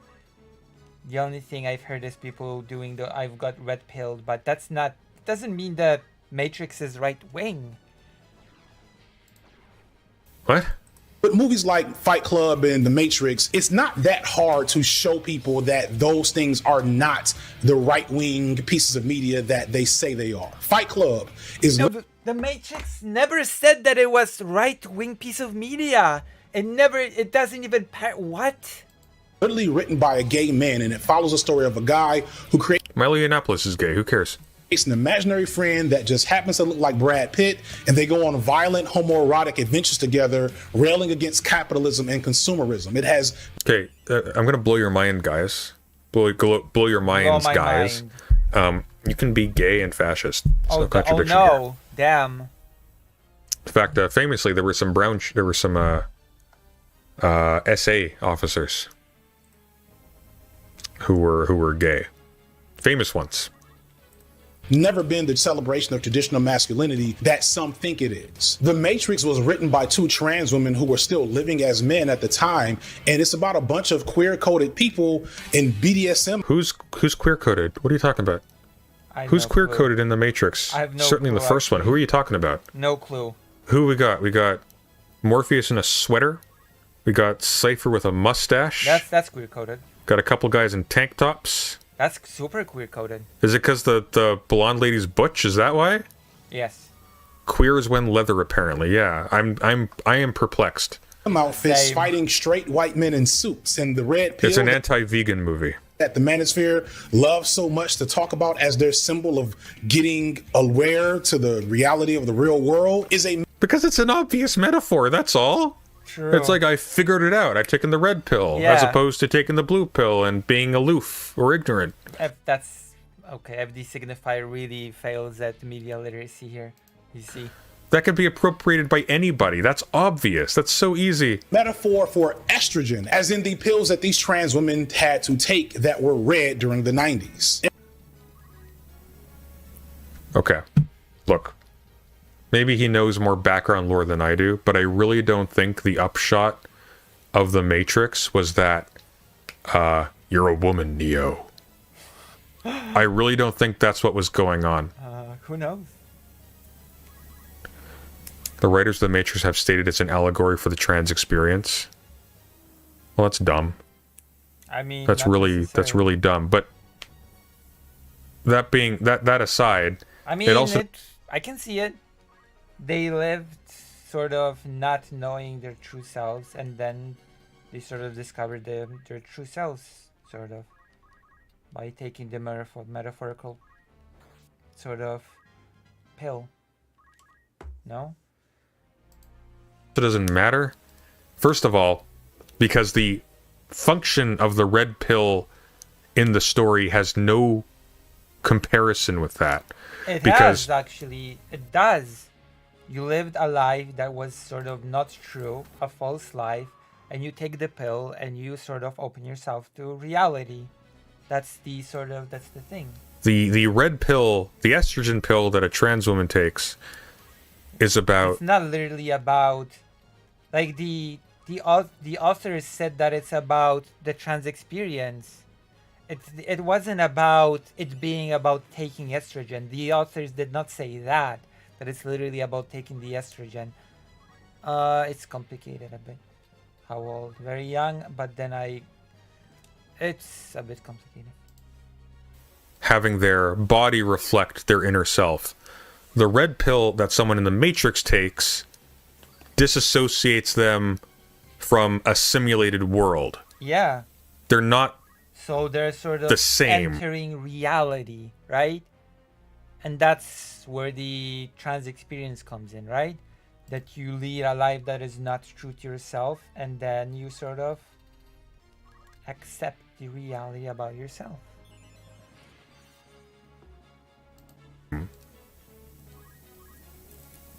So I don't know what he's saying here. Brooke says the trans experience, quote unquote, in the sense of accepting you exist outside society and what that means. Like, I can see that. Yeah, sort of. Like, yeah. it's deciding to Yeah. dissociate from the structure in which you are enmeshed, the matrix in which you are enmeshed, if Yeah. you will. Okay, sure. But there's not like there's not an epistemic point there. You already you know what your identity is when you take the pill as a trans woman. But Neo specifically does not know what the real world is until he takes the pill. And he's offered the choice to take the blue pill to be ignorant to it, whereas a trans person needs to take the pill because they suffer if they don't. Sunday is not trans enough to understand the Matrix, lol, apparently. It has never been whatever the manosphere thinks it is. I'll leave some videos in the description further explaining all that as well if you don't believe me, but trust me, it's right there. But for Attack on Titan, Sunday, the pill thing is true. Just go, it doesn't matter. It's not narratively consistent with it. It doesn't matter. I don't care what the Wachowski sisters said. It doesn't matter. There's no analogy here. Like, it's just I mean, just broke. because you don't see it, it doesn't mean it's not there. I'm just gonna put it out there. Just because you can see something, it doesn't mean that it's not there. And it applies to all life. Just because you cannot see something on the surface, it doesn't mean that it's not there. Okay? There you go. broken. Like, they were kind of that was a shitty, pretentious thing to say if that's what they were claiming, because that's not consistent with how it plays out in the story at all. Because here's how a testosterone pill works. Okay, so we've had you talk to a psychiatrist, and we've determined that it seems like it would be an appropriate treatment option for you to take hormones to adjust your physical body to how you identify psychologically. Okay. That's not what happens with the blue and the red pill in the Matrix. It's... Yeah, but the blue and red pill are not sort of analogies to hormones one-on-one. It's about taking a plunge. Hey, you are in a thing I can't explain, but if Like, you you take... don't know what will happen once you sort of go on to sort of live your life as a trans person. You don't know what will happen. That's the same as not knowing what the real world is, you know? You don't know what the future will bring you once you sort of decide to take that step. So you can choose not to take that pill and live as you are, and be ignorant of what could be if you decided to take that step. There you go. I found the connection that President Sunday couldn't. You know? I've made the connection. this pill about which I can tell you nothing. You will learn more. But if that's too much for you, here's a blue pill. If you take this, you will not learn anything. If you take that pill and decide to live as yourself, you don't. There's no telling what sort of repercussions that it will have in the real world. There's no real telling how your life will look like thereon. There's a risk there, but you can just choose to live as you are and be ignorant of that. There's nothing inconsistent. All debate presents Sunday, The Matrix.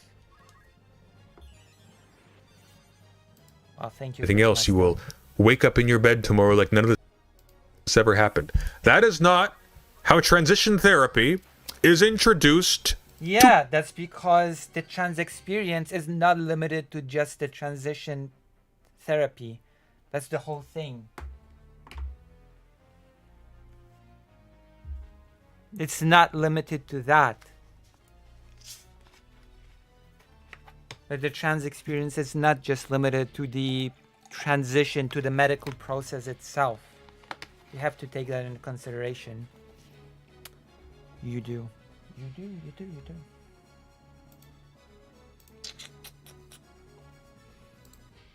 Patience. Okay? There's no analogy here.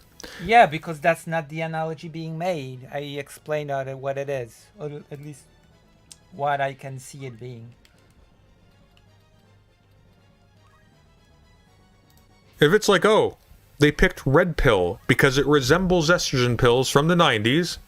Ooh, that's a cool piece of trivia. Well, nice, but that's not what the creators said.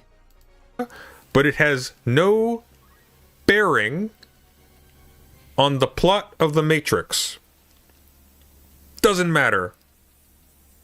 It's an allegory. How? You can't just say it's an allegory. Like, it sounds like they said it was an allegory, but did absolutely nothing to justify it. I've already explained it. I'm not gonna just repeat what I said again.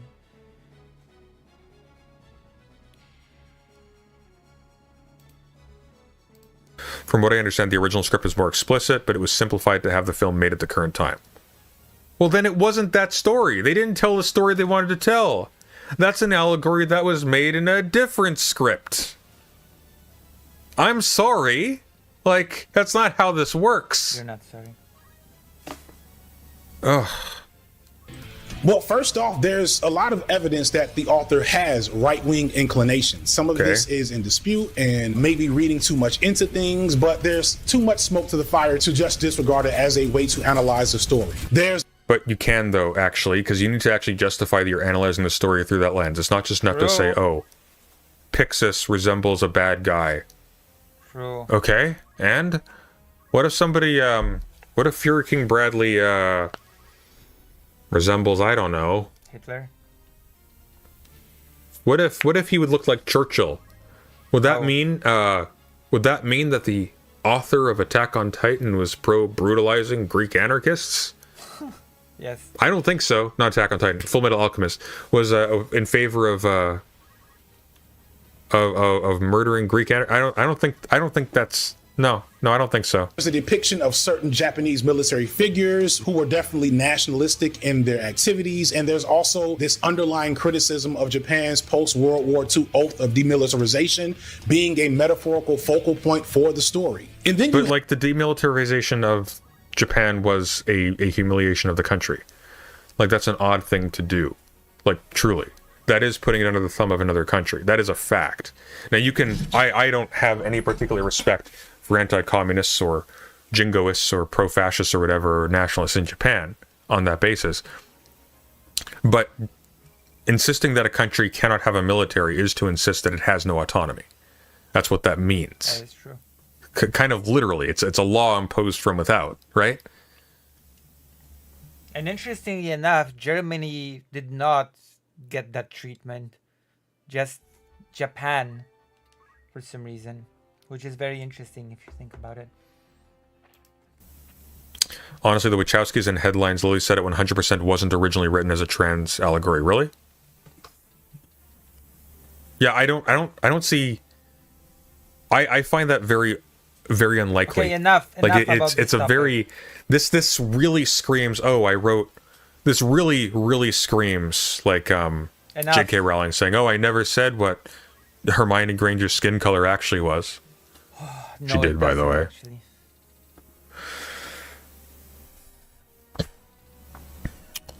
So Brooke says Lily said that they were both Lily Wachowski says that they were both deeply closeted, and that if there were any themes, it was subtextual and not intentional. Okay, that makes sense.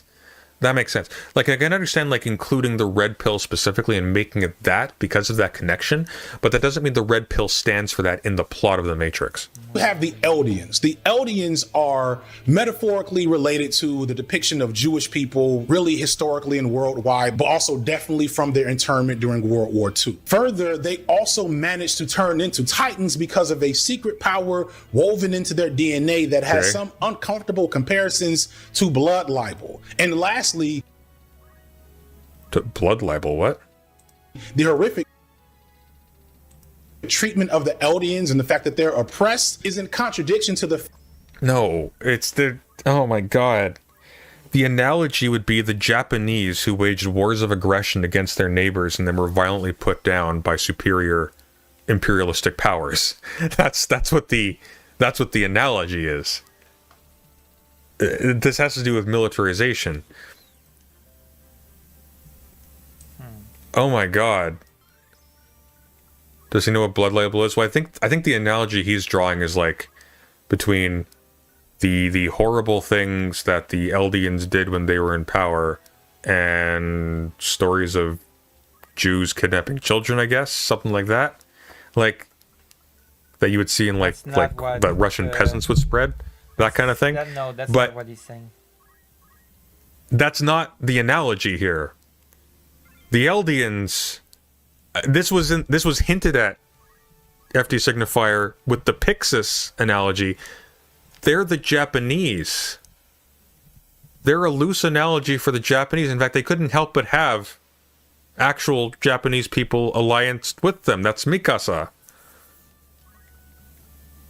They're the Japanese who have been demilitarized and humiliated as an imperial force themselves. That's the point. Well, They are that sort of is weakened by the fact that that they self-exiled. They weren't put down. They were a strong empire. They were winning, actually. They were on top of the world, and then their king decided, no, I don't want to do this anymore. We're self-exiling into an island. You know? We're going into self-exile or something.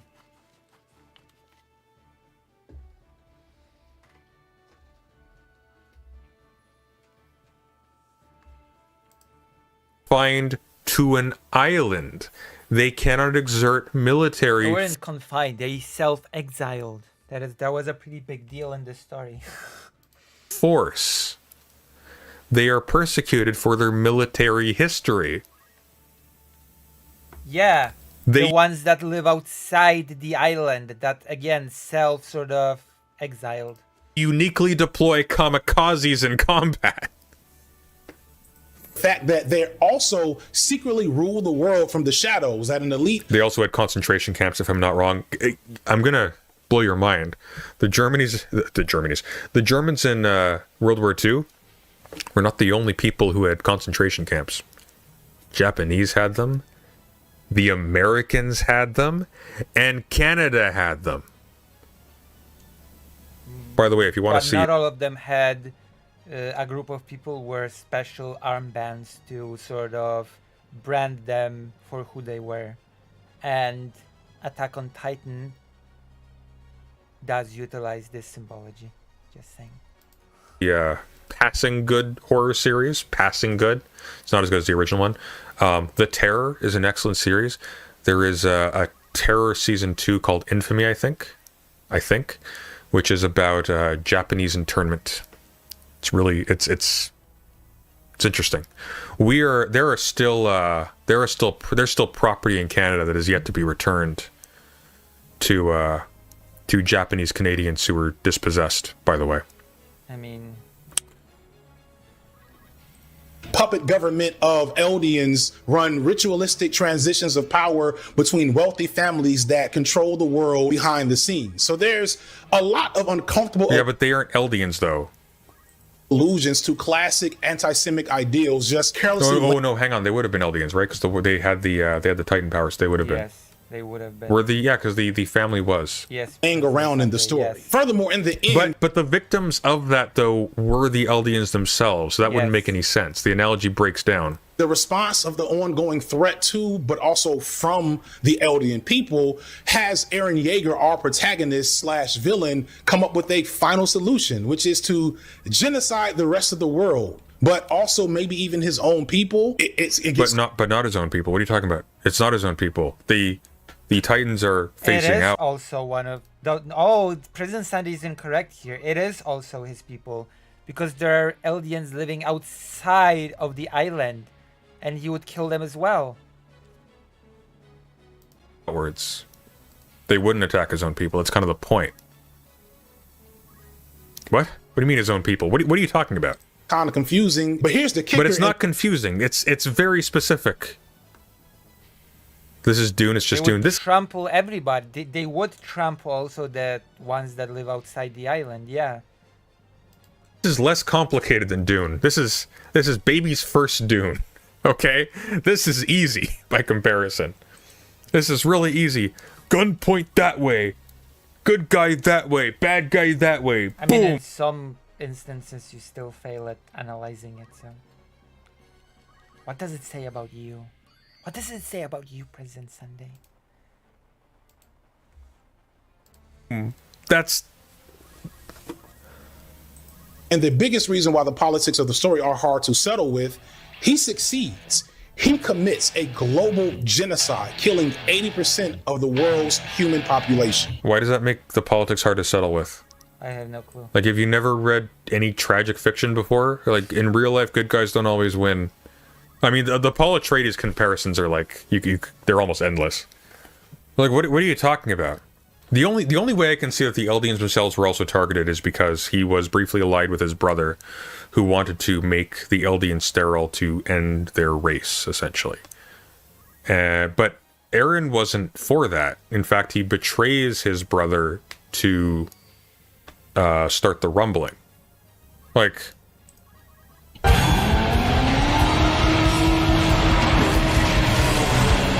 wow, look at that good guy. Look at that heroic good guy. Doesn't everybody love the... Yeah, guys, the author of Attack on Titan wanted you to root for the skeleton centipede, okay? The skeleton centipede is good. True. The skeleton centipede is good. The skeleton centipede and his army of skinless zombies crushing children that he regrets. I do like that. Yeah.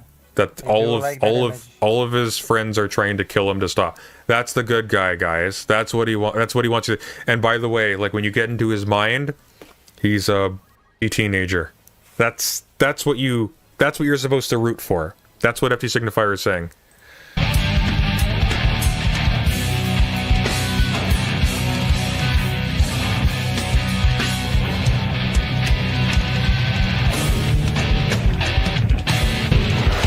Yeah, he's delusional. He's supposed to be delusional.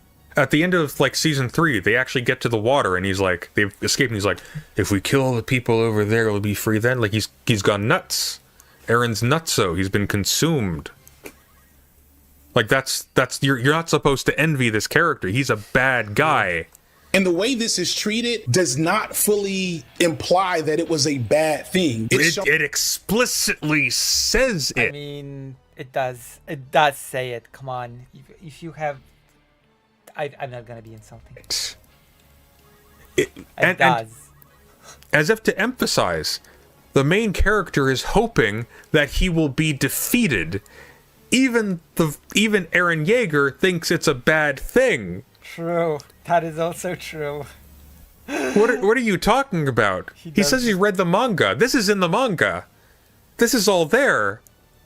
Yeah, he does want to be defeated. I would like to see him review Doctor Strangelove. Well, Doctor Strangelove was obviously, a pro-Nazi movie, which is why Doctor Strangelove is in the title, and the main character clearly. Shown to have bad elements. And why the crazy military guy succeeds in. Welcome, viewers. Join the page and consider supporting your favorite streamer. We're having top numbers now. Causing a nuclear holocaust. But to me, it's relatively ambiguous in the way that it's responded to by the characters and the story as a whole. His what? Friend thanks him for becoming a mass murderer. That's a literal quote from the story. Oh my god. It doesn't matter. It doesn't matter. Look, let's go back to that slide, okay? He's saying thank you, not because he's approving of what he did. He's saying thank you out of pity for a delusional, crazy person who has no control over what he's doing because he was motivated to save his people by being defeated. That's the point. He's not saying, oh, I'm so glad you murdered all of these innocent people. This is because of the complexities of how humans are, where it is very difficult to shut off your interpersonal connections and the stuff that you personally value. True. And I agree with this analysis. supplant that with the objective mathematics of how many good people versus bad people are getting squashed. I agree with President Sunday's analysis. We can see eye to eye for a minute. For becoming a mass murderer, that's a literal quote from the story. His girl that he was friends with and kind of liked and other stuff buries him and visits his grave for the rest of her life. As if to emphasize. Yeah, that's because she loved them. She had that was a big sort of conflict for her. If she can save him, sort of like stop him and make him sort of change his ways, or if she should kill him. Yeah, she knew what he did was wrong, but she still loved him. That's the whole strategy of her character, that she had to be the one that killed the person that she loved. That's why she visits him, because she never stopped loving him. She thought about him till the moment that she died of old age. At the end of Attack on Titan, they're all prepping for the next war. It didn't work. Yeah, exactly. It didn't work. They're like, oh, we're gonna try and talk our way out of this one, guys. Didn't work. It didn't. Yeah, that's also the point of the story. They're still in hostility with all of the vengeful peoples of the earth that Eren destroyed. Bye, Greater Rain. Good night. Smith Black, thanks for the $5. The last scene of the anime is parodies getting destroyed and the cycle of hate potentially getting started again. Eren accomplished nothing theory. Yeah, literally. Like, he accomplished nothing. He lost. Yeah. Eren is not the hero in Attack on Titan. There are no heroes in Attack on Titan.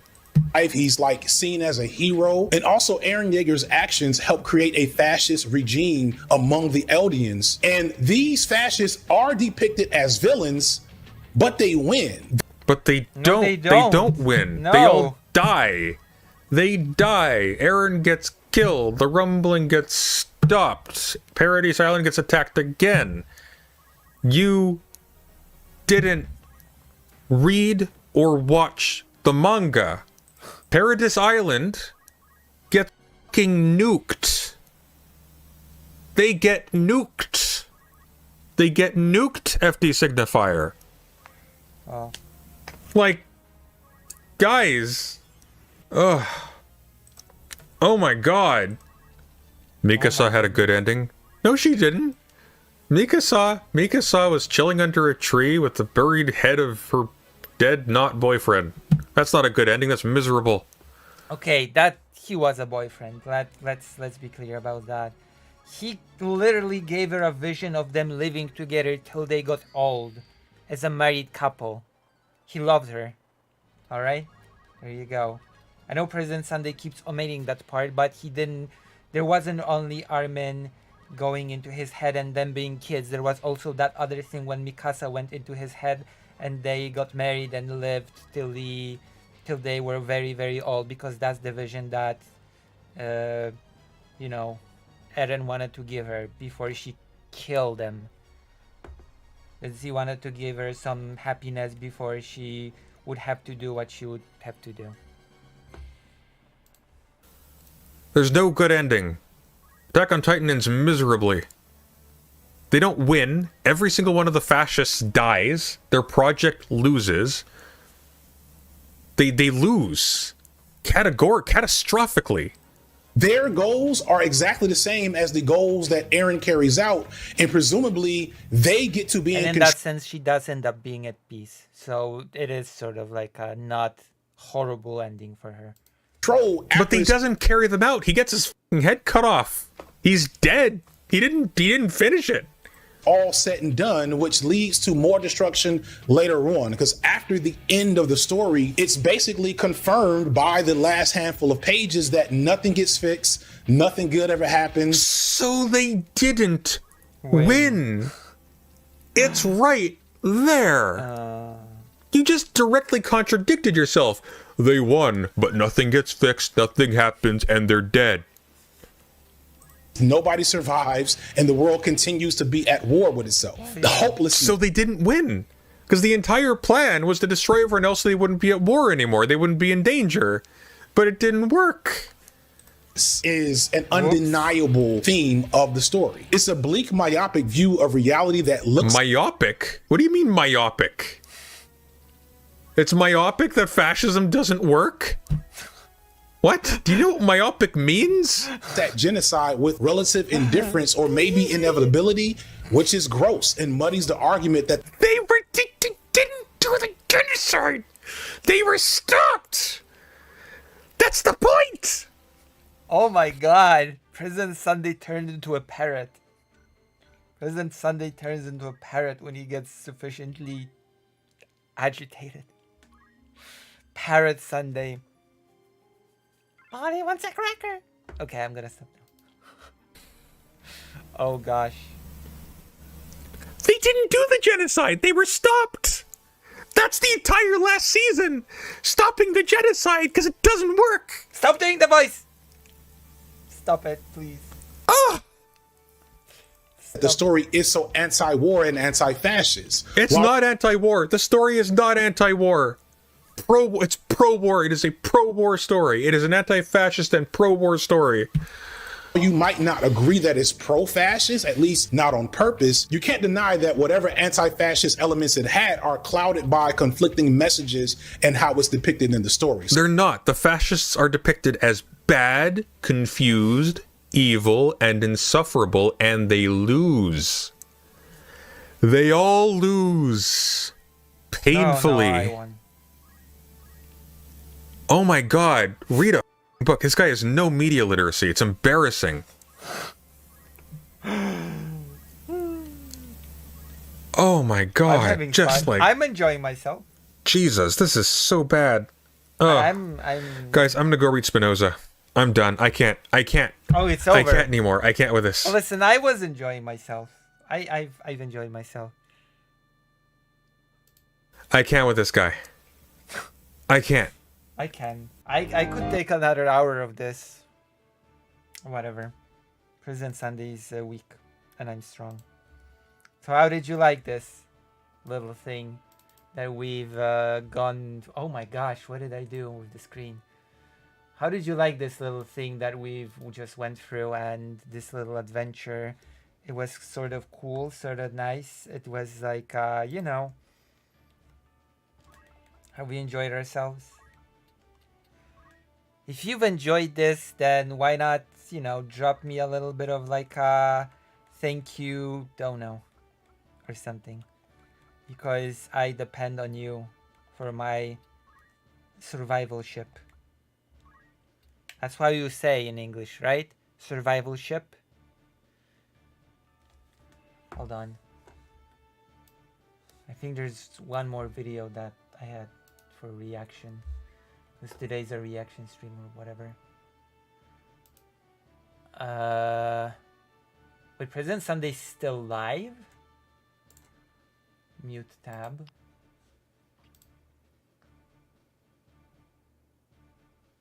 Oh, so many comments on that stream that I did yesterday. New comment. Are the Russians in the room with us now? Jesus Christ. I'm trying to get my sub here, but this side doesn't like me. Wait, what's happening? Maybe I can help you. Maybe I can help you through this. What is happening?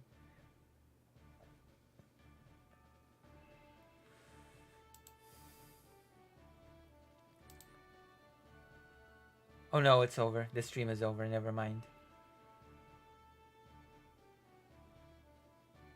It's over. I didn't get raided. Who did President Sunday raid? Let's see. Children of Men 2. It's Raining Men. I don't know. Okay, that's it. You missed genuinely what was Wait, a really? hilarious You did? discussion about AI happening in there. No, I That's saw it, some and of I his was incredible incredible. troll. I was so annoyed the entire time. They Just were a when wonderful you saw me troll. Like, scowling, it's just really like good this. troll. Maybe you have some VPN or whatever. Can you donate? Are you able to donate? What does it tell you? I'm shocked. I'm shocked and appalled.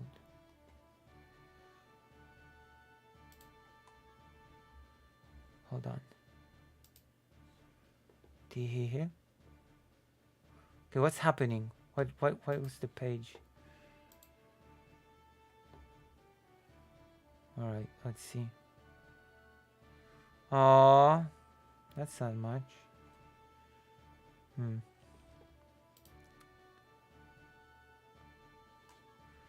Damn. Can't?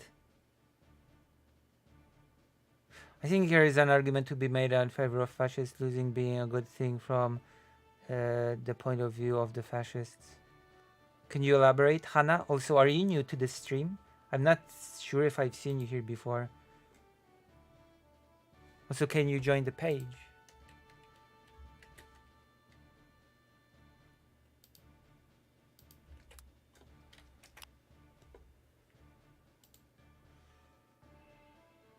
Share subscription message when a subscription message sent.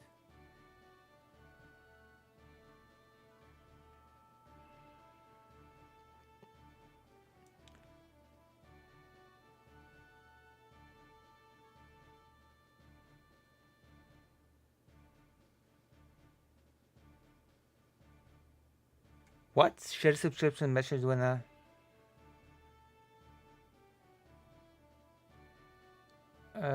So nothing works? Donate doesn't work, support doesn't work, subscribe doesn't work, nothing works? It feels like a problem. Do you have any VPNs or something? It feels like an issue of the page. Do you have access to any other thing right now? Desktop? It's really good trolling. Like, trolling is a art, as they say. An and art. Once in a while, it just is like Trolling is AI art. Not a art. Trolling is an art. Okay? You don't say a art. It's bad. It's bad English to say a art. Yeah, they say, and once in a while, it just is like Trolling is AI art. Trolling is a art, as they say. That's and bad once English. in a while, it just I'm is sorry, like Trolling is that's AI just bad art. English. yeah, is a art. It's An art. kind of magical when it's done right, and it's fun sometimes. I enjoy it. I enjoy engaging with some, as long as it's like good. Boring trolls are boring trolls. All right. Okay, who are you rating? Tell me. Rezzy is going after Brianna Wu, so I'm going to send you there. Have a good night. Oh, okay. Mm-hmm. Okay. Cool. I see. I see how it is. Okay, let's just yeah.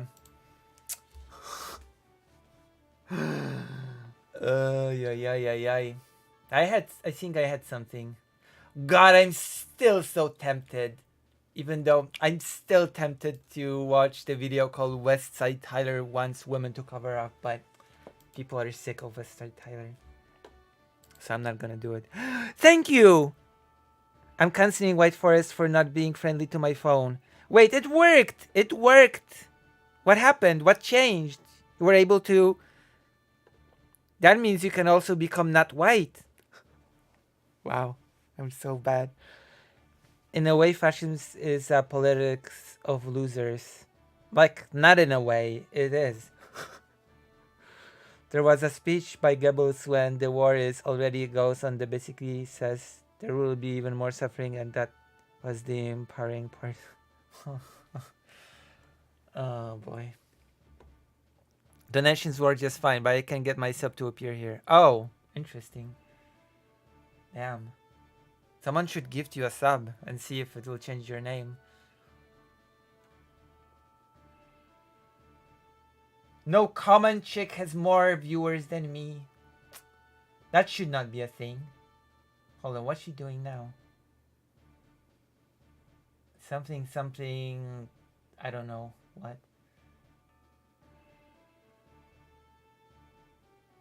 I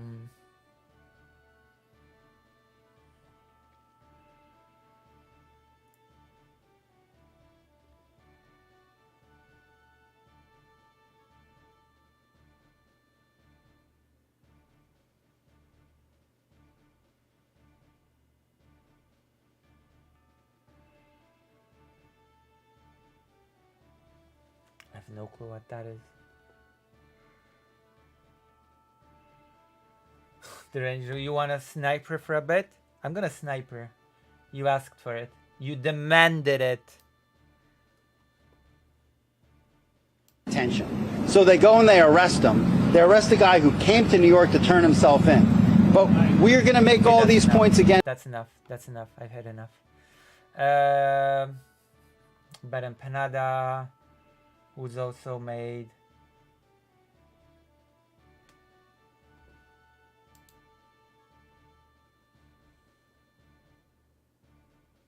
What? No way. No, that's a lie. That's a lie. Tomorrow. Wait, what was the question? No common chick has 200 people watching her.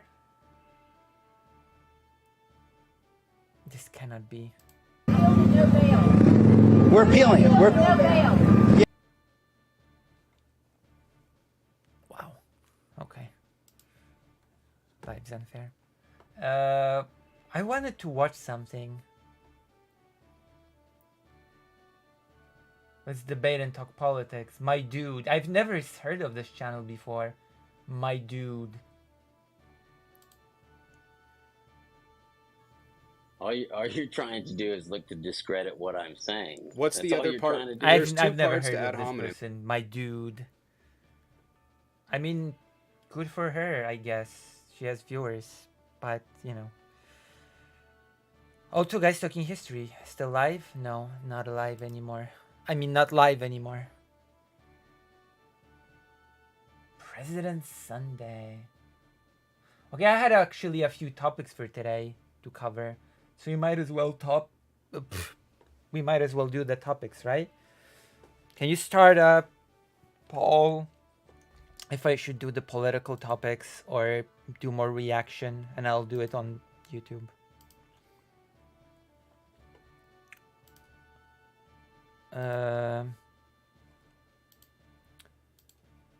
Okay.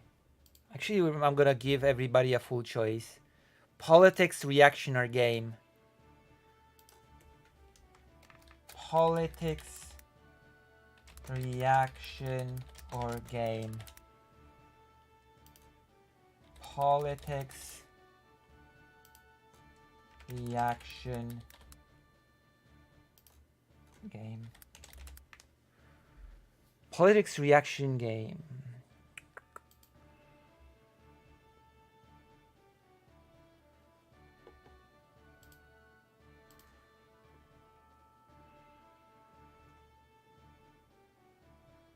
React. People want me to react to stuff. Okay. I could have sworn I had something. Oh, wow. I'm so tempted by this one. Oh, God. I'm so tempted. It's from 2 years ago, but I'm still so tempted. Oh, God. Debating professor in Ukraine and negotiating with Russia. Oh, I'm so tempted.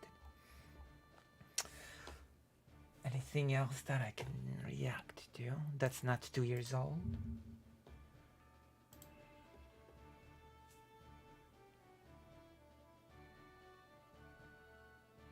Anything newer? There has to be something newer, right, that I can react to. Oh, actually, people want politics on YouTube. People actually don't want reaction. How many people voted on the side page? Of course, one side page person is worth 2 YouTubers.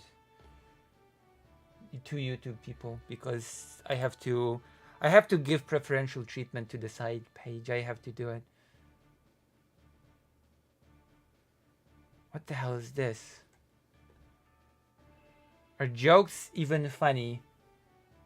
I've been recommended just now, I think, Prime K panel. I believe this is a Prime K panel.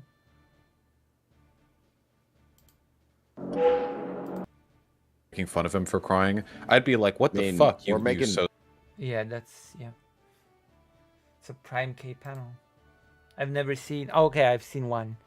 I've seen one of those. Wait, what the hell? What happened? 5 votes. Oh, people want more reaction. YouTube probably won. No, because remember, people in the side chat are worth more than YouTube chatters.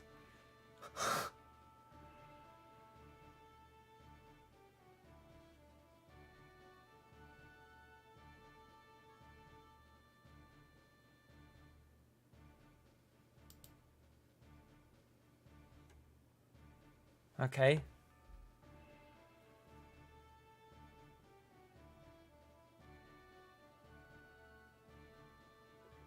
So we're gonna find something to react to. Xander Hall.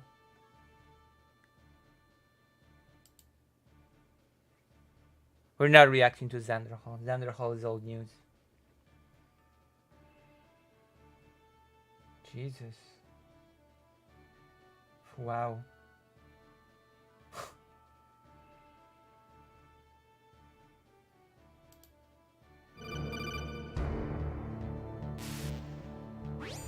You okay, Snake? Yeah. Nothing new to report. Snake, is there anything I can do? Yeah. My arm hurts. Poor Snake. I'll increase the level of painkillers in your blood. Okay, but you can leave out the Benzedrine. That stuff makes me too frisky. I guess you're not feeling too bad after all. Snake, put the controller up against your arm. What? Don't worry, it'll feel good. Huh? Okay, here I go. What happened? Oh. How does that feel, Snake? A little better? How did you do that? I stimulated your muscle fibers with the nanomachine cilia. That's about all I can do for you. Naomi, please talk to me. Okay, that's enough.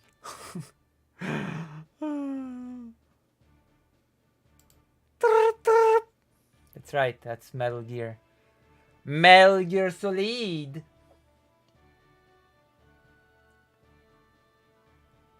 Metal Gear Solid.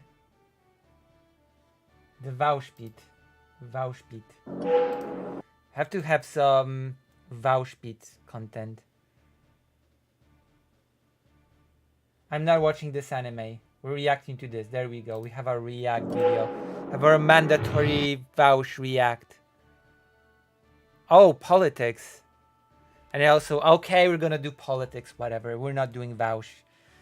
I used to have it as my ringtone. Now I'm conditioned to be alert when I hear it. Screen, by the way. We're gonna change screen once we decide what to do, okay? And not the second before. I have to make the game boom. So what topics do I have prepared for today? Let me go back to the title of the stream and actually see. Polish president backs Trump candidacy. Oh, that's so unpleasant. But also kind of true. Social media versus Russia. Defeatism in the face of Russia. Okay, let's do the Polish president one because nobody talks about Polish politics besides me, let's be honest. Let's be quite honest with ourselves. Nobody actually... Yeah, denialism. Basically what I mean is that... I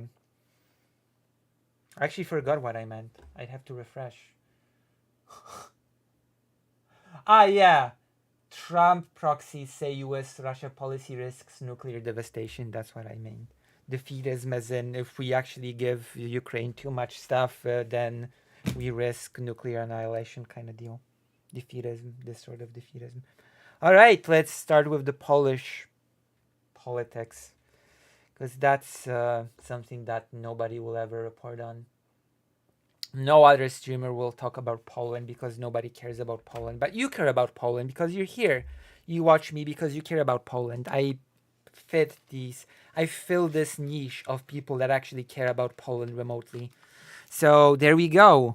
Polish president actually is about to break the precedent, to be this pioneer, and possibly will directly engage himself in an American president's election cycle.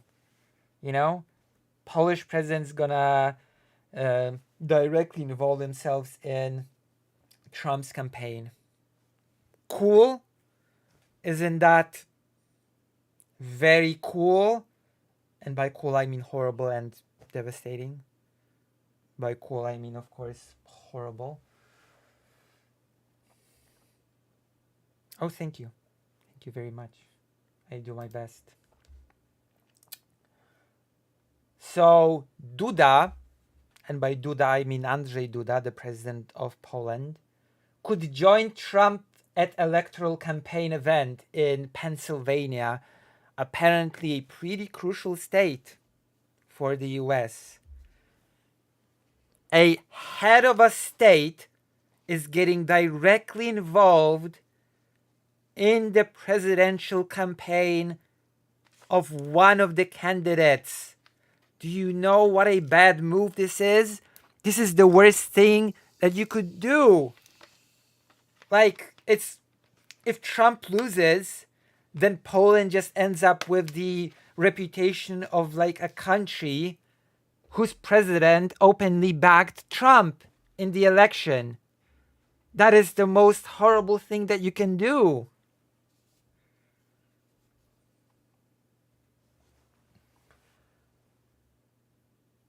It's like Republican presidential candidate Donald Trump is planning to appear with Andrzej Duda, the Polish president, in battleground state of Pennsylvania on Sunday, according to two sources familiar with the plan. We're gonna watch a short video now of them of their old appearances together.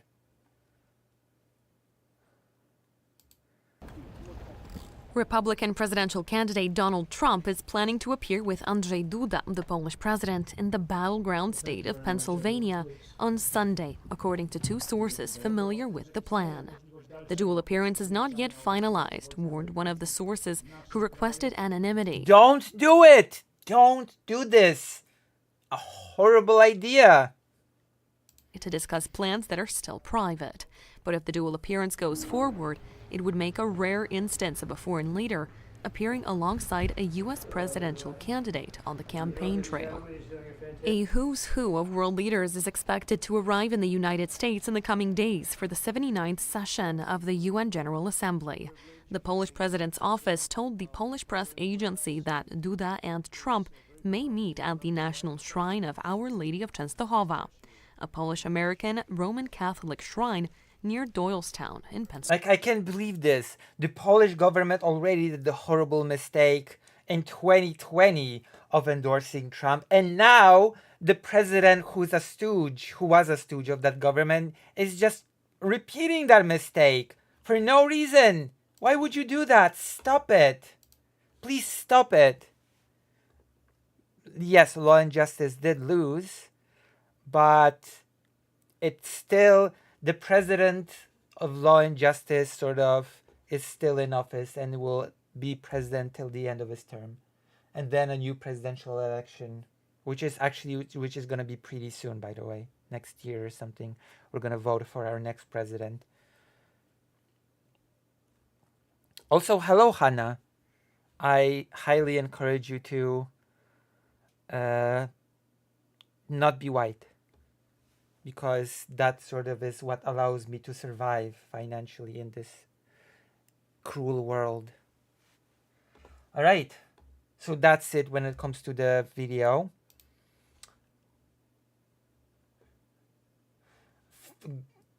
Thank God it's still not finalized, but the fact is that the very fact that it's even planned, it just worries me to no end. That Duda is trying to replicate the horrible mistakes of the past. Why would you, if you're not certain, like putting aside the morality of siding with Trump and going into full-blown cold pragmatics that don't care about no morals, that don't care about no consideration, why would you side with any particular candidate if it's still not decided who will win? What sort of start of a relationship will it be if the other candidate wins? Hello, I hope we have a fruitful cooperation. By the way, I endorsed your opponent in the election, but I hope you don't mind, right? I hope it's gonna be cool between us still, right? Right?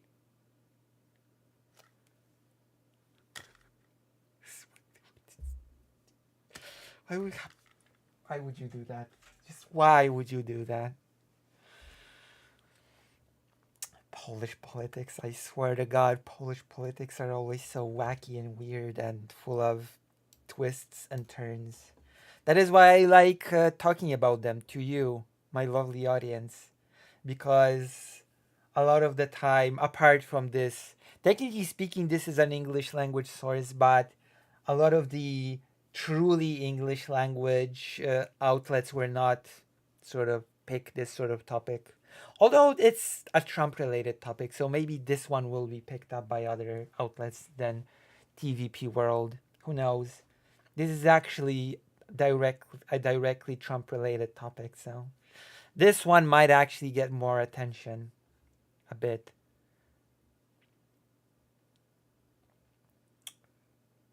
Many foreign delegations have already reached out to allies of the former president in an attempt to connect with Trump or his foreign policy advisors, according to several people familiar with those conversations. Well, yeah, but that's different than a president of a country openly taking part in one candidate's campaign. Okay? It's a bit different. It's not the same. It's not remotely the same. Don't compare these things. Stop being silly. The president has accepted the invitation as a solidarity monument will be unveiled there on that day. Paprocka said, referring to the Solidarity trade union that played a pivotal role in bringing down the communist rule in Poland. I get that. Oh, God. I get that the unveiling thing. They should have moved it, okay? They should have moved it. I'm going to be quite honest. I'm going to be brutally honest. They should have moved the unveiling of the thing. They should have, never should they have mixed it with Trump's presidential campaign. Those things should not have crossed paths ever. Ever.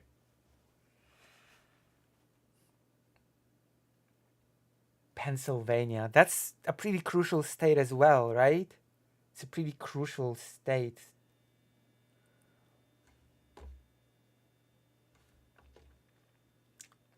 It's already Thursday where I am, but you know, thanks for the thought.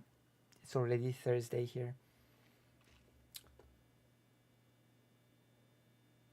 During a debate in Philadelphia earlier in September, Harris referenced Pennsylvania's Polish-American population while implying that Trump would not be a strong defender of Poland if it were attacked by Russia.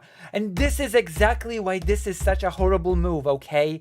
This is exactly why this is so bad.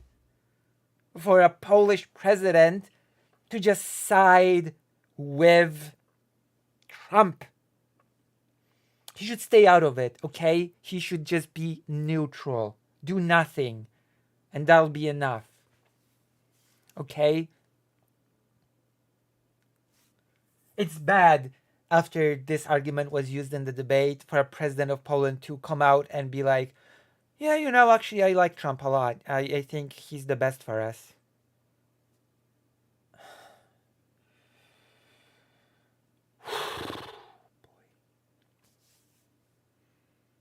Oh boy.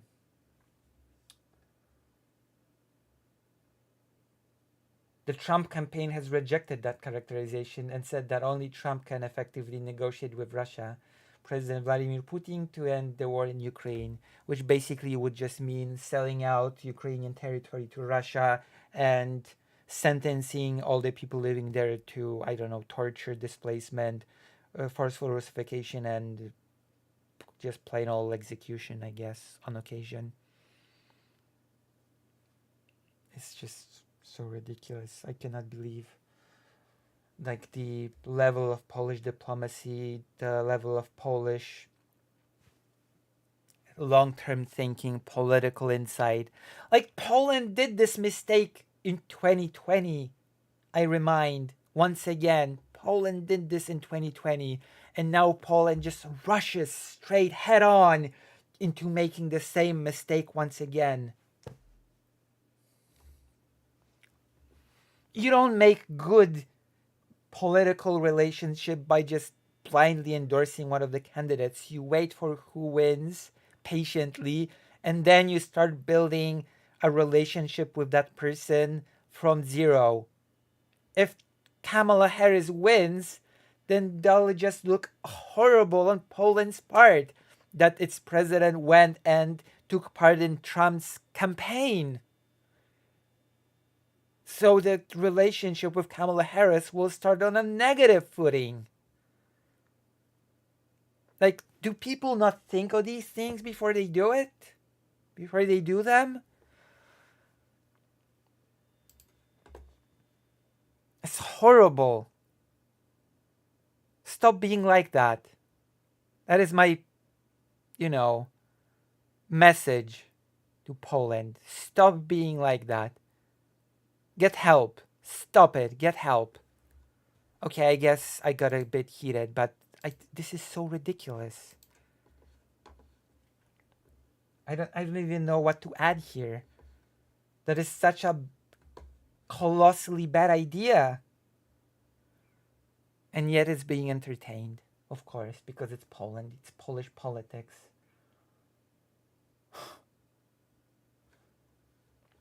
We did a topic. We did a political topic. We did a wonderful political topic. Oh, God. Oh, God, did we do a political topic?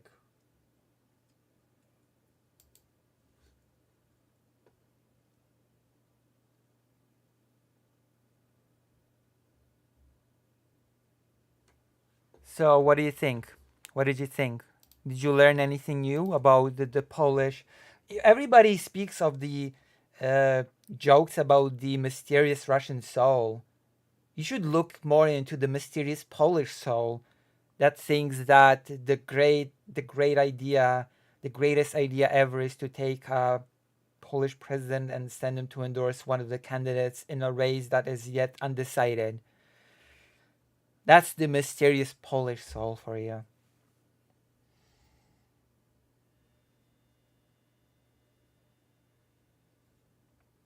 Fine.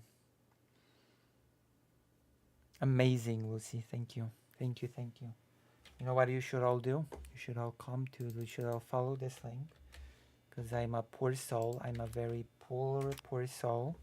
You should all take this link. You should all join the page and consider supporting your favorite streamer.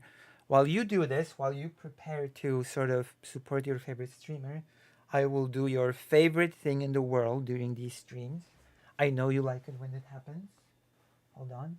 I have to find my tool. My special tool. Why can't I find it? Where is my tool?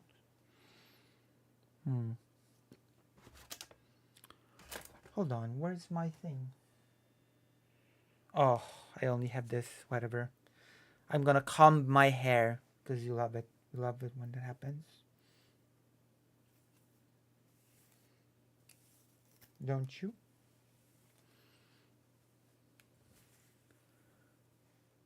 I'm not even sure that many Polish Americans care about Duda that much either. Actually, weirdly enough, a lot of Polish Americans voted for him, believe it or not. A lot of Polish Americans voted for Law and Justice as well. So, don't say that prematurely.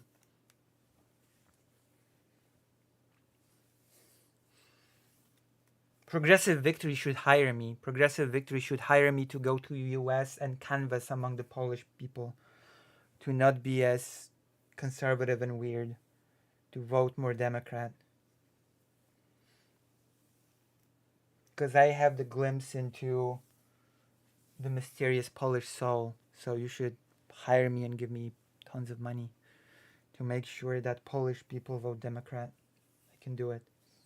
I can do it. Look at me. I'm a blooming streamer. I have 18 people here. I can do it. For a prize. I can do this. I'm confident in my abilities. I'm confident in my skills. And knowledge and expertise. Alright. Oh wow, it's a draw again. You want a reaction, huh? I'll find something for you. I'll find something if it is the last thing that I do. Because we did a political topic. Oh yeah, that's right, vodka. That's right. That is correct. Did you come here from President Sunday's stream? I cannot believe that. Never mind. I'm not gonna be bitter. But I'm totally gonna be bitter. Seeing Polish farmers makes me pessimistic about the depths of the Polish soul. Listen, it is what it is. Look at me and feel better. And consider subscribing because you're white, I've noticed. Alright. We have to have something quick to react to, right? Something cool. Oh yeah, I forgot. Yeah, I silly me. I've prepared a video to react to. You're not white, you're orange. You're orange.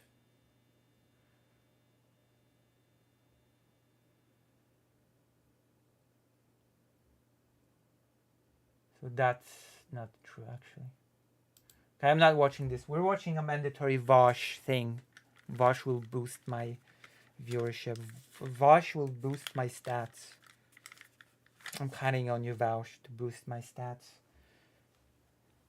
Hello. Hello. You're not white. So Hannah should become orange like you. Alright, let's go. Let's watch the mandatory Vosh content that will give me views and clout and popularity.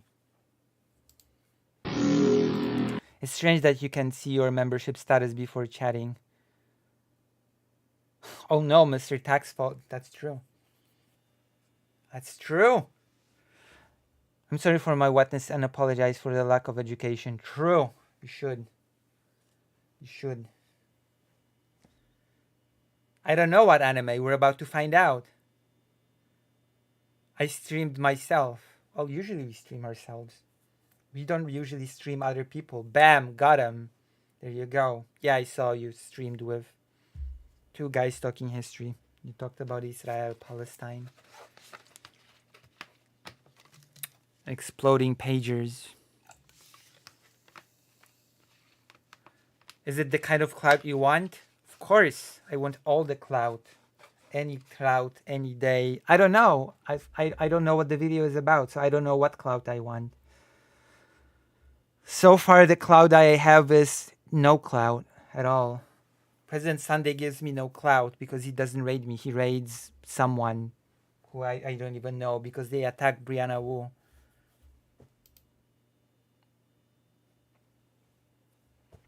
I've DM'd President Sunday and I've been ignored. Just saying. They have a disagreement. I want to hash out in private. I'm sorry I'm white. I'm sorry I'm straight. Yeah, I have no clue who that is. Rezi Valar. I have no clue who that is. Hello, Ergi. Hello, Ergi. I don't think I've seen you here before, but maybe. Wow, I'm hitting this super like critical mass of viewers where I don't recognize everybody straight away. Hello. Hello there. Hello there. Should I introduce myself? I'm Lucy Hazeh, and I do politics. Mostly I cover the war in Ukraine, and I actually go there from time to time. I'm preparing to go again. So if you want to help me prepare better, then you could consider supporting your favorite streamer. So hopefully that's me. I do history. Okay, I do history. I do video games as well. Video games are cool and nice. I do languages like Japanese. Everybody loves Japanese, right? If you keep watching, then you might get a Japanese lesson or something from me. Isn't that cool? Isn't Japanese a cool language that everybody loves? And I also do art. I'm a little bit of an artist. If you go to my videos, you will see that I draw all the thumbnails myself. I don't ignore your chats. I don't ignore anybody's chats. Okay, let's watch this thing. I've introduced myself, and now Rezi is all right. I just don't know who they are.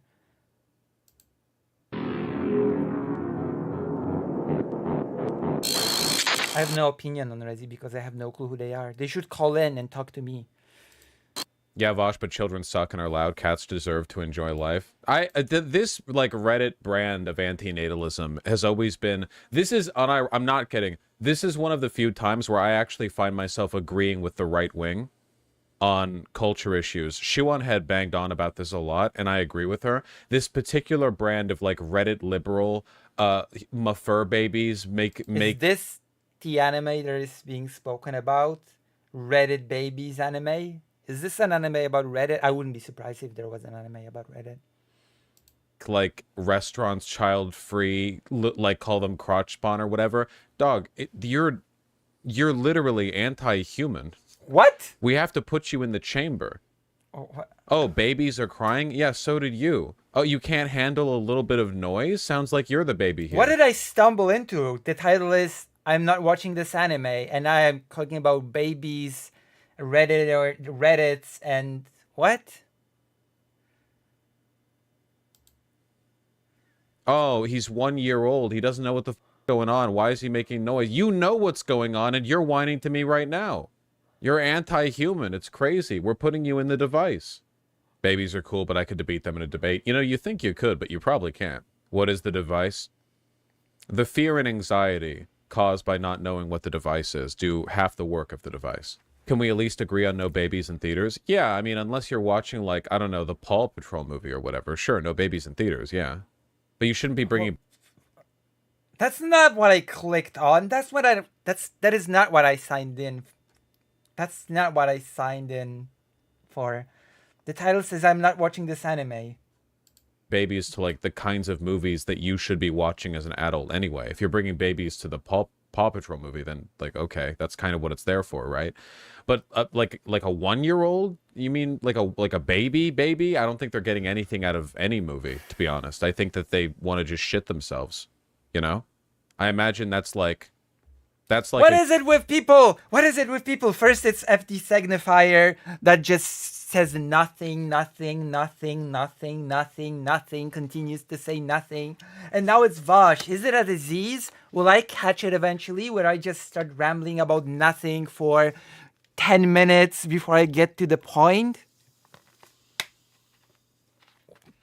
Why? Just get editor. Cut this part out. I know the video. Is it to pad out the runtime of the segment to 9:45? Come on. a good night out to a 1-year-old, you know, shitting yourself in milk. Or wait, are they still drinking milk at what? No, that's like 6 months. It's sexually transmitted. I'm in trouble. No, I'm okay. I'm fine. I'm good. Stop having milk. Shitting yourself in baby formula. What is Paw Patrol and why does John Oliver keep talking about it? It's propaganda. It's like a cop dog who solves crimes and yeah, I don't know. Is it gonna be about anime at any point, or is just clickbait to make me I don't know, react to it? Just I apologize to everybody. I apologize. Never seen a single episode. I have no idea if it's any good. Not that I'm, like, qualified to determine... Okay, I'm not really qualified to determine the quality of children's shows because I'm not a child. I did see an episode or two of Bluey because I was curious, because a lot of people were talking it up. And I thought it was actually really cute. That was, like, a very wholesome show. That was really nice. That was very, like, elevating the human spirit. Kinda, you know? That was nice. That was real cute. Excuse me. It's Australian propaganda, though. I mean, it's the only, like, cultural export Australia's had in a while, okay? They lost Steve Irving. Give them this. What's your favorite non-adult cartoon of the last 5 years? Okay, finally. It's gonna be about anime, right? It's gonna be about anime. It says anime in the title. Please. I don't think I watch Did I say Irving? Irwin. You know what I mean. What's your favorite non-adult... I don't think I watch non-adult... What is a non-adult cartoon? I mean...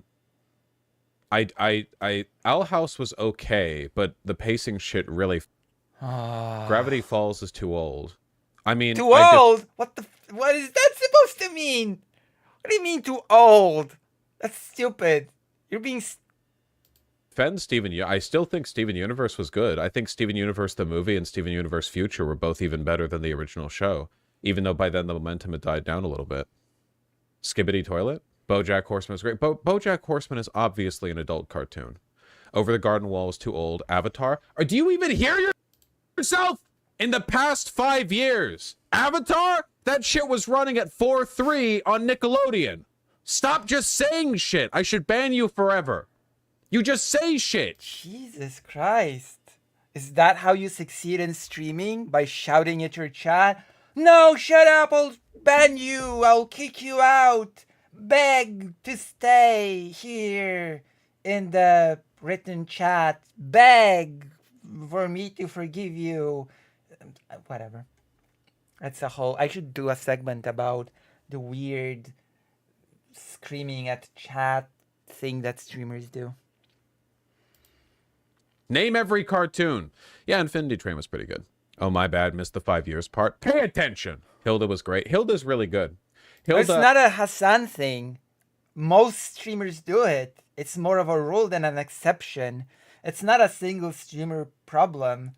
A lot of streamers do it. A lot of streamers do the whole weird screaming at chat. Oh, Mary! Thank Thank you, Felsin Forma. Thank you. I will do what must be done. True. You will try. I will do what I must. You will try.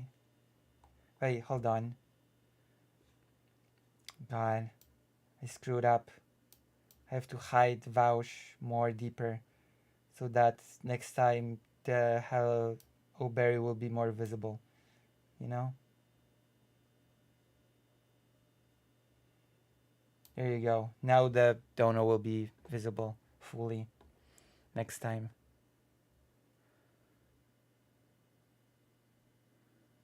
It's still waiting for Lucy to get one eye guide. That's when you know you've made. Wait, what? What does that even mean? Wait, hold on. I have no clue what that means. One what?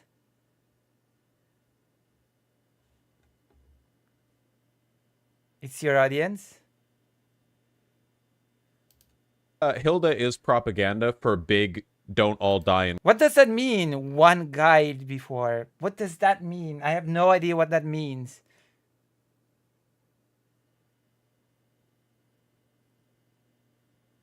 What? One what?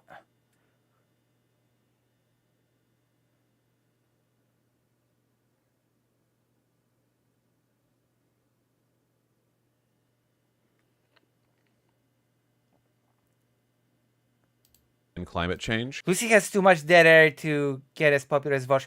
Ah, screw you. But, you know, that's okay. Now I should add. Now I want to scream at some parts of my chat. Oh, now you got me angry. Too much dead air, huh? Now. Why is it in the media segments Vosh always gets shouting? Because media segments are when people in chat all think that they're being given a free invitation to dump their autistic obsession with like no concern for the subject of the conversation. It's very annoying. Why would you say something like that to me, of all people, when I deliver the top tier thing that I deliver? I lose precious brain cells. Arcane is an adult cartoon. Counterpoint. Have you seen the average Arcane fan talk about Arcane on Twitter? That's not an indication of the show itself. Vosh is doing the FD signifier thing, quite literally, unironically. Oh, this show might seem like it's that or not that, but have you considered what the fandom is like?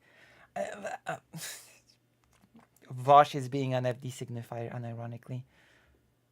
Yes, that's it. Let the rage flow through you. No. Curious. You watching any anime? I'm watching Blue-Eyed Samurai, which I'm enjoying. I'm trying to watch the Trigun remake, which is kind of like an incoherent mess, but is visually interesting. Both of those are 3D anime, so they're pretty good. At least they look good. Like, you know, 3D anime has come around quite a bit. It actually has. You should watch 10 seconds of the video monologue, 20 minutes, then... What? In the past decade.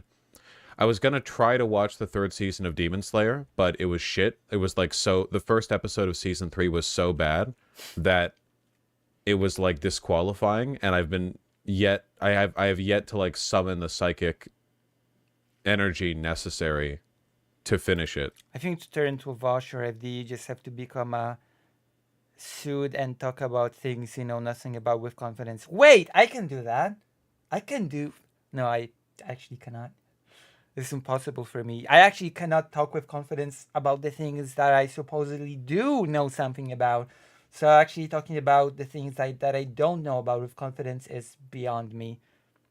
It's still, I first have to learn to talk about the things that I do know something about with confidence before I get to the other step. Are you excited for Dandadan? Nah, I read the manga, and like I'm sure the anime is going to be gorgeous, but I feel like a lot of what I was interested in the manga wasn't realized as I continued to read it. When can we start our podcast? DM me. I'm gonna spoil a little bit here, so if you give a shit, I'm just gonna talk, and I'll do this when I'm done, okay?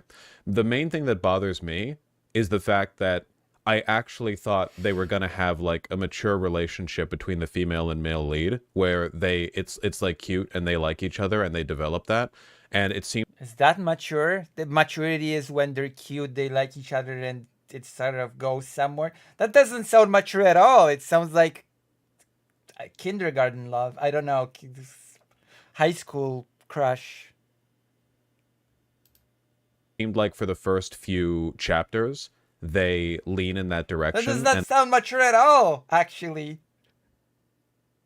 they behave kind of realistically in the over-the-top anime fashion, but in a way that's like, oh, you know, it looks like they're not going to do the standard thing, which is just the will they, won't they forever, and then they ended up doing the will they, won't they forever. So maybe that changes, but it definitely feels like they're just stringing that along forever, and neither of them is actually So what, the anime that you're not watching is the Demon Slayer? Is that the anime?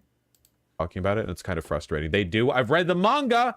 Yeah, but then nothing happens for dozens of chapters. Yeah, exactly, where it's like, oh, it seems like they're going to make some progress on this. But then they don't. You going to see the new Junji Ito anime? You mean Uzumaki? I've seen one chapter of Gachikura. Akumi. It's like 6 minutes in, and I still have no idea what the anime that Vosh will not watch is. Is it Demon Slayer? Is it Uzumaki? I have no clue. Which is the anime that's mentioned in the title? I'm not watching this anime. I still have no clue. I'm still confused as ever. I think of it mostly as the anime. Oh no, wait. I haven't read Gachikuta. My bad. I was thinking of a different one. Sorry, I don't actually speak Japanese. I like the art. I do. And I like some of the characters. Wait, Lucy. Channel your inner Polish staunch conversational energy that you say exists culturally. Just say, yeah, X is true. What of it? True. Oh, wait, you're back. You couldn't be away from this wonderful stream. You said you have to depart, but you're back. Character designs in Gachikuta, but I remember reading one chapter of it and thinking, this is like designed for edgy 13-year-olds, which I don't really... Oh, I mean, when you scream at your chat, it does make me feel that you sort of channel your edgy 13-year-old. Bam, got him. Whoosh. I actually identify as a 30-year-old edgy adult, so I have a slightly different demographic. Well, I'm just gonna let it hang. Bazinga, that's right. To hit. Please, there was this picture of this really masculine buff girl with short hair and I think red eyes, and it's been taking over my thoughts and I can't find the images. Why would I know? Why are you asking me? Why would I know? What makes Blue-Eyed Samurai an anime? Japanese characters equals anime. Is Full Metal Alchemist a Western cartoon too? Presumptuous. It's done in an anime style. It's affected by the cultural interests. It's like stylistically and culturally informed by anime. Like, for instance, I would argue that Blue-Eye Samurai is... I hate it when this sort of discussion begins because usually it's so silly that I get annoyed. Is anime, but the shitty, what is it, not Yakuza, Yasuke show was Western. That shit so ass. That shit was so ass, dude. Is anime a social construct? Yes. Is ATLA anime? By that logic, Avatar: The Last Airbender is an anime. So some argue that it is. I call it anime, yeah. You realize there's not like a hard line to this, right? I'm not defending some kind of like nominative deterministic... Yeah, there is actually no line to this. If you will ask Japanese people, to Japanese people, anime is just animation. So they will call Frozen an anime. So there is truth to what's being said here, at least. Like the line between anime and not anime is this super defined thing. It's just a general term that we use to refer to like Eastern anime. It's not necessarily Japanese because we say things like Chinese anime or Korean anime, but there are big differences between Chinese and Japanese anime. And then it's like, okay, what about a show made in the West that's made basically exactly the way Japanese anime is? And then there's or so you think.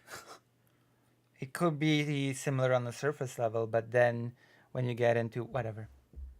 Japanese anime, like, I don't know, Panty and Stocking, that's deliberately made more like a weird Western Adult Swim show. It's just a vibe thing. It's cool. Don't worry about it. Is mayonnaise an anime? Depends on how it's drawn. Gachia Kuda character designs are so awesome. I knew you were going to post this lady because she's also who I think of when I think of the character designs from that show. Yep, and you know, it is pretty damn rare to have black characters in a manga that are drawn like cool in anime but not racist. That is pretty rare. It's so bad in anime. I don't know. Wait, how can something be cool and racist? That was a weird thing to say. A rare instance of a black character in anime being drawn cool, but not racist. What? I'd like an example of cool and racist.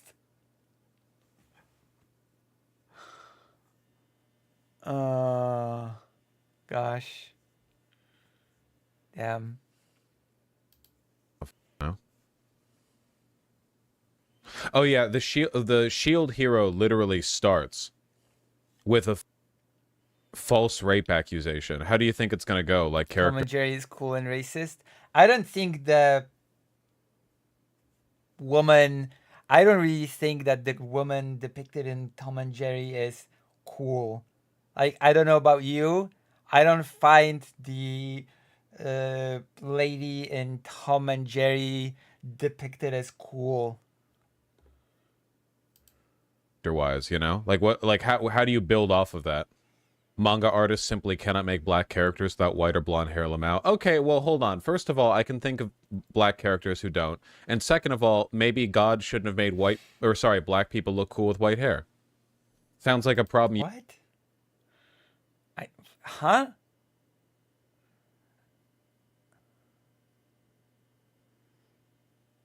Tom and Jerry is racist AF with the Mamika lady. Yeah, that was the character that I was referring to. That's not really cool in any way. You have with the maker. In terms of good character designs, my number one is Gokuro Kugai, mostly because, and I don't normally say this about women because I'm a misogynist, but I would be okay with the main female lead killing me to death. What? That is such a weird video and clickbaity, and it lied to me. I expected Vash to make a case for not watching something, and then he just rambled on for 9 minutes, and it's a segment. Which is actually, ironically enough, what I'm gonna do with today's stream. I'm gonna slice it up into a bunch of random, rambly segments that I'm gonna upload with a hand-drawn thumbnail. And then I'm gonna profit. It's gonna be perfect. Mostly because she hits that, like, classic Tomb Raider vibe, which I have a thing for. I'm sorry, the only part of this that makes me feel classic Tomb Raider vibe is the fact that the character is holding a gun and the glasses. With the, like, you know? Jesus Christ. Yeah, I know, right? Pass. There's no reason to announce the class that you have bad taste, you know? You could stay silent and let it be, like, ambiguous, you know? Oh, also, if you're not... Oh, hold on. Let me remind myself of the name. If you're not reading Sakamoto Days, you're gay. Okay? That shit's pretty... I don't even know what that's supposed to mean for me anymore. Being gay. Bigots will say that I'm gay when I sleep with men. Allies will say that I'm gay when I sleep with women. What does gay even mean anymore? Does gay even mean anymore? Any tips on how to learn to draw? I've been wanting to get back into it, but I'm struggling with the discipline to stick with it. So, do you go out often? Do you go outside often? I'm gay for men and women. That's the right answer, I guess. That's the correct answer for me, I suppose. I'm gay for men and women. I guess, as it turns out. So vodka, I'm gonna give you advice. Yeah, I touch grass. Okay, so anytime you go outside, take a sketchbook with you and draw people or things, animals, anything that moves. As Leonardo da Vinci said in his famous writings about drawings, drawing is about simplification and elimination of elements that are not important. If you will draw things in motion, like animals, people, whatever else while you are outside, you will not have time to hyper detail things, and you will be forced to only focus on the lines, the essential lines that create the form of what you're trying to draw, of the object that you're observing. And the more you do it, the more better you will become at drawing. See, I have given you a real practical sort of thing that you can do and just go out and just do. And it has a technical basis behind it.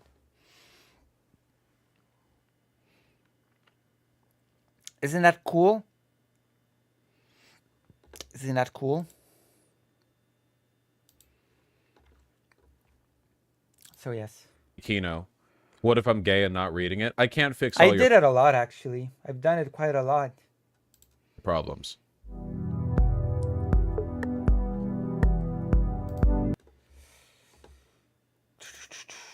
All right, we've done it. We've done it. What time is it? 4:28. How long has this stream been? Like yesterday, I've only streamed for like 50 minutes. Today, we've been streaming for 5 hours, 30 minutes. Oh my God, so long, but we're not done yet. We can do a few more things. I'm not below doing a few more things. So what do you want now? The voting is still up. Reaction, politics, or game? Nobody wants to see me play a game. That is so sad.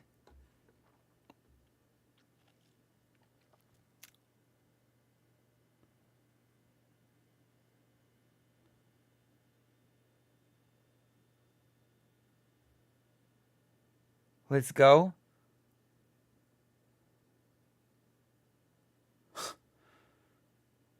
Game with politics? Well, nobody chose game. Also, I highly encourage you to chat doubts Lucy's ability to play games. Wow. Well, thank you. Thank you so much for that. Wow. Wowzers, trousers.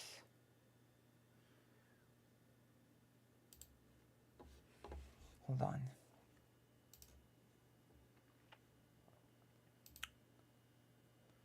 Hold on. Hold on to your pants. Now we have a game. Now we have to find a thing to react to. You're here? You're still here? Well, you should donate. Because I'm poor. What's PragerU up to? PragerU? Thank you, Riverboat Jack. That was supposed to talk to me 1 million years ago, but will never do. FF Tactics, yes. PragerU. PragerU? I'm poor too, Lucy. I'm poor. I'm poorest. Why do we have this? I'm the poorest of all.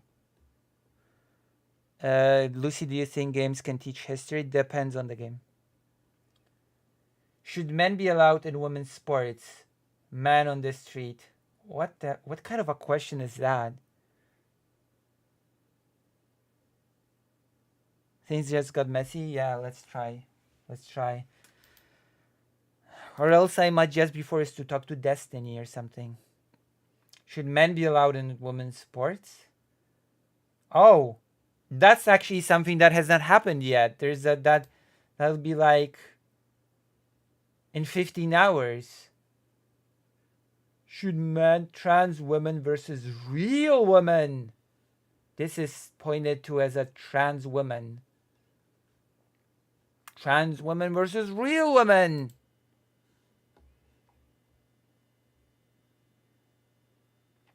Announcing PragerU Espanol. Dr. Marty Macari, one eye-opening discoveries in health and medicine. Is this gonna be a trans people as well? Have a few. Let's watch a few seconds. Why do we have this chronic disease epidemic, rising rates of autism? Oh, Jesus. We're not getting into this. I don't care about this. Is Maoism coming to America? Jesus, those videos. What's stopping boys from becoming men? Feel free to vote for things for me to react to, by the way. You can see the things on the screen, so feel free to suggest content for me to react to. God. Teachers failed our kids during COVID, real talk, as opposed to fake talk.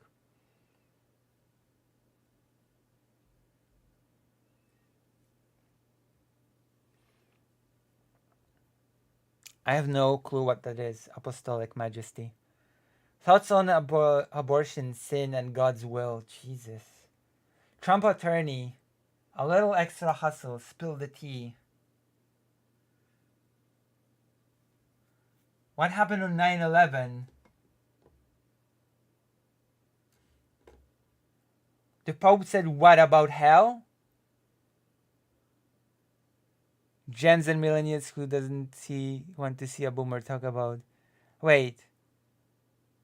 Where's the Gen Z and millennials video? Where is it? Did I miss it? Is it the what's stopping boys from becoming men?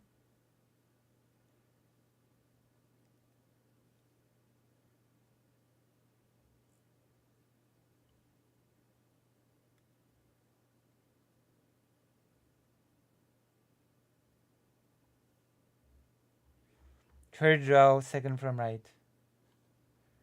1, 2, 3.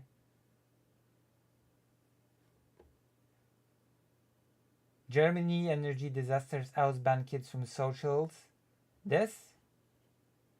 Gen Z and millennials skipping kids. Okay.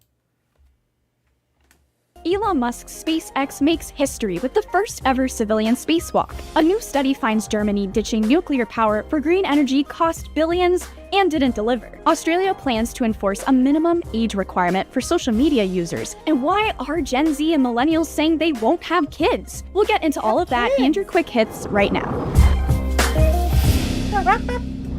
What's up, guys? Welcome to the wrap-up, where we break down the biggest stories of the week that you might have missed, but definitely need to know. I'm your host. Are these really the biggest stories of the week? What a sad state of affairs, considering that we have a huge conflict in Ukraine, the biggest war since World War II. We have, a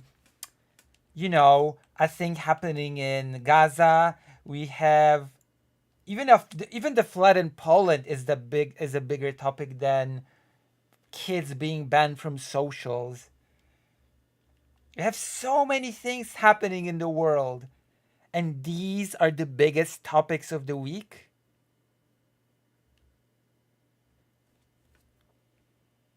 Amazing. I love how this is framed as the most important topics of the week. God, how depressing. But then again, it's PragerU, so maybe to them it is the most important thing of the week.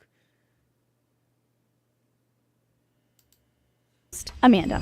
SpaceX made history earlier this week when expedition Polaris Dawn saw 4 civilians hop aboard a SpaceX Dragon capsule and launch a 5-day mission into space. Billionaire Jared Isaacman, retired Air Force Lieutenant Colonel Scott Kidd Petit, and SpaceX engineers Sarah Gillis and Anna Menon made up the crew. One of the main Why? What's wrong with full screen?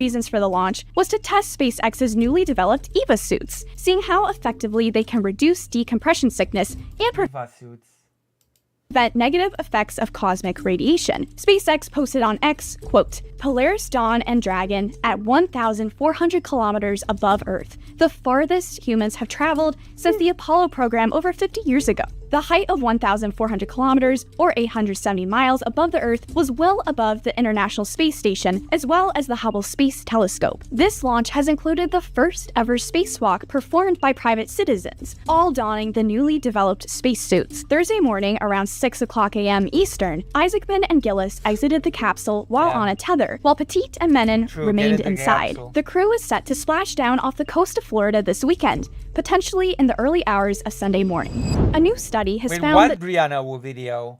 Link what Brianna Wu video? Hold on. You're gonna have to link it after this. Because this is boring so far. There's nothing interesting. I mean, it is pretty cool, the space thing, but you know.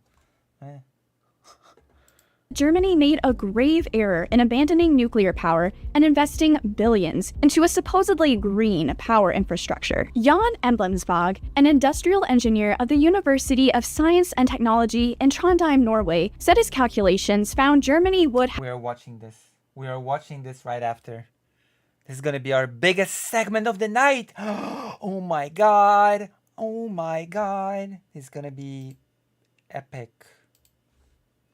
Have, quote, decarbonized more if it had invested in nuclear power plants. It's estimated that since 2002, Germany has spent 696 billion euros, including over 300 billion in state subsidies, on renewable energy. Based on Emblemsvåg's report, if Germany had decided to stick with nuclear power during the same time, the country would have saved 600 billion euros, while producing more emissions-free power than all green sources combined. On top of that, if Germany had invested further in nuclear power in 2002, emissions may have fallen as much as 73%, nearly 3 times the current rate, all while saving 300 billion euros compared to the green alternative they chose. And the yeah, I can see it. We're gonna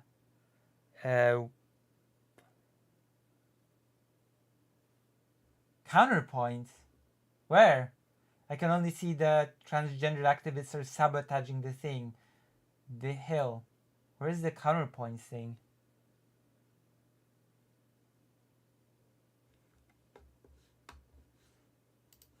biggest letdown is that their ineffective energy solutions aren't even fully built out yet. Some estimates guess they will need to spend an additional 6 trillion euros by 2045. The Land Down Under has announced a plan to enact restrictions on social media access for children. Australia's Prime Minister, Anthony Albanese, stated on Tuesday that I'm gonna be honest, this is not very interesting. This is like, oh, yawn fest. So we're just gonna skip to the Brianna Wu thing. It's like, oh my gosh, this is so boring. Let's go. Let's watch Brianna Wu say ridiculous things and break them down and, you know, do an analysis of things. I'm a trans activist, so I'm being targeted in this video. I'm being targeted in this interview. I should debate Brianna Wu.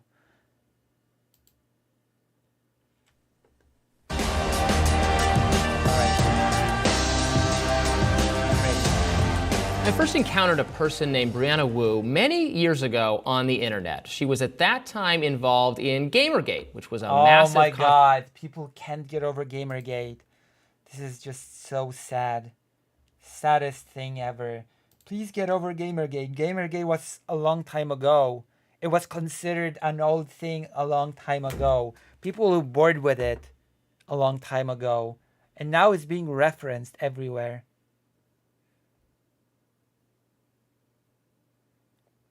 I mean, she sort of was by some weird... I mean, you cannot technically speaking say that she wasn't involved. She was involved. It was just very weird and... weird. Controversy on social media, with some progressive and feminist activists claiming the video game fandom was sexist and racist in some ways. Some of those... I mean, just not being relevant does not mean that you're not involved at all. I'm involved in streaming, even though I'm desperately trying, but not relevant. Wow. That was such a self-own. That was such a self-burn. But yes, I'm involved in streaming, even though all the above things. Damn. Fans, especially conservative ones, fought back and claimed that they were being unfairly misrepresented by progressive journalists and interested people. It was an incredibly toxic feud, although maybe it was downright... I'm sorry, what happened with the progressive journalists? Friendly people. They were being, in some ways, feminist activists claimed massive controversy ago on the internet.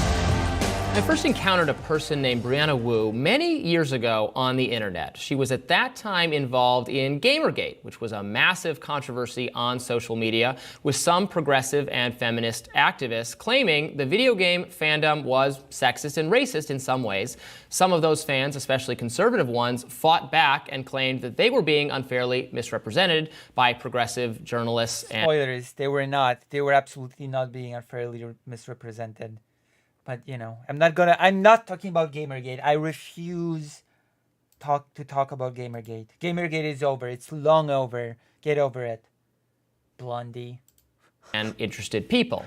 It was an incredibly toxic feud, although maybe it was downright friendly compared to some of the cancellations and harassment campaigns we've all endured in the subsequent 10 plus years. Brianna Wu knows what I'm talking about. If your takeaway from Gamergate is that it was a bunch of cancellations or whatever, then maybe I should be talking more about... No.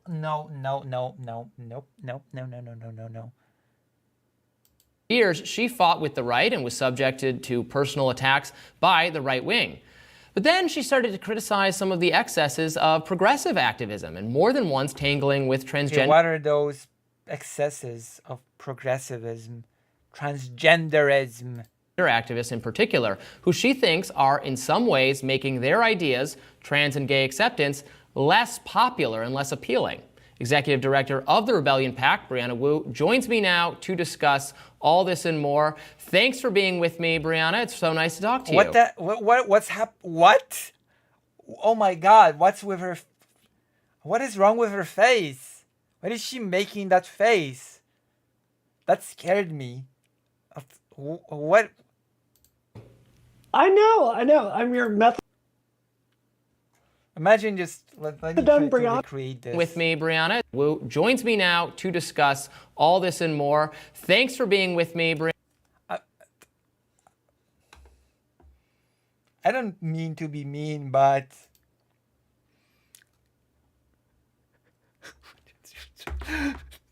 why? Why are you making such a face?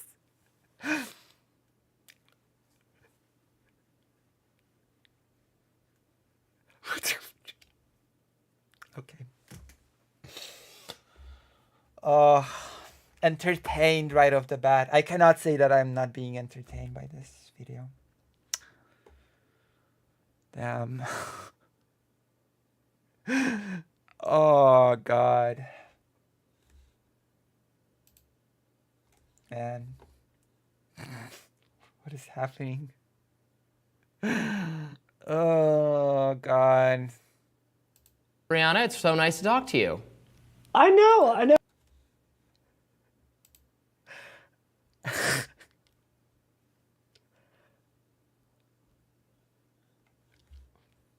I should start my streams with this. That is a thing that I should pick up definitely. That's a very good idea. I should start my stream by doing... the stream starts, the camera's on me. I'm like...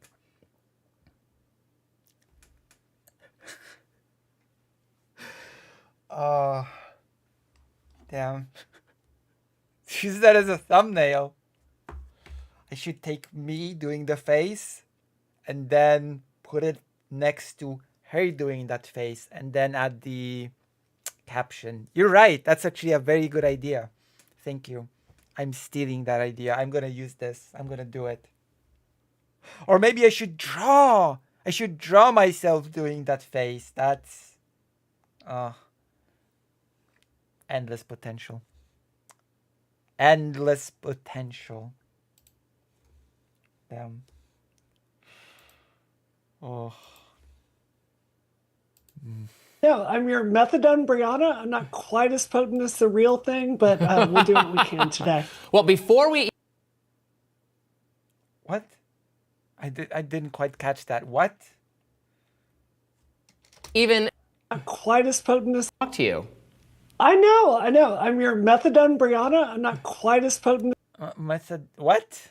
What does that mean? Huh? Yes, there is such a theory floating around, but I'm not gonna go into that. I'm not gonna, I can criticize people for making very weird faces, but I'm not gonna actually go after people's looks. That's not what I do. Apologies.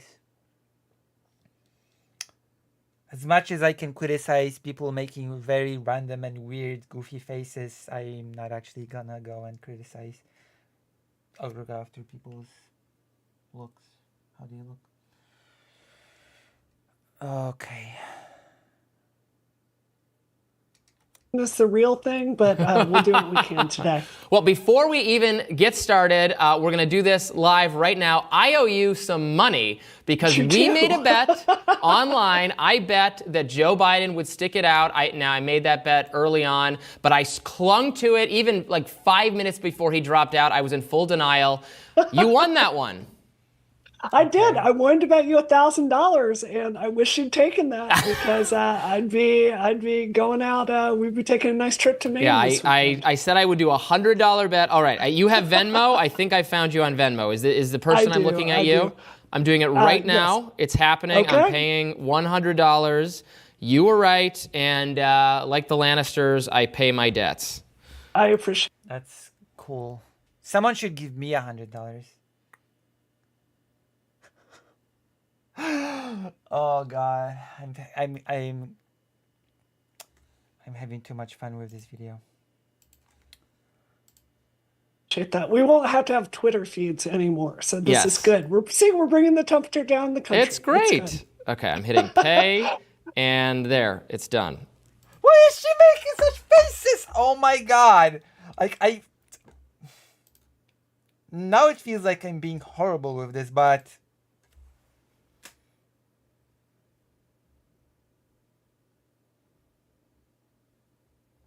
Thank you. Thank you for paying me my $100.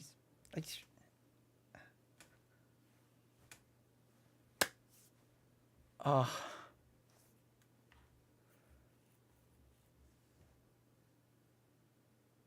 The faces will haunt me.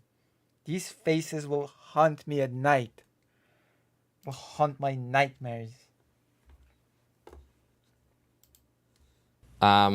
Oh, actually, it's making me confirm your phone number. I'll get that from you afterwards. We'll do it after the show. We won't share that because I know you have suffered a lot of harassment, obviously, over the years.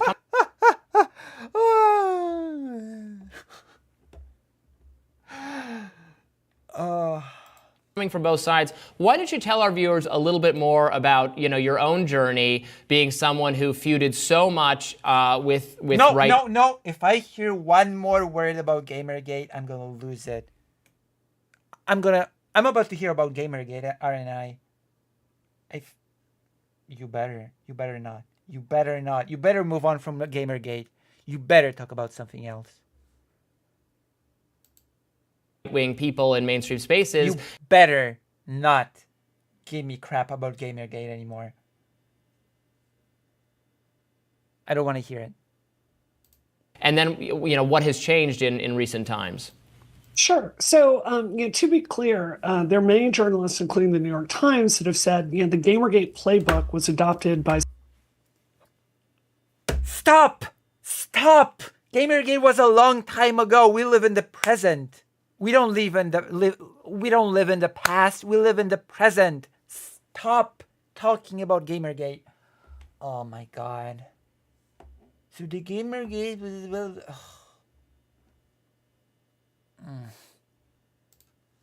Steve Bannon and the wider right wing, and there are many people that feel it directly led to Trump's victory in 2016. Yeah, of course. Yeah, of course. Trump won because Gamergate. How delusional do you have to be to believe that? That Gamergate led to Trump's victory in 2016. Gamergate was already. When did Gamergate happen? I have to look it up now. I don't know. I feel like Gamergate was already old in 2016. And nobody cared about it anymore. For some reason, it feels like that to me now. 2014, 2015, fair enough. It wasn't that old. It was 1 year old. Yeah, no, it says here August 2014, 2015. So fair enough. Fair enough.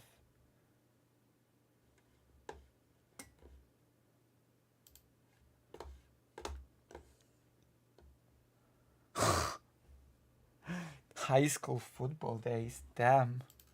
The battle I believed we were fighting, which has turned out to be mistaken, is I thought we were saying, look, there are certain tactics that should be out of bounds. Rape threats, death threats, sending mobs of sock puppet accounts after people to harass them, dox them. All these things are just not productive. They're poisonous for public discussion. And the discussion I believed we were having in the Gamergate days was these are tactics we need social media companies to step up and develop policies for, even though it's difficult to balance that with your First Amendment right. What I found so disgusting is today, I would, in really good faith with you, Robbie, say I think the progressives are doing it just as much as the right wing. If what? Doing what? Brianna Wu, please give us some detail.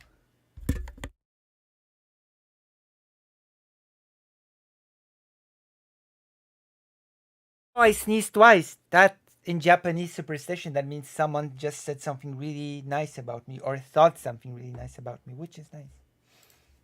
Not more, and particularly Free Palestine and the transgender movement. And, I myself am trans. So, it's not that I'm not amenable to the public policy discussion at hand, but these tactics are just poisoning people against us. Yeah, and I think that's been going on for a long time. You saw it to some degree in the campuses. That was what my first book was about, was how I thought progressive... Who is this guy? Who is this person? Who is this? I have no clue who this is. Can anybody tell me anything about this guy? Imagine peaking in 2016 and doing nothing since then of any work. I mean, sometimes Sith just happens. Activism, which used to be so in the spirit of the First Amendment, so embracing of the First Amendment, was at that time the trigger warnings and safe space discourse was entering it. That's the first time we talked, because I actually interviewed you for that book, and I'm like, well, this is such a thoughtful, interesting person, not at all like the person I thought you were online from, just getting other people's perspectives on it. And then that which started on the campuses, which a lot of people I think expected just to remain there because, some college students have believed wacky things for forever. What is happening with the whatever? Then they were going to go to the real world and find out, you can't just say, oh, what you think offends me, you don't have any right to say that. That doesn't work in the workplace. But then what we found out is enough of those people were able, at least for a couple years, maybe it's gone back the other way, we can talk about that, were able to enforce that norm in elite workplace spaces, and then very much media norms and social media norms as they became moderators and influential people there. What are elite workspaces? That's right. And Robbie, this is something that's probably going to get me some heat. He co-hosts I'll quit or get fired, and he just stays on the... For saying, but I'm going to say this to you in really good faith. I shot a segment with Lauren Southern at my home 2 weeks ago, and the idea was, look, we hated each other in the Gamergate years. Let's sit down and have a discussion. And as I was talking to her... Lauren Southern, another Tenet Media talent that totally did not accept money from Russia to spread propaganda. Totally not. Totally not. Oh, libertarian journalists. The libertarian movement is just whatever, pathetic. Just gonna go out there and say it. I learned about some of the consequences to her life have been from progressives having so much elite power and doing things like writing her Wikipedia. Progressives having so much elite power? Are you high? What? Elite? The left having elite power? Writing that anybody can write the Wikipedia. That's the whole point of Wikipedia. That anybody can write it. You don't... What?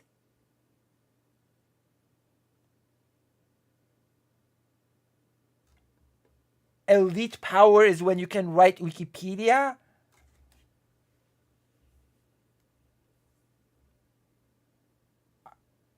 Okay.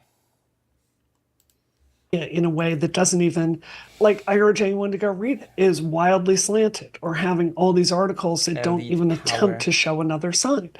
And it has had really serious effects for her life for something she did when she was 19 years old. I don't know how you feel, but I don't think the person someone was at 19 should haunt them for the rest of their life. And I think something I've learned in the last 10 years. What is she referring to when she was 19? She's not referring to her, like, documentaries where she shot flares at, you know, refugees, right? Because, yeah, that should probably haunt you for a long time. Oh, gosh.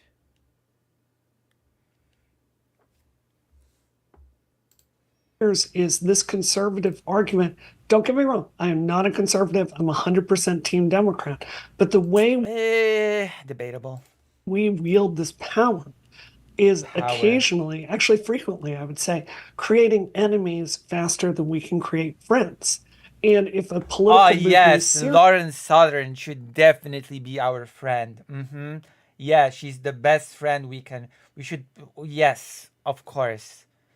Like, we're just artificially making Lauren Southern our enemy. You know, the person that shoots flares at refugees and basically showed her true colors recently during the race riots in the UK. But, you know, it's whatever. Like, Lauren Southern is just a cool... Brianna Wood defended on Twitter Lauren Southern is taking money from Russia, by the way. You've got to be in the business of addition and not subtraction. And progressives have just failed at that. Yeah, and as you point out, it's not just progressives. This ease in which, and I do think this has abated somewhat, but you know, for years, the height of cancel culture being like 2017, 2018, 2019, maybe. So many campaigns against people for having said things online when they were young, especially. I so agree with you on that front. You know, I think we should practice broad forgiveness for people who are high school and younger. Lauren Southern did more than just say words when she was young, okay? She went around the world and made documentaries in which she shot flares at refugees. She did a bit more than just words. Because, you know, you and I, if a video camera had followed me at all times as a kid, or if there was a running transcript of everything I had ever said when I was a kid, no one could have lived up to this. I think people who love to say, well, that's just being, you know, enforcing social responsibility. I'm like, no one was a saint. People say cruel things to fit in with others. Also, Lauren Southern has not changed her beliefs in the slightest, so don't even go there. Don't even go, oh, it's the past. Oh, you're going to crucify me for it. No, you know what? I'm going to actually criticize you for your present, Lauren Southern. She made a whole video. She made a whole long-ass video where she says, I haven't changed at all. There was no change in my beliefs. People think that there was not. She made the whole video herself. So stop with the crap of, oh, it was so long ago. Because they're afraid of cruelty being visited on them themselves. And you have to grow and learn. And it is just pathologically unfair to me what we... Yeah, sure. You can change and grow. Lauren Southern has not changed nor grown.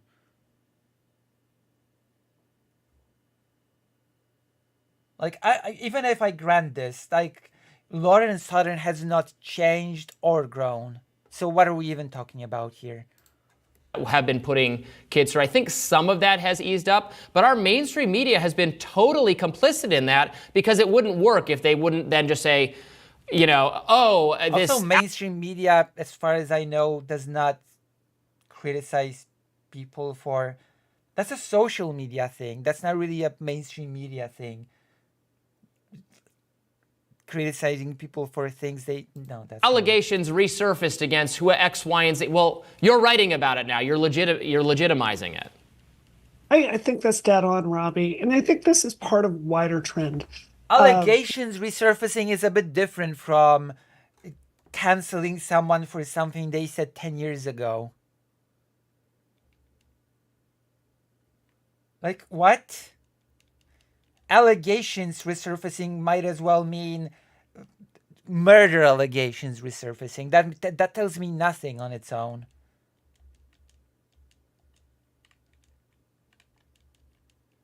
Fraud allegations. I think both sides, but especially progressivism, has gotten so comfortable. Especially progressivism. How curious. With moralizing in lieu of an argument. And, when I grew up in Mississippi, I was only surrounded by conservatives. And I heard this moralizing from the fringe right. One of the reasons I changed sides is I noticed that the Democrats, when they were talking to me about public policy, meaning trade policy or welfare policy or racial justice policy, they were willing to go into arguments and not just moralize everything. I believe that one of the reasons progressivism has so much less... You do not realize that when crafting policy, you also have to make a moral argument, right, Brianna Wu? You also have to make a moral argument.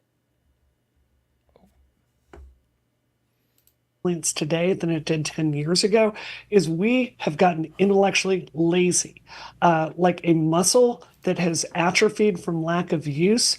Intellectually, we are weak right now, and we cannot defend the things that we believe. We are intellectually weak as opposed to the intellectually strong Brianna Wu.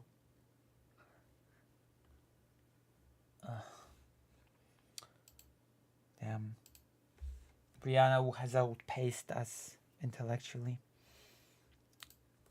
I think there's a really strong ethical and pragmatic public policy argument that we need a structural reckoning with racial injustice.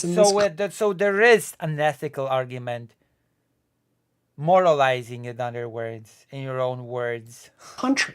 But the way to get there is to talk to people on the face about what we know, how much it's going to cost, how we move forward, what the advantage is for them. Just calling everyone a white supremacist and a racist in sight, people are tired of this, and it's why the vast majority of people in the middle are tuning out of all of politics. The first side to drop these identity gains and talk to the middle of the country in honest, plain terms with respect is the side that's going to win. We'll be back with the rest of my interview with Brianna Wu this weekend. You won't want to miss it. Stay tuned. More Rising right after this. It's just silly. I'm sorry. This is just ridiculous. It makes me angry. Oh yes, the progressives just go make zero arguments and just call everybody racist. Of course, that's definitely what's happening. That is definitely what's happening. It's definitely not fiction. It's so true. So true.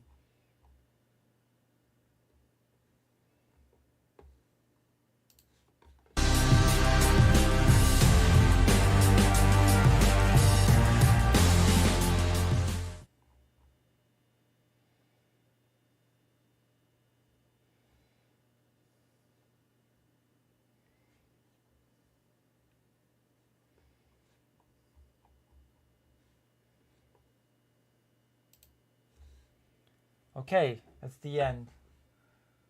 Do we want to Brianna want grooming transgender policies? Do we want to continue?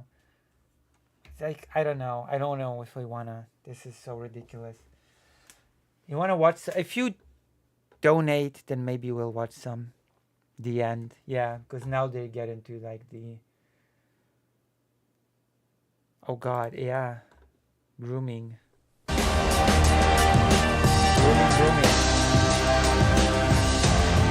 I first encountered a person named Brianna Wu. I'm looking at you. I thought that norm in. And it has had really serious effects for her life for something she did when she was 19 years old. Okay, whatever. With others because they're afraid of cruelty being visited on them themselves. To drop these identity gains. Identity gains. Rights or greater protections for transgender people. Oh. And I think a lot of Americans are there. We have a, kind of live and let live experience, not on every. That's not true. That's not true at all. I mean, a lot of people do have that, but a lot of conservatives don't. Everything, we end up arguing, well, where do my rights end and yours begin, etc. But what seems to have particularly mobilized now, I would say, people who are broadly against rights or greater protections for transgender people, is the idea that something uncertain is being pushed on very young people for whom it might not always be the right choice, and then something is happening Yeah, to imagine that. The age-old fear-mongering that has always been a thing, has been a thing for gay people, for any sort of minority, that it's this like, oh, it's being pushed on the children. What is being pushed on the children exactly? Children, I don't know, choosing their own identity? erode the category of men and women in ways that just make no sense in terms of competition, both at the elite level and then, for high school age kids. Wait, if it doesn't, like, I'm sorry studies disagree with you. I'm sorry reality disagrees with you, blonde guy. Yeah, every sentence you said, you're right. We don't disagree on any of Oh, that. every sentence you've said is right. Every single one. Wow. Yeah, definitely not a conservative, Brianna. Well, definitely not. Team Democrat. Yeah, there's a thing that's happened. I really wish people would understand the history of transgender rights in this country. When Harry Benjamin put out the first protocols to allow people to legally transition gender, I believe that was 1979. Go read them. These are a moderate, in the middle public policy. Yes, we should definitely take transgender rights to the 70s. That's the ticket. We should regress to the 70s when it comes to human rights. Amazing idea. I applaud. That had steps that you had to go through. There were checks at every single step of the way that you're mentally healthy, you're going to therapy, you're having doctors certify that you've got something real. Psychiatrists, like people with doctorates, are going through and approving things before you're getting surgery. That was a moderate public policy that addressed people's concerns and got buy-in from the general public on this. I will never forget, Robbie, when I had... Yes, Robbie, we should go back to the 70s in all aspects of life. My gender marker changed which was in Mississippi, like years and years and years ago. I had two Christian conservatives at the DMV enthusiastically let me do that because they thought people should be able to change if they wanted to. That has completely changed because there's been a trend in the last 5 years to dismantle every single part of this system to make sure people are getting the health care they need. And it's led to things like in California, a policy where you, Robbie, could go out today in California, declare you're a woman, and walk into a locker room at a women's gym and flop your genitals around, which is something that actually happened. There was a law. Prove it. I don't believe it. I'm sorry, I don't believe that. I want proof of this flopping of genitals. Lawsuit about this because the activism is driving the public policy and not the making sure all the stakeholders have their needs met. It's why trans support is I want evidence of that. I want to see some evidence. And it is terrifying me. Yeah, and I think that's particularly relevant for how to handle young people who are, going through puberty is a difficult thing for. I don't think cis women can just go. What was the term used again? For young people. Yeah. It's why not the making sure all the stakeholders have their needs met. Yeah, and I think that's particularly support is plummeting and it is terrible. Have their needs met. It's policy and not the making sure all the stakeholders have their driving the public. There was a lawsuit. Gym and flop your genitals around. I don't think cis women can just go to the change room and flop their genitals or whatever that means. It actually happened. There was a lawsuit about this because the activism is driving the public policy and not the making sure all the stakeholders have their needs met. It's why trans support is plummeting and it is terrifying me. Yeah, and I think that's particularly also, relevant. I'm demanding proof of that as well. I'm just going to say, show me evidence that the trans acceptance is plummeting in the US. I want evidence of that.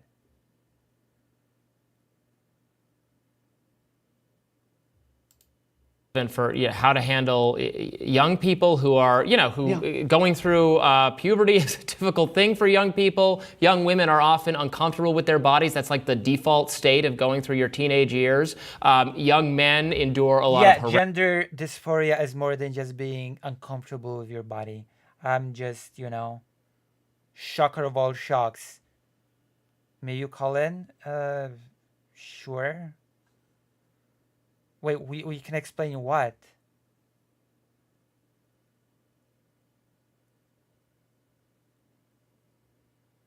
Is she even talking about a particular incident here? I mean, yeah, sure, you can call in. The more the merrier.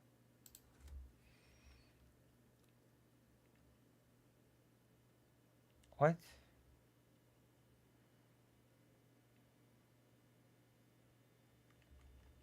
Usually people are pretty shy. They just want to change and get out. At least I've always been pretty discreet around the... Okay, all right. Well then call in and you can quickly... Hello? Hey. Hello. I have a kind of news up. Oh my god, you're breaking up so bad. Oh my gosh. Oh my goodness. Oh my goodness. You are breaking up. Yeah. Hello? Yeah.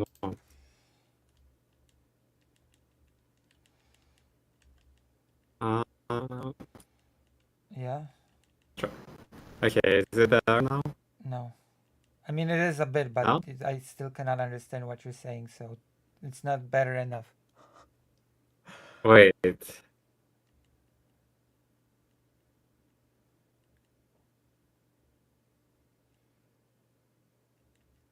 Oh, it sounds good to me.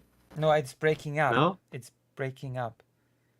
It's not about you being too quiet. It's about you stop. You know what I mean? It's like a connection thing, I think.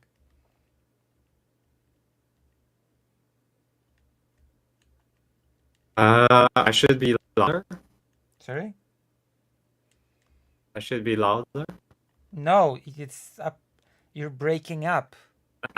You're You're not being too quiet. You're breaking up.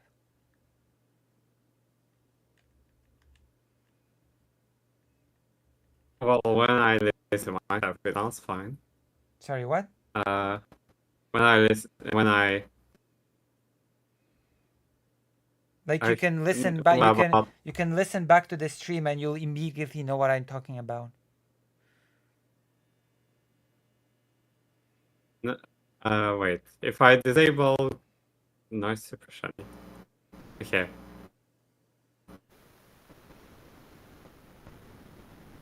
Wait. It should be not good. Now I feel it. It's still no. It's even worse. You're roboting on top of what's going on. Yeah. I'll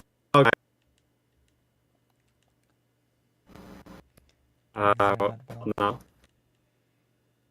I barely Is hear. it? No. Okay. No. It's even worse actually. Wait, maybe I use a different Discord.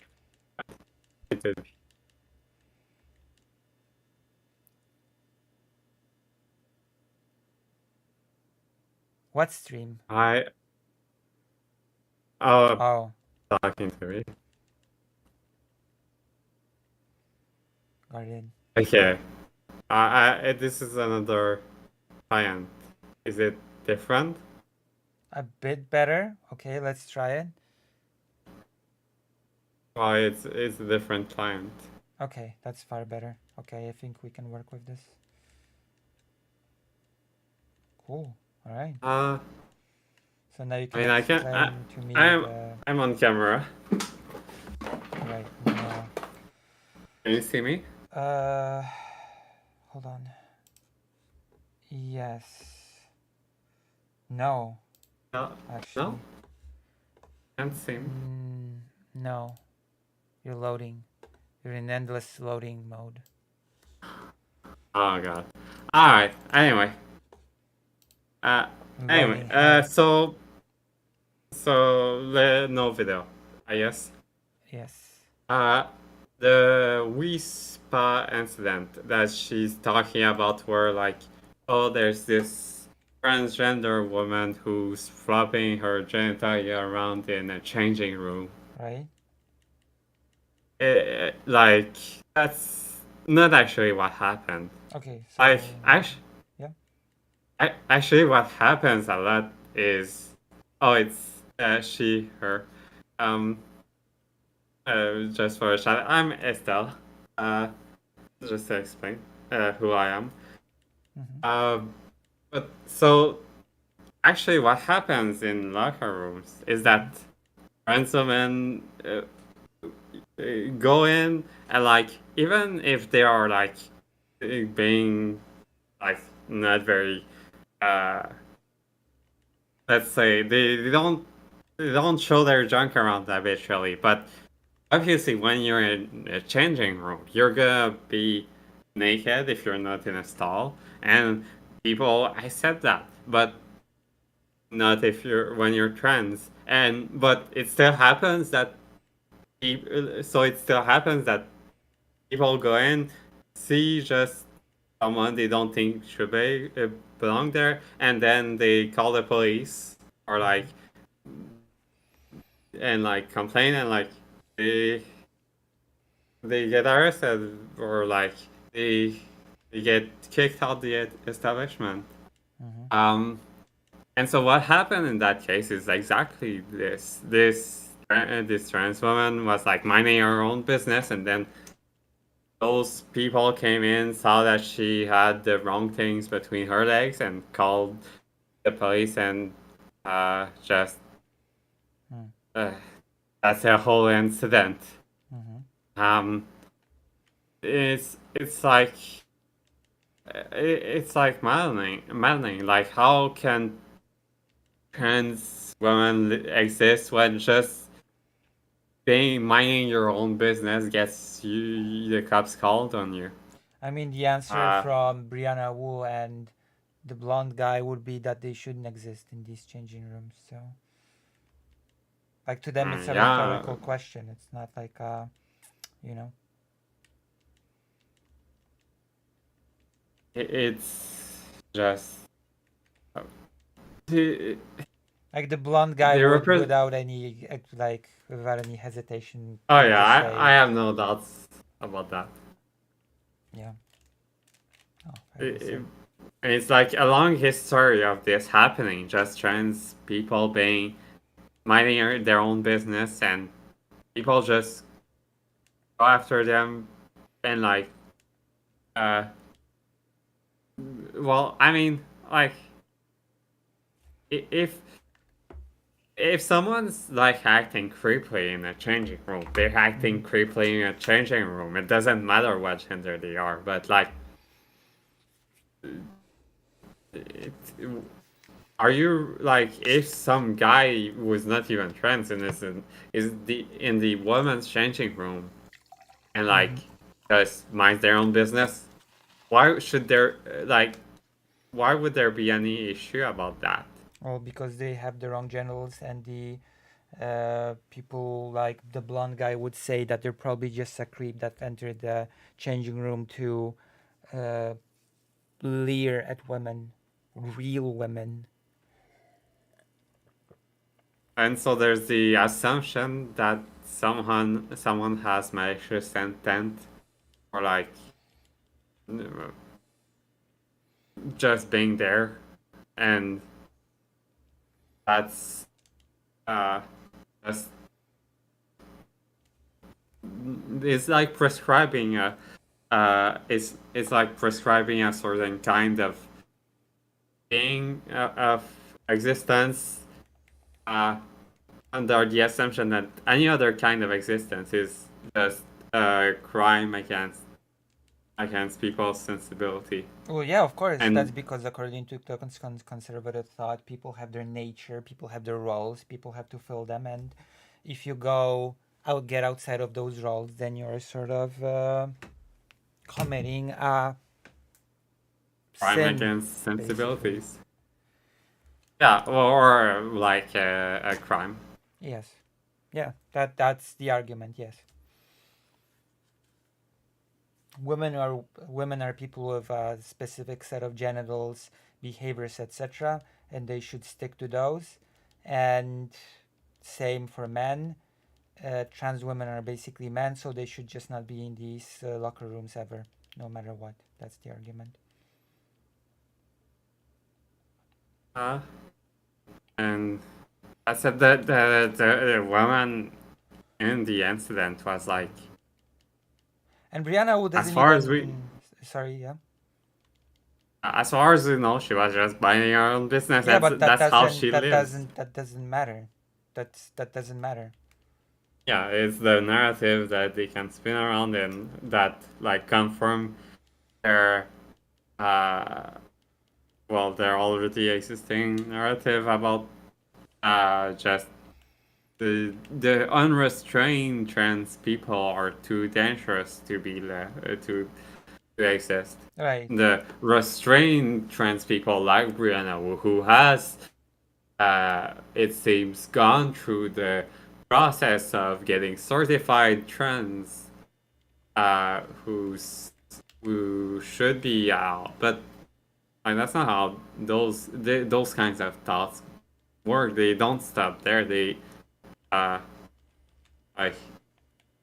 being trans is already a subversion of the established order. That's she wouldn't belong where she wouldn't belong.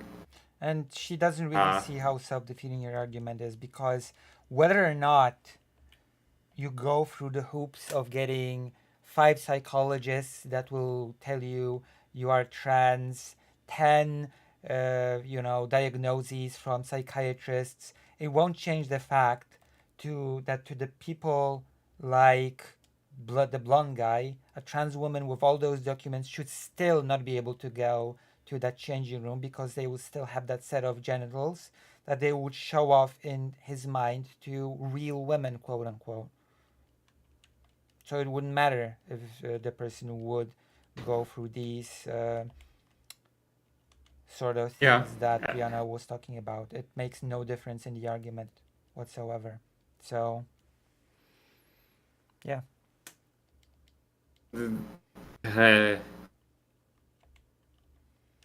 What she's going after is that she's going after a paycheck. She's going after attention. I mean, she's not going. She already has money. She doesn't even need money.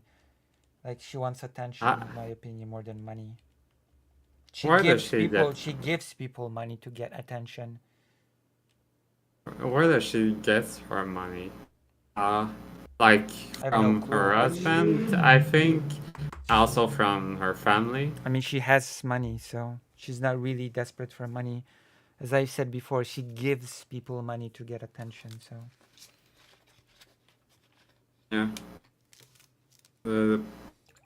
I mean, power to anyone who, but who has money to do things, but like, it changes you. It makes you act very jealous of protecting your. I mean, like, of protecting the things that you think matter to you. I mean, that's true for everyone, isn't it? Everybody wants to protect the things that think they matter to them, no?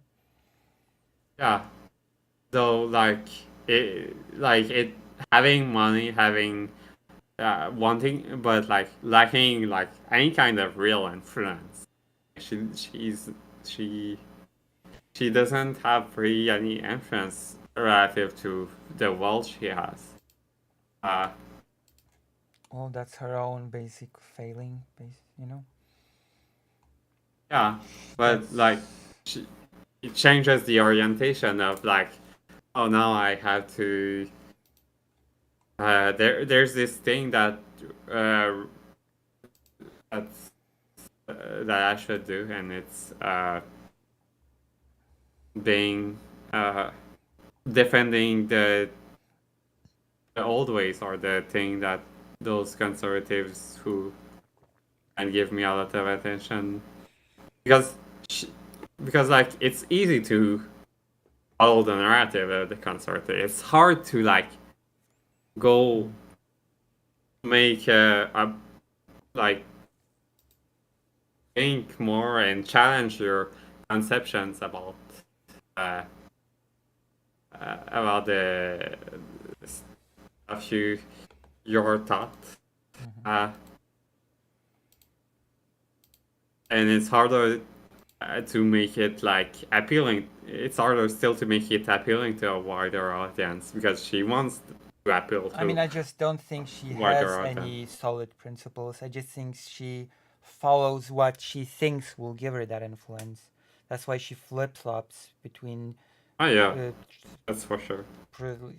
between sort of trying to portray herself as some sort of a progressive, to saying no, actually progressivism is bad and all of you are right. I agree with every sentence that you say.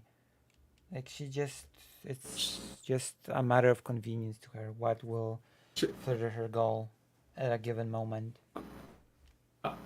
She's got a lot of machines going around in her mind. Machines? What do you mean? Oh, sorry, it's a Delusian thing. You went. No, it's I'm just talking about the machinic unconscious, the view that our minds are made of machines that that do stuff that like we like it's a bit hard to explain. I don't think I know nearly enough to be like talking about pillars and such, but I can say all I can say is good stuff. Quantum Collective does good stuff about it. Okay. But yeah, she has lots of things that conflict and makes with each other, and makes her the Rihanna who we all know and love, or not love. For sure. Okay, so is there anything else that you can tell me about that particular case, or That was actually an interview with the person who actually was the trans woman accused. Okay. I can. I swear I can find it. I'll link it to you later. But yeah. So I guess that's yeah. Have a good morning. I mean, it's 5:30. Yeah, it's early in the morning for you. Yeah. But have a good rest of your stream. Thank you. I'll see you in the podcast, I guess. Yeah. What kind of subject? I don't know. It's Shakespeare that's calling the shots. The creation. I'll ask them. All right. I'll see you. Yeah. Bye-bye. So yeah, we just heard it's all BS. It's all nonsense. The person was just quietly minding their own business, like all people do in changing rooms, because believe it or not, people are not exhibitionists that just want to show themselves to strangers all the time. harassment and inadequacy feelings where they have to do locker room and all that stuff. I'm actually for more privacy for young people in whatever the facilities are. I think that is just a good practice in general to reduce bullying and to reduce, body-related issues. Let's accommodate everyone by having more privacy and more of that sort of thing without putting people, because it's going to put people, some people are of that age are going to be uncomfortable with like semi-naked people around them anyway. And now you're saying that very easily you could have people, transversing that boundary. And it just seems like a total recipe for disaster that I know the vast majority of gender nonconforming or transgender people don't want to subject uncomfortable people to at all. So I'm just like for, I doubt the federal government is going to come up with some great solution here. So let's, to the extent we can, let relevant educational authorities and people at those levels try to construct better policies. I'm sure there's still going to be enduring bad policies in some places, but the idea that Trump is going to... What policies are you proposing? Also, Trump said that he's going to just ban transition outright. So... swoop in, or then Harris is going to swoop in, or then the next administration is going to swoop in, rewrite some Title IX law that was never meant to apply to this situation, and end up with a court challenge. I think that's so well said. And Robbie, I'm going to say this to you in good faith, even though it's going to piss my side off. What is your side exactly, Brianna? That's first of all. And second of all you can do is agree with... All you've been doing lately is just agree with conservatives. I'm not a child psychologist, but I am personally deeply unsure what the value is of going to these children and giving them books like The Gingerbread Person, like introducing ideas of create your own gender to them. I personally, go watch the video I put out a few days ago telling my story. I didn't need anyone to tell me that I felt like a girl. I have no memory of ever not feeling that way. It caused intense distress for me. I was telling my parents that from as soon as I could talk. So, I think that what is really happening and what the trans movement is doing that's so counterproductive is instead of talking to parents with respect and being transparent about what we know and what we don't know, which is a lot, all parents are not logical, rational agents that just wait to be fed the correct information and support their children in their transition. Believe it or not, some parents are just bigots. No matter how much information you'll give them, they will just say, no, my daughter is a son, my son is a daughter. No matter how much crap you try to sell me, actually the medical establishment is bought and sold, and it's all crap. I don't believe it. You will not persuade me otherwise. I'm sorry. Not all people in the world are just rational agents waiting to be persuaded. The Wu side. Yeah, whatever that means. To circumvent them. We've treated them like they're the enemy and they don't deserve to know about their child's condition at certain schools. And we're trying to make an end run around. And in the meanwhile, there are tons of normie parents out there in the country that have no issue with trans people. And their kid is coming to them and saying stuff like, I think I want to use they, them pronouns. And they're like, oh my God, does this mean they're going to have suicidal ideation? What do I need to be doing for my child? All of this is, I'm deeply unsure of the value, and I'm unsure of how this ends up in better public policy for trans people. I think we've got to get back to basics. We've got to stop. Yes, using they, them pronouns summons suicidal ideations. Brianna, come on. What sort of an argument is that? Use better argumentation, please. Stop trying to end run around parents, and we need to bring them in as stakeholders, in my view. What do you think of the current state of these issues as they apply to the presidential race? Obviously, Donald Trump is not someone that I personally believe is actually so socially conservative. He clearly does not actually object to or have any problem with gay people. I don't think he really has any problem with trans people either. Apart from the fact that he, at the start of his campaign, said that he would ban transition outright. He keeps talking about trans issues all the time. In the debate, he talked about trans surgeries being done on inmates. What are you talking about? Oh yeah, he has nothing about against trans people. He just keeps talking about trans people non-stop, conveniently enough.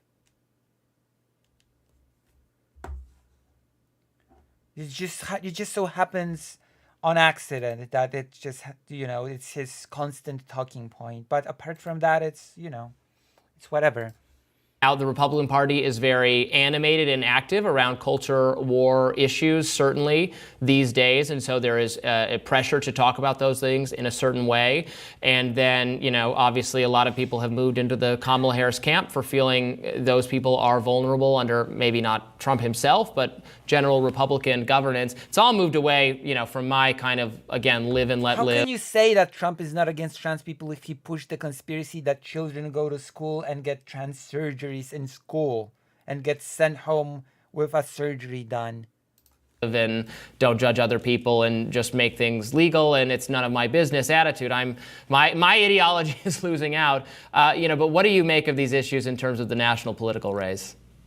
Well, I think Trump often says two contradictory things. It's true that Trump actually has a history of supporting trans people. When he was running the Miss USA pageant, he actually had this was, I believe, like 2005. He had a big to-do where he came out and had an announcement if he was going to let trans women compete in that.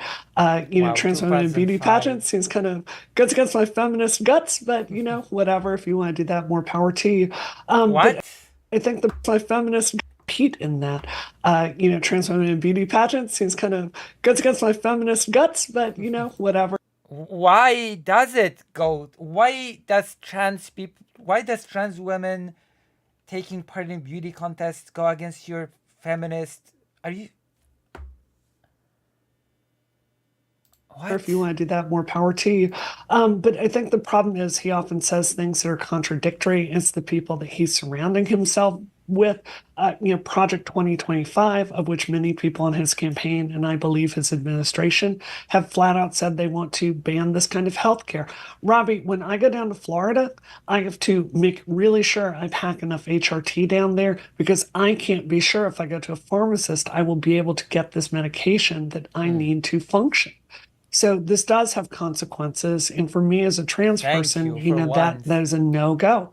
At the same time, I am really frustrated with the Democratic approach to this topic sometimes, which I feel is more ideological versus science-based. And I think if we're trying to get to the really... And what does she mean by that? Substantive public policy that is going to help trans people, that has trans dignity at its core. I just think we need to have a far more... Yes, really, really, for sure. Trans dignity is when we exclude a whole group of trans people out of the umbrella. That's the dignity. Honest conversation, and we're not there. And I hope no one, watching this thinks we're exaggerating the amount of, harassment and attacks you and people like you have gotten for just quibbling with the tactics of people on the progressive circle. I'm friends with, Jesse Singal and Katie Herzog. I've seen them facing some of that similar stuff. Yeah, that's because she's a bigot. Jesse Singal is one of the worst bigot I've ever met in my life. I'm sorry to say. She says that non-binary people basically just destroy the trans movement because they make binary people, quote unquote, look bad. The same argument that gay people used in Stonewall to exclude trans people. Oh wait, but tomfoolery said that that's a Hitler drinks water argument. Never mind. For pointing out true facts about, for instance, some European countries have looked at the science or their practices around when the introduction of puberty blockers and those things, and they're conflicted, and they didn't find a lot of, really good evidence that this was great practice. Not saying that means it should never be done or it should be banned, but just you wanted to come up with a more solid or more robust scientific understanding, and the data didn't support it. And that's just science. That's just reality. And merely asserting that, again, it's fact that was the conclusion. No, it's not that Tom is not fair. Tom is not smart. There's a difference there. I'm sorry. I'm going to be mean for a second. Tom is not smart. that these several European countries reached doesn't mean they're right. That's just what happened. For pointing that fact out, you, Jesse, Katie, people in this orbit have been subject to just insane levels of toxic hate. That's right. Yes, totally. Trans people face the biggest hatred and discrimination actually from the progressive crowd, not from bigots, not from conservatives. That's so true. That is, oh yeah. Mm-hmm.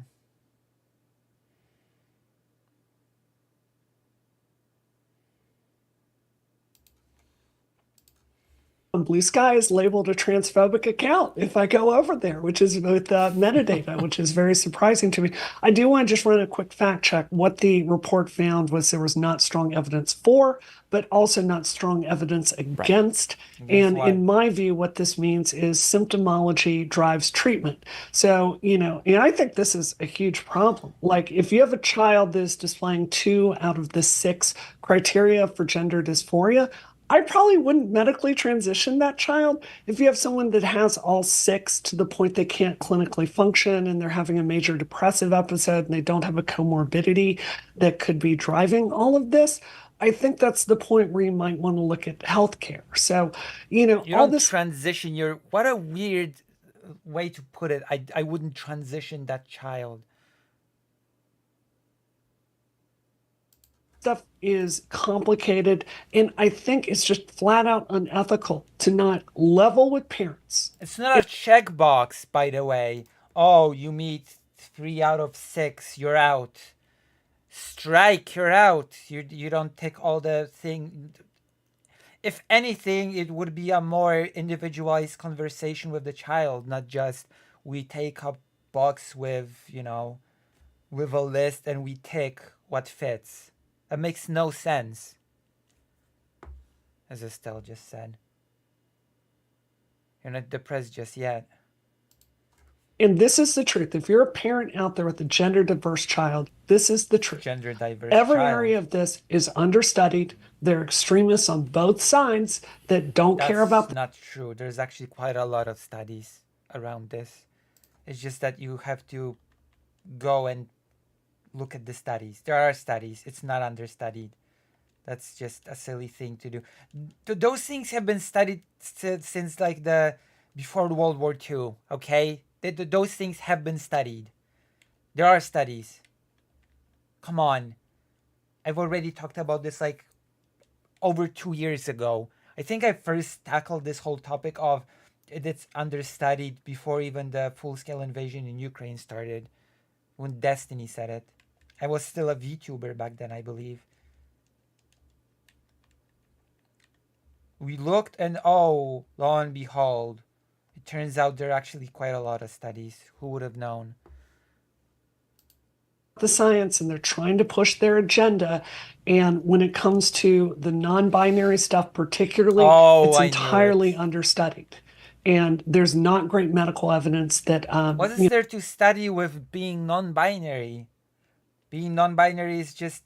Oh, God. What do you want to study? What exactly is it that you want to study when it comes to non-binary people? You want to study if non-binary people deserve to live the way they want? How would you go around doing this study? Medical intervention on people that are non-binary, particularly in puberty, leads to outcomes that can be justified. So I don't know how you can have informed consent, particularly from children, if we can't just say that it's true, because it is. How do you think social media has changed in the last couple of years? Particularly, with Elon Musk taking over Twitter, which I have plenty of criticisms of how it's been conducted there. I do feel like the accounts that were most keen to try to cancel people have maybe now been driven to other platforms. I'm not active at all on Blue Sky or Threads or wherever, the zero COVID people are particularly active. That seems to be the animating issue of people who've left the platform. So it has become certainly a more right-wing space. Elon Musk, I think would be crazy. That's so underselling it. It became more conspiratorial. It became more nonsensical. It became far more, you have far more misinformation. It didn't just become more right wing.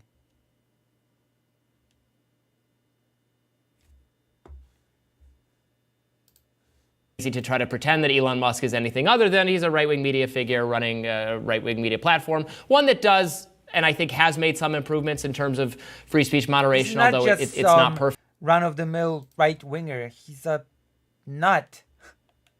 He's also extremely pro-Russian, by the way. Like the weirdest conspiracy theories, you know that Elon Musk will just buy into them. Perfect. You know, did we go past that peak cancellation period? I want to be really honest. Elon Musk, the genius that said that tank warfare was over. Yeah, that's right. Elon Musk said that tank warfare was over. And say, my shift more towards the middle was certainly helped by the fact that all of the extremists went somewhere else. You didn't shift middle, you shift to the right. Very to the right. These people that kind of policed me and bullied into never voicing opinions that were more moderate, that was factored by Twitter. Your opinions are not moderate, not in the slightest. I'm sorry. You're not a moderate. This is ridiculous. My failure of my congressional run in 2016 was in part, don't get me wrong, I was the candidate. I picked the choices. It's on me. But the positions I ran on was important. You don't pick choices. You make choices, first of all. So that's bad English. Second of all, you're gonna blame your failures in politics on being progressive. That is so pathetic. Own your failures and learn from them instead of doing this little sad thing. Oh, I used to be more left-wing, and that left-wing politics have cost me my elections. So poor. By who my friend group was on Twitter, which was pushing for some really extremist stuff. Yeah, that's why I didn't win the congressional thing. It's because I was too left-wing, was too extremist. I think it's been good, or in the sense we can have conversations we couldn't. But I also think hate speech is clearly through the roof. Ask anyone Jewish after October 7th how they feel about the number of Of course, that's the only, being pro-Palestine is the only example of hate speech that you can think of course. Slurs and hate speech they get, and they're not going to have good things to say. So I think all these things are a balance, and I don't think Elon Musk is doing very good at that. Yeah, that's another category of issues I know you've been outspoken on, and I know you've tangled with a lot of people. And left people I know have attacked you, on the Israel-Palestine front. They attack me sometimes too, even though I'm someone who doesn't. You might be to my right on this issue for all I know. I don't want to. I would end probably most. U.S. Jesus Christ! Not so long ago, Brianna wouldn't even know what a pogrom was, which just shocks me to my core. That you would not know that, but how old is Brianna Wu? 47, 50, and she didn't know at 50 or something what pogroms were. Best support of any foreign governments. I'm kind of like in the Thomas Massey camp that I don't know why this is our job. Now I have said that I agree that Israel was attacked, and any country attacked by a terrorist organization is just going to carry out an operation to eliminate a terrorist organization living on its borders. And while I support Palestinians having absolutely equal rights and freedom and their own state and their own self-governance, and I don't at all agree with what the Israeli administration has done to them, I simultaneously don't. If their leadership is a terrorist organization, no country with a superior army is going to allow a terrorist organization to run a hostile area on its borders, and we can't seem to get past that point. Well, I think there's nothing less libertarian than theocracy, and but there's also nothing less of a failure than libertarianism. So, wow, I'm so mean. This political project of a lot of the Islamist, people that are behind, both 9/11, which was yesterday, and October 7th. The thing they share is a theocratic worldview where they want to implement that into law. in my view, which I suspect we'll disagree with, but this I think is the libertarian argument. You can't have the policies you agree with without a very strong Western democracy where we can have open speech and really decide as a people what the public policies we want are. So I think it is in our interest. Are we forgetting that before October 7th, Netanyahu was in the middle of changing courts in order to subvert democracy?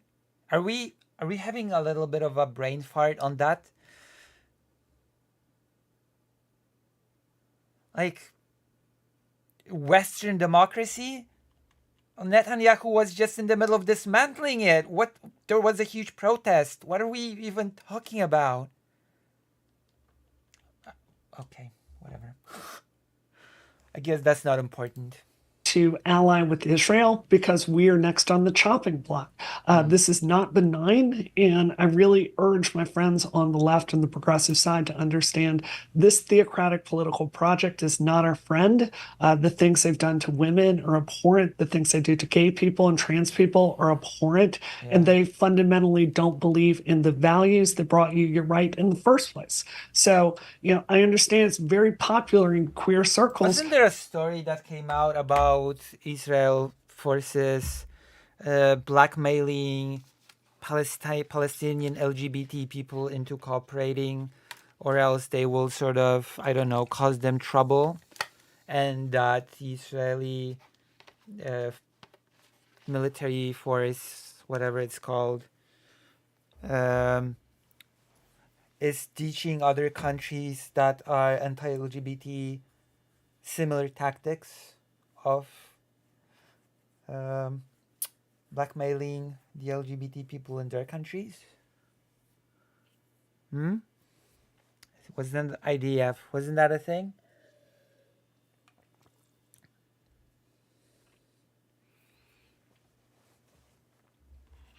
I remember reading something about that. To hate America, but America's the country that gave you more rights in history than anything that came before that, and maybe a little appreciation is due. Yeah, I hear that, and I agree with a lot of it. I've become skeptical, I guess, of the U.S. government. I'm skeptical of the U.S. government's ability to do all sorts of positive things domestically, so I'm similarly skeptical. Yeah, that's because you're conservative. All that's good is bad in your eyes, Of course you're skeptical, because in your opinion, the government's too woke. That some of our involvements in other places in the world, even if I would like to, in an ideal world, they would be more aligned with Western values of tolerance and freedom of speech and all those things. I've just become so skeptical of the American, project of making that so through military force rather than markets and persuasion and everything else. Oh my God. Markets are one of our best tools, and this is markets are one of our best tools. Just look how good they worked with Russia. Look how perfect our relationship with Russia is because we used markets, one of our best tools. I agree, totally, blonde guy. You people are so stupid. I can't believe. In fact, we should use markets on Hamas. That's what we should do. We should trade. Come on. She just brainlessly nods, doesn't she? I view one of the strongest arguments for foreign aid. This kind of tipping the playing field on markets and getting outcomes that are beneficial to us. So I think this comes back to, because I want to address the cynicism that you're talking about head on, because with my experience. Wait, foreign aid because markets? What? What are you talking about? What was that? I want to address that are benefit. This kind of tipping the playing field. In my view, one of the strongest arguments for foreign aid. Markets are an argument for foreign aid. This kind of tipping the playing field on markets and getting out. What does that mean? Outcomes that are beneficial to us. So I think this comes back to, because I want to address the cynicism that you're talking about head on, because what my experience has been in the last couple of years, as I've made more and more of a break with progressivism, is, in the 2016 era, I could see that MAGA had lost its mind and was divorced from reality. And now that, in my view... And now it's not? Is Brianna Wu about to say that MAGA is not divorced from reality? It's more divorced from reality than ever. You just mentioned foreign aid. MAGA blocked aid to Ukraine for 8 months. It blocked aid to Ukraine for 8 months. And you're saying that it's not divorced from reality. Project 2025 is a current MAGA project. Are you kidding me?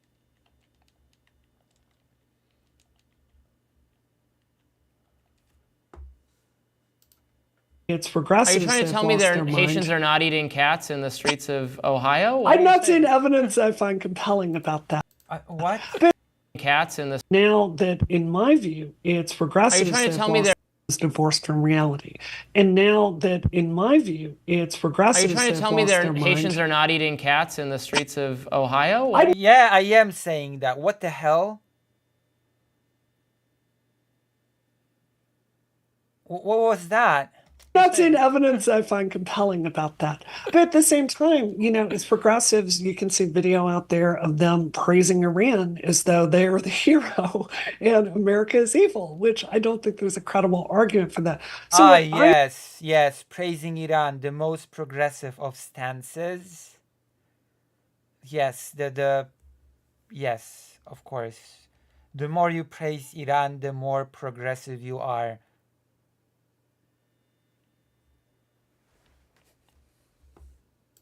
Of course. I think the way forward and to fix this country, and maybe I'm idealistic about this, Robbie, but I think people like you and I should be better friends, and I think we should talk to each other more, and I think we should realize you and I are serious public policy actors. They're willing to talk about things based. None of your serious actors. That just get that out of your head. I'm sorry. You know what? I tend to act very goofy on stream, and in general, I act really goofy a lot. But you know what? I've met serious political policy actors. I've met serious political policy actors. I've had serious policy actors in my family. You're not it, Brianna Wu. And you're not it, blonde guy. You're definitely not. You're not even close to approaching being a serious policy person. I can name streamers that are better suited for being serious policymakers than you. This is a joke.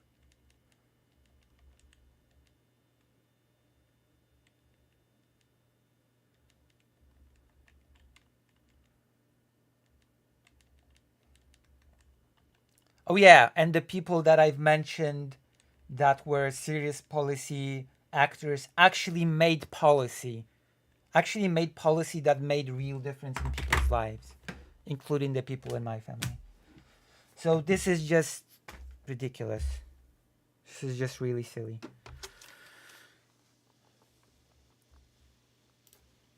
In fact, and try to arrive at the right conclusions. Oh, and by positive difference in their lives, I mean by sort of helping people out that are in need, not by excluding a bunch of people or putting more hoops for them to jump over in order to get healthcare or something in case of trans rights.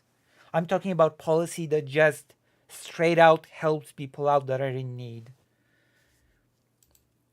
So much more in common with you than some fringe, transgender progressivist that believes Iran is a better government than our own country. Yeah, of course. Famously, progressives love Iran. I think it's time for all of us to put down the extremism and start talking to our neighbors again. And I think that's how we get America back on track. You and I also like a lot of the same video games, so we can always, we'll always have that. Brianna Wu, thank you so much for joining us here at Rising. We appreciate it. Oh, this is so ridiculous. I don't even know what to say. To not level with parents. And this is... Okay, that's enough. I've had enough. I think we've streamed enough. So, what do you think? Nice? Are we impressed? We've streamed for 7 hours. What a marathon. What a marathon of a stream. so cool. We're having so much fun. And we've done our serious topics for the day. Well, topic. I've actually have not tackled all of the topics, but you know, whatever. You can't win them all. Right? You can't win them all. You could always consider tipping your favorite streamer.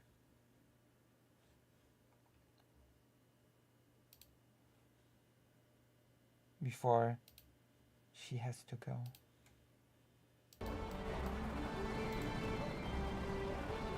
Gay stream? Totally.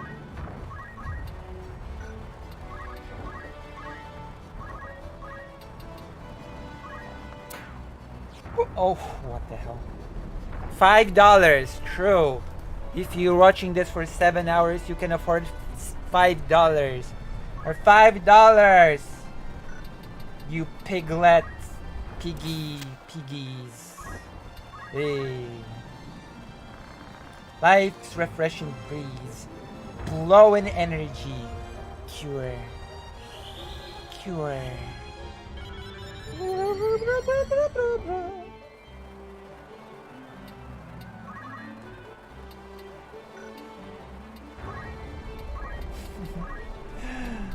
Hey.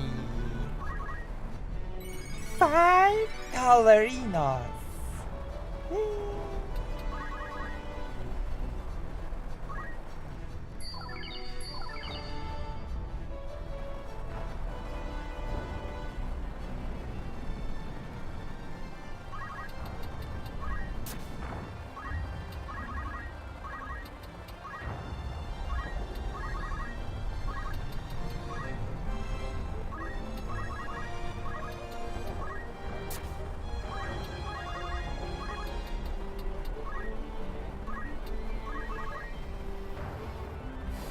Alright, we're almost done. We're gonna finish this level and then we're gonna finish the stream. Wait, you clipped what? Hold on.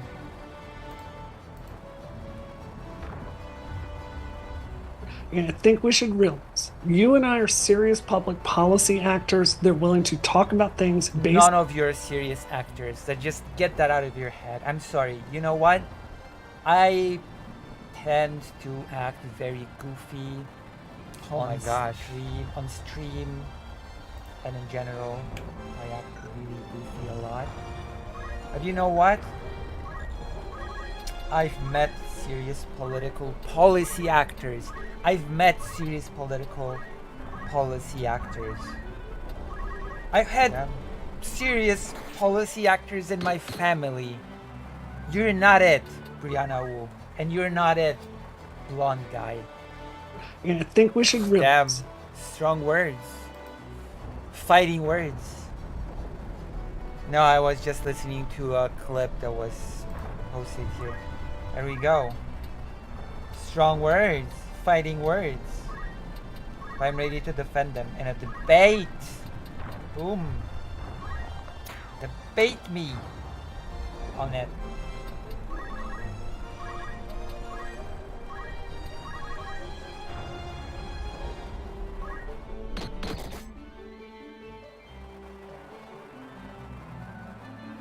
Uh-oh, run away. Chocobo. Oh, wow.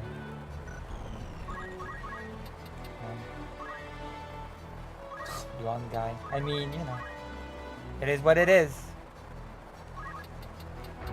Blonde and a guy, hence blonde guy. You and I are serious policy actors. We are serious actors. No, you're not. Get over yourself. Immediately. Oh, come on. This is outrageous. It's unfair.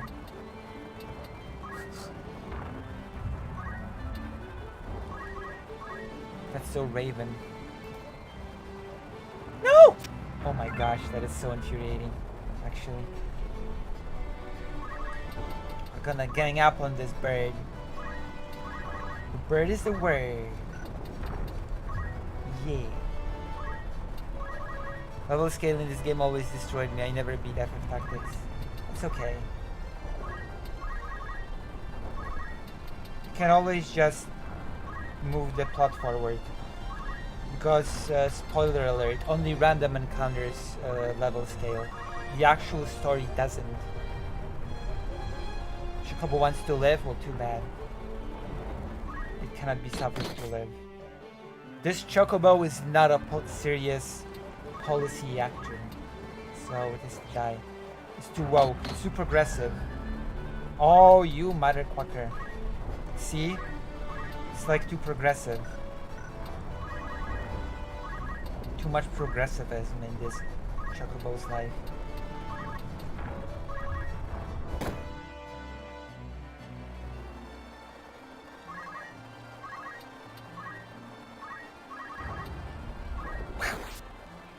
Ba-ba-da-bam.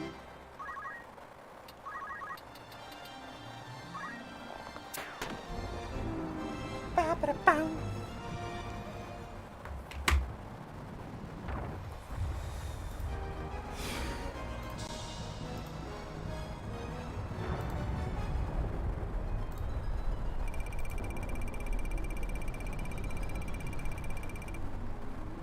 No! Yes. Oh, yes. Well, we're done. Whew. We have done it. We have done the deed.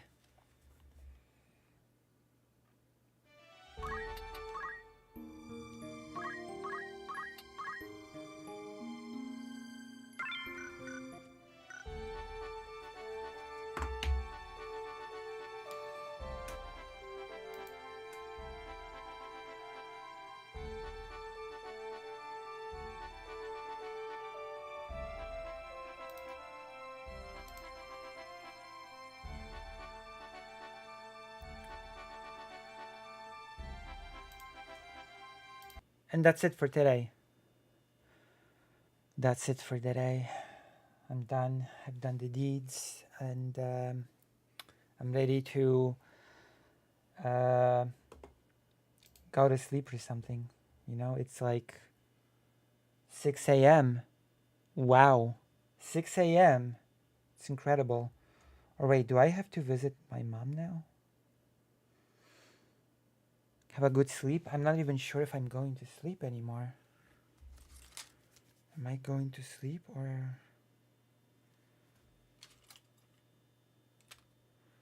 am I, or is it over? Is it Jover?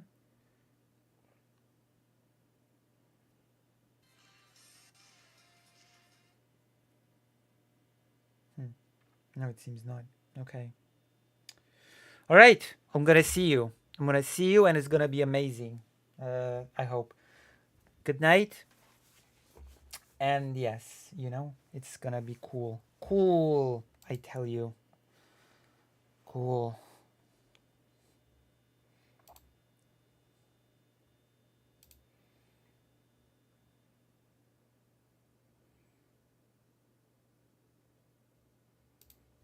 All right. See you. Bye. Bye-bye, progressives that hinder the movement. Bye-bye. Bye-bye, unserious political actors.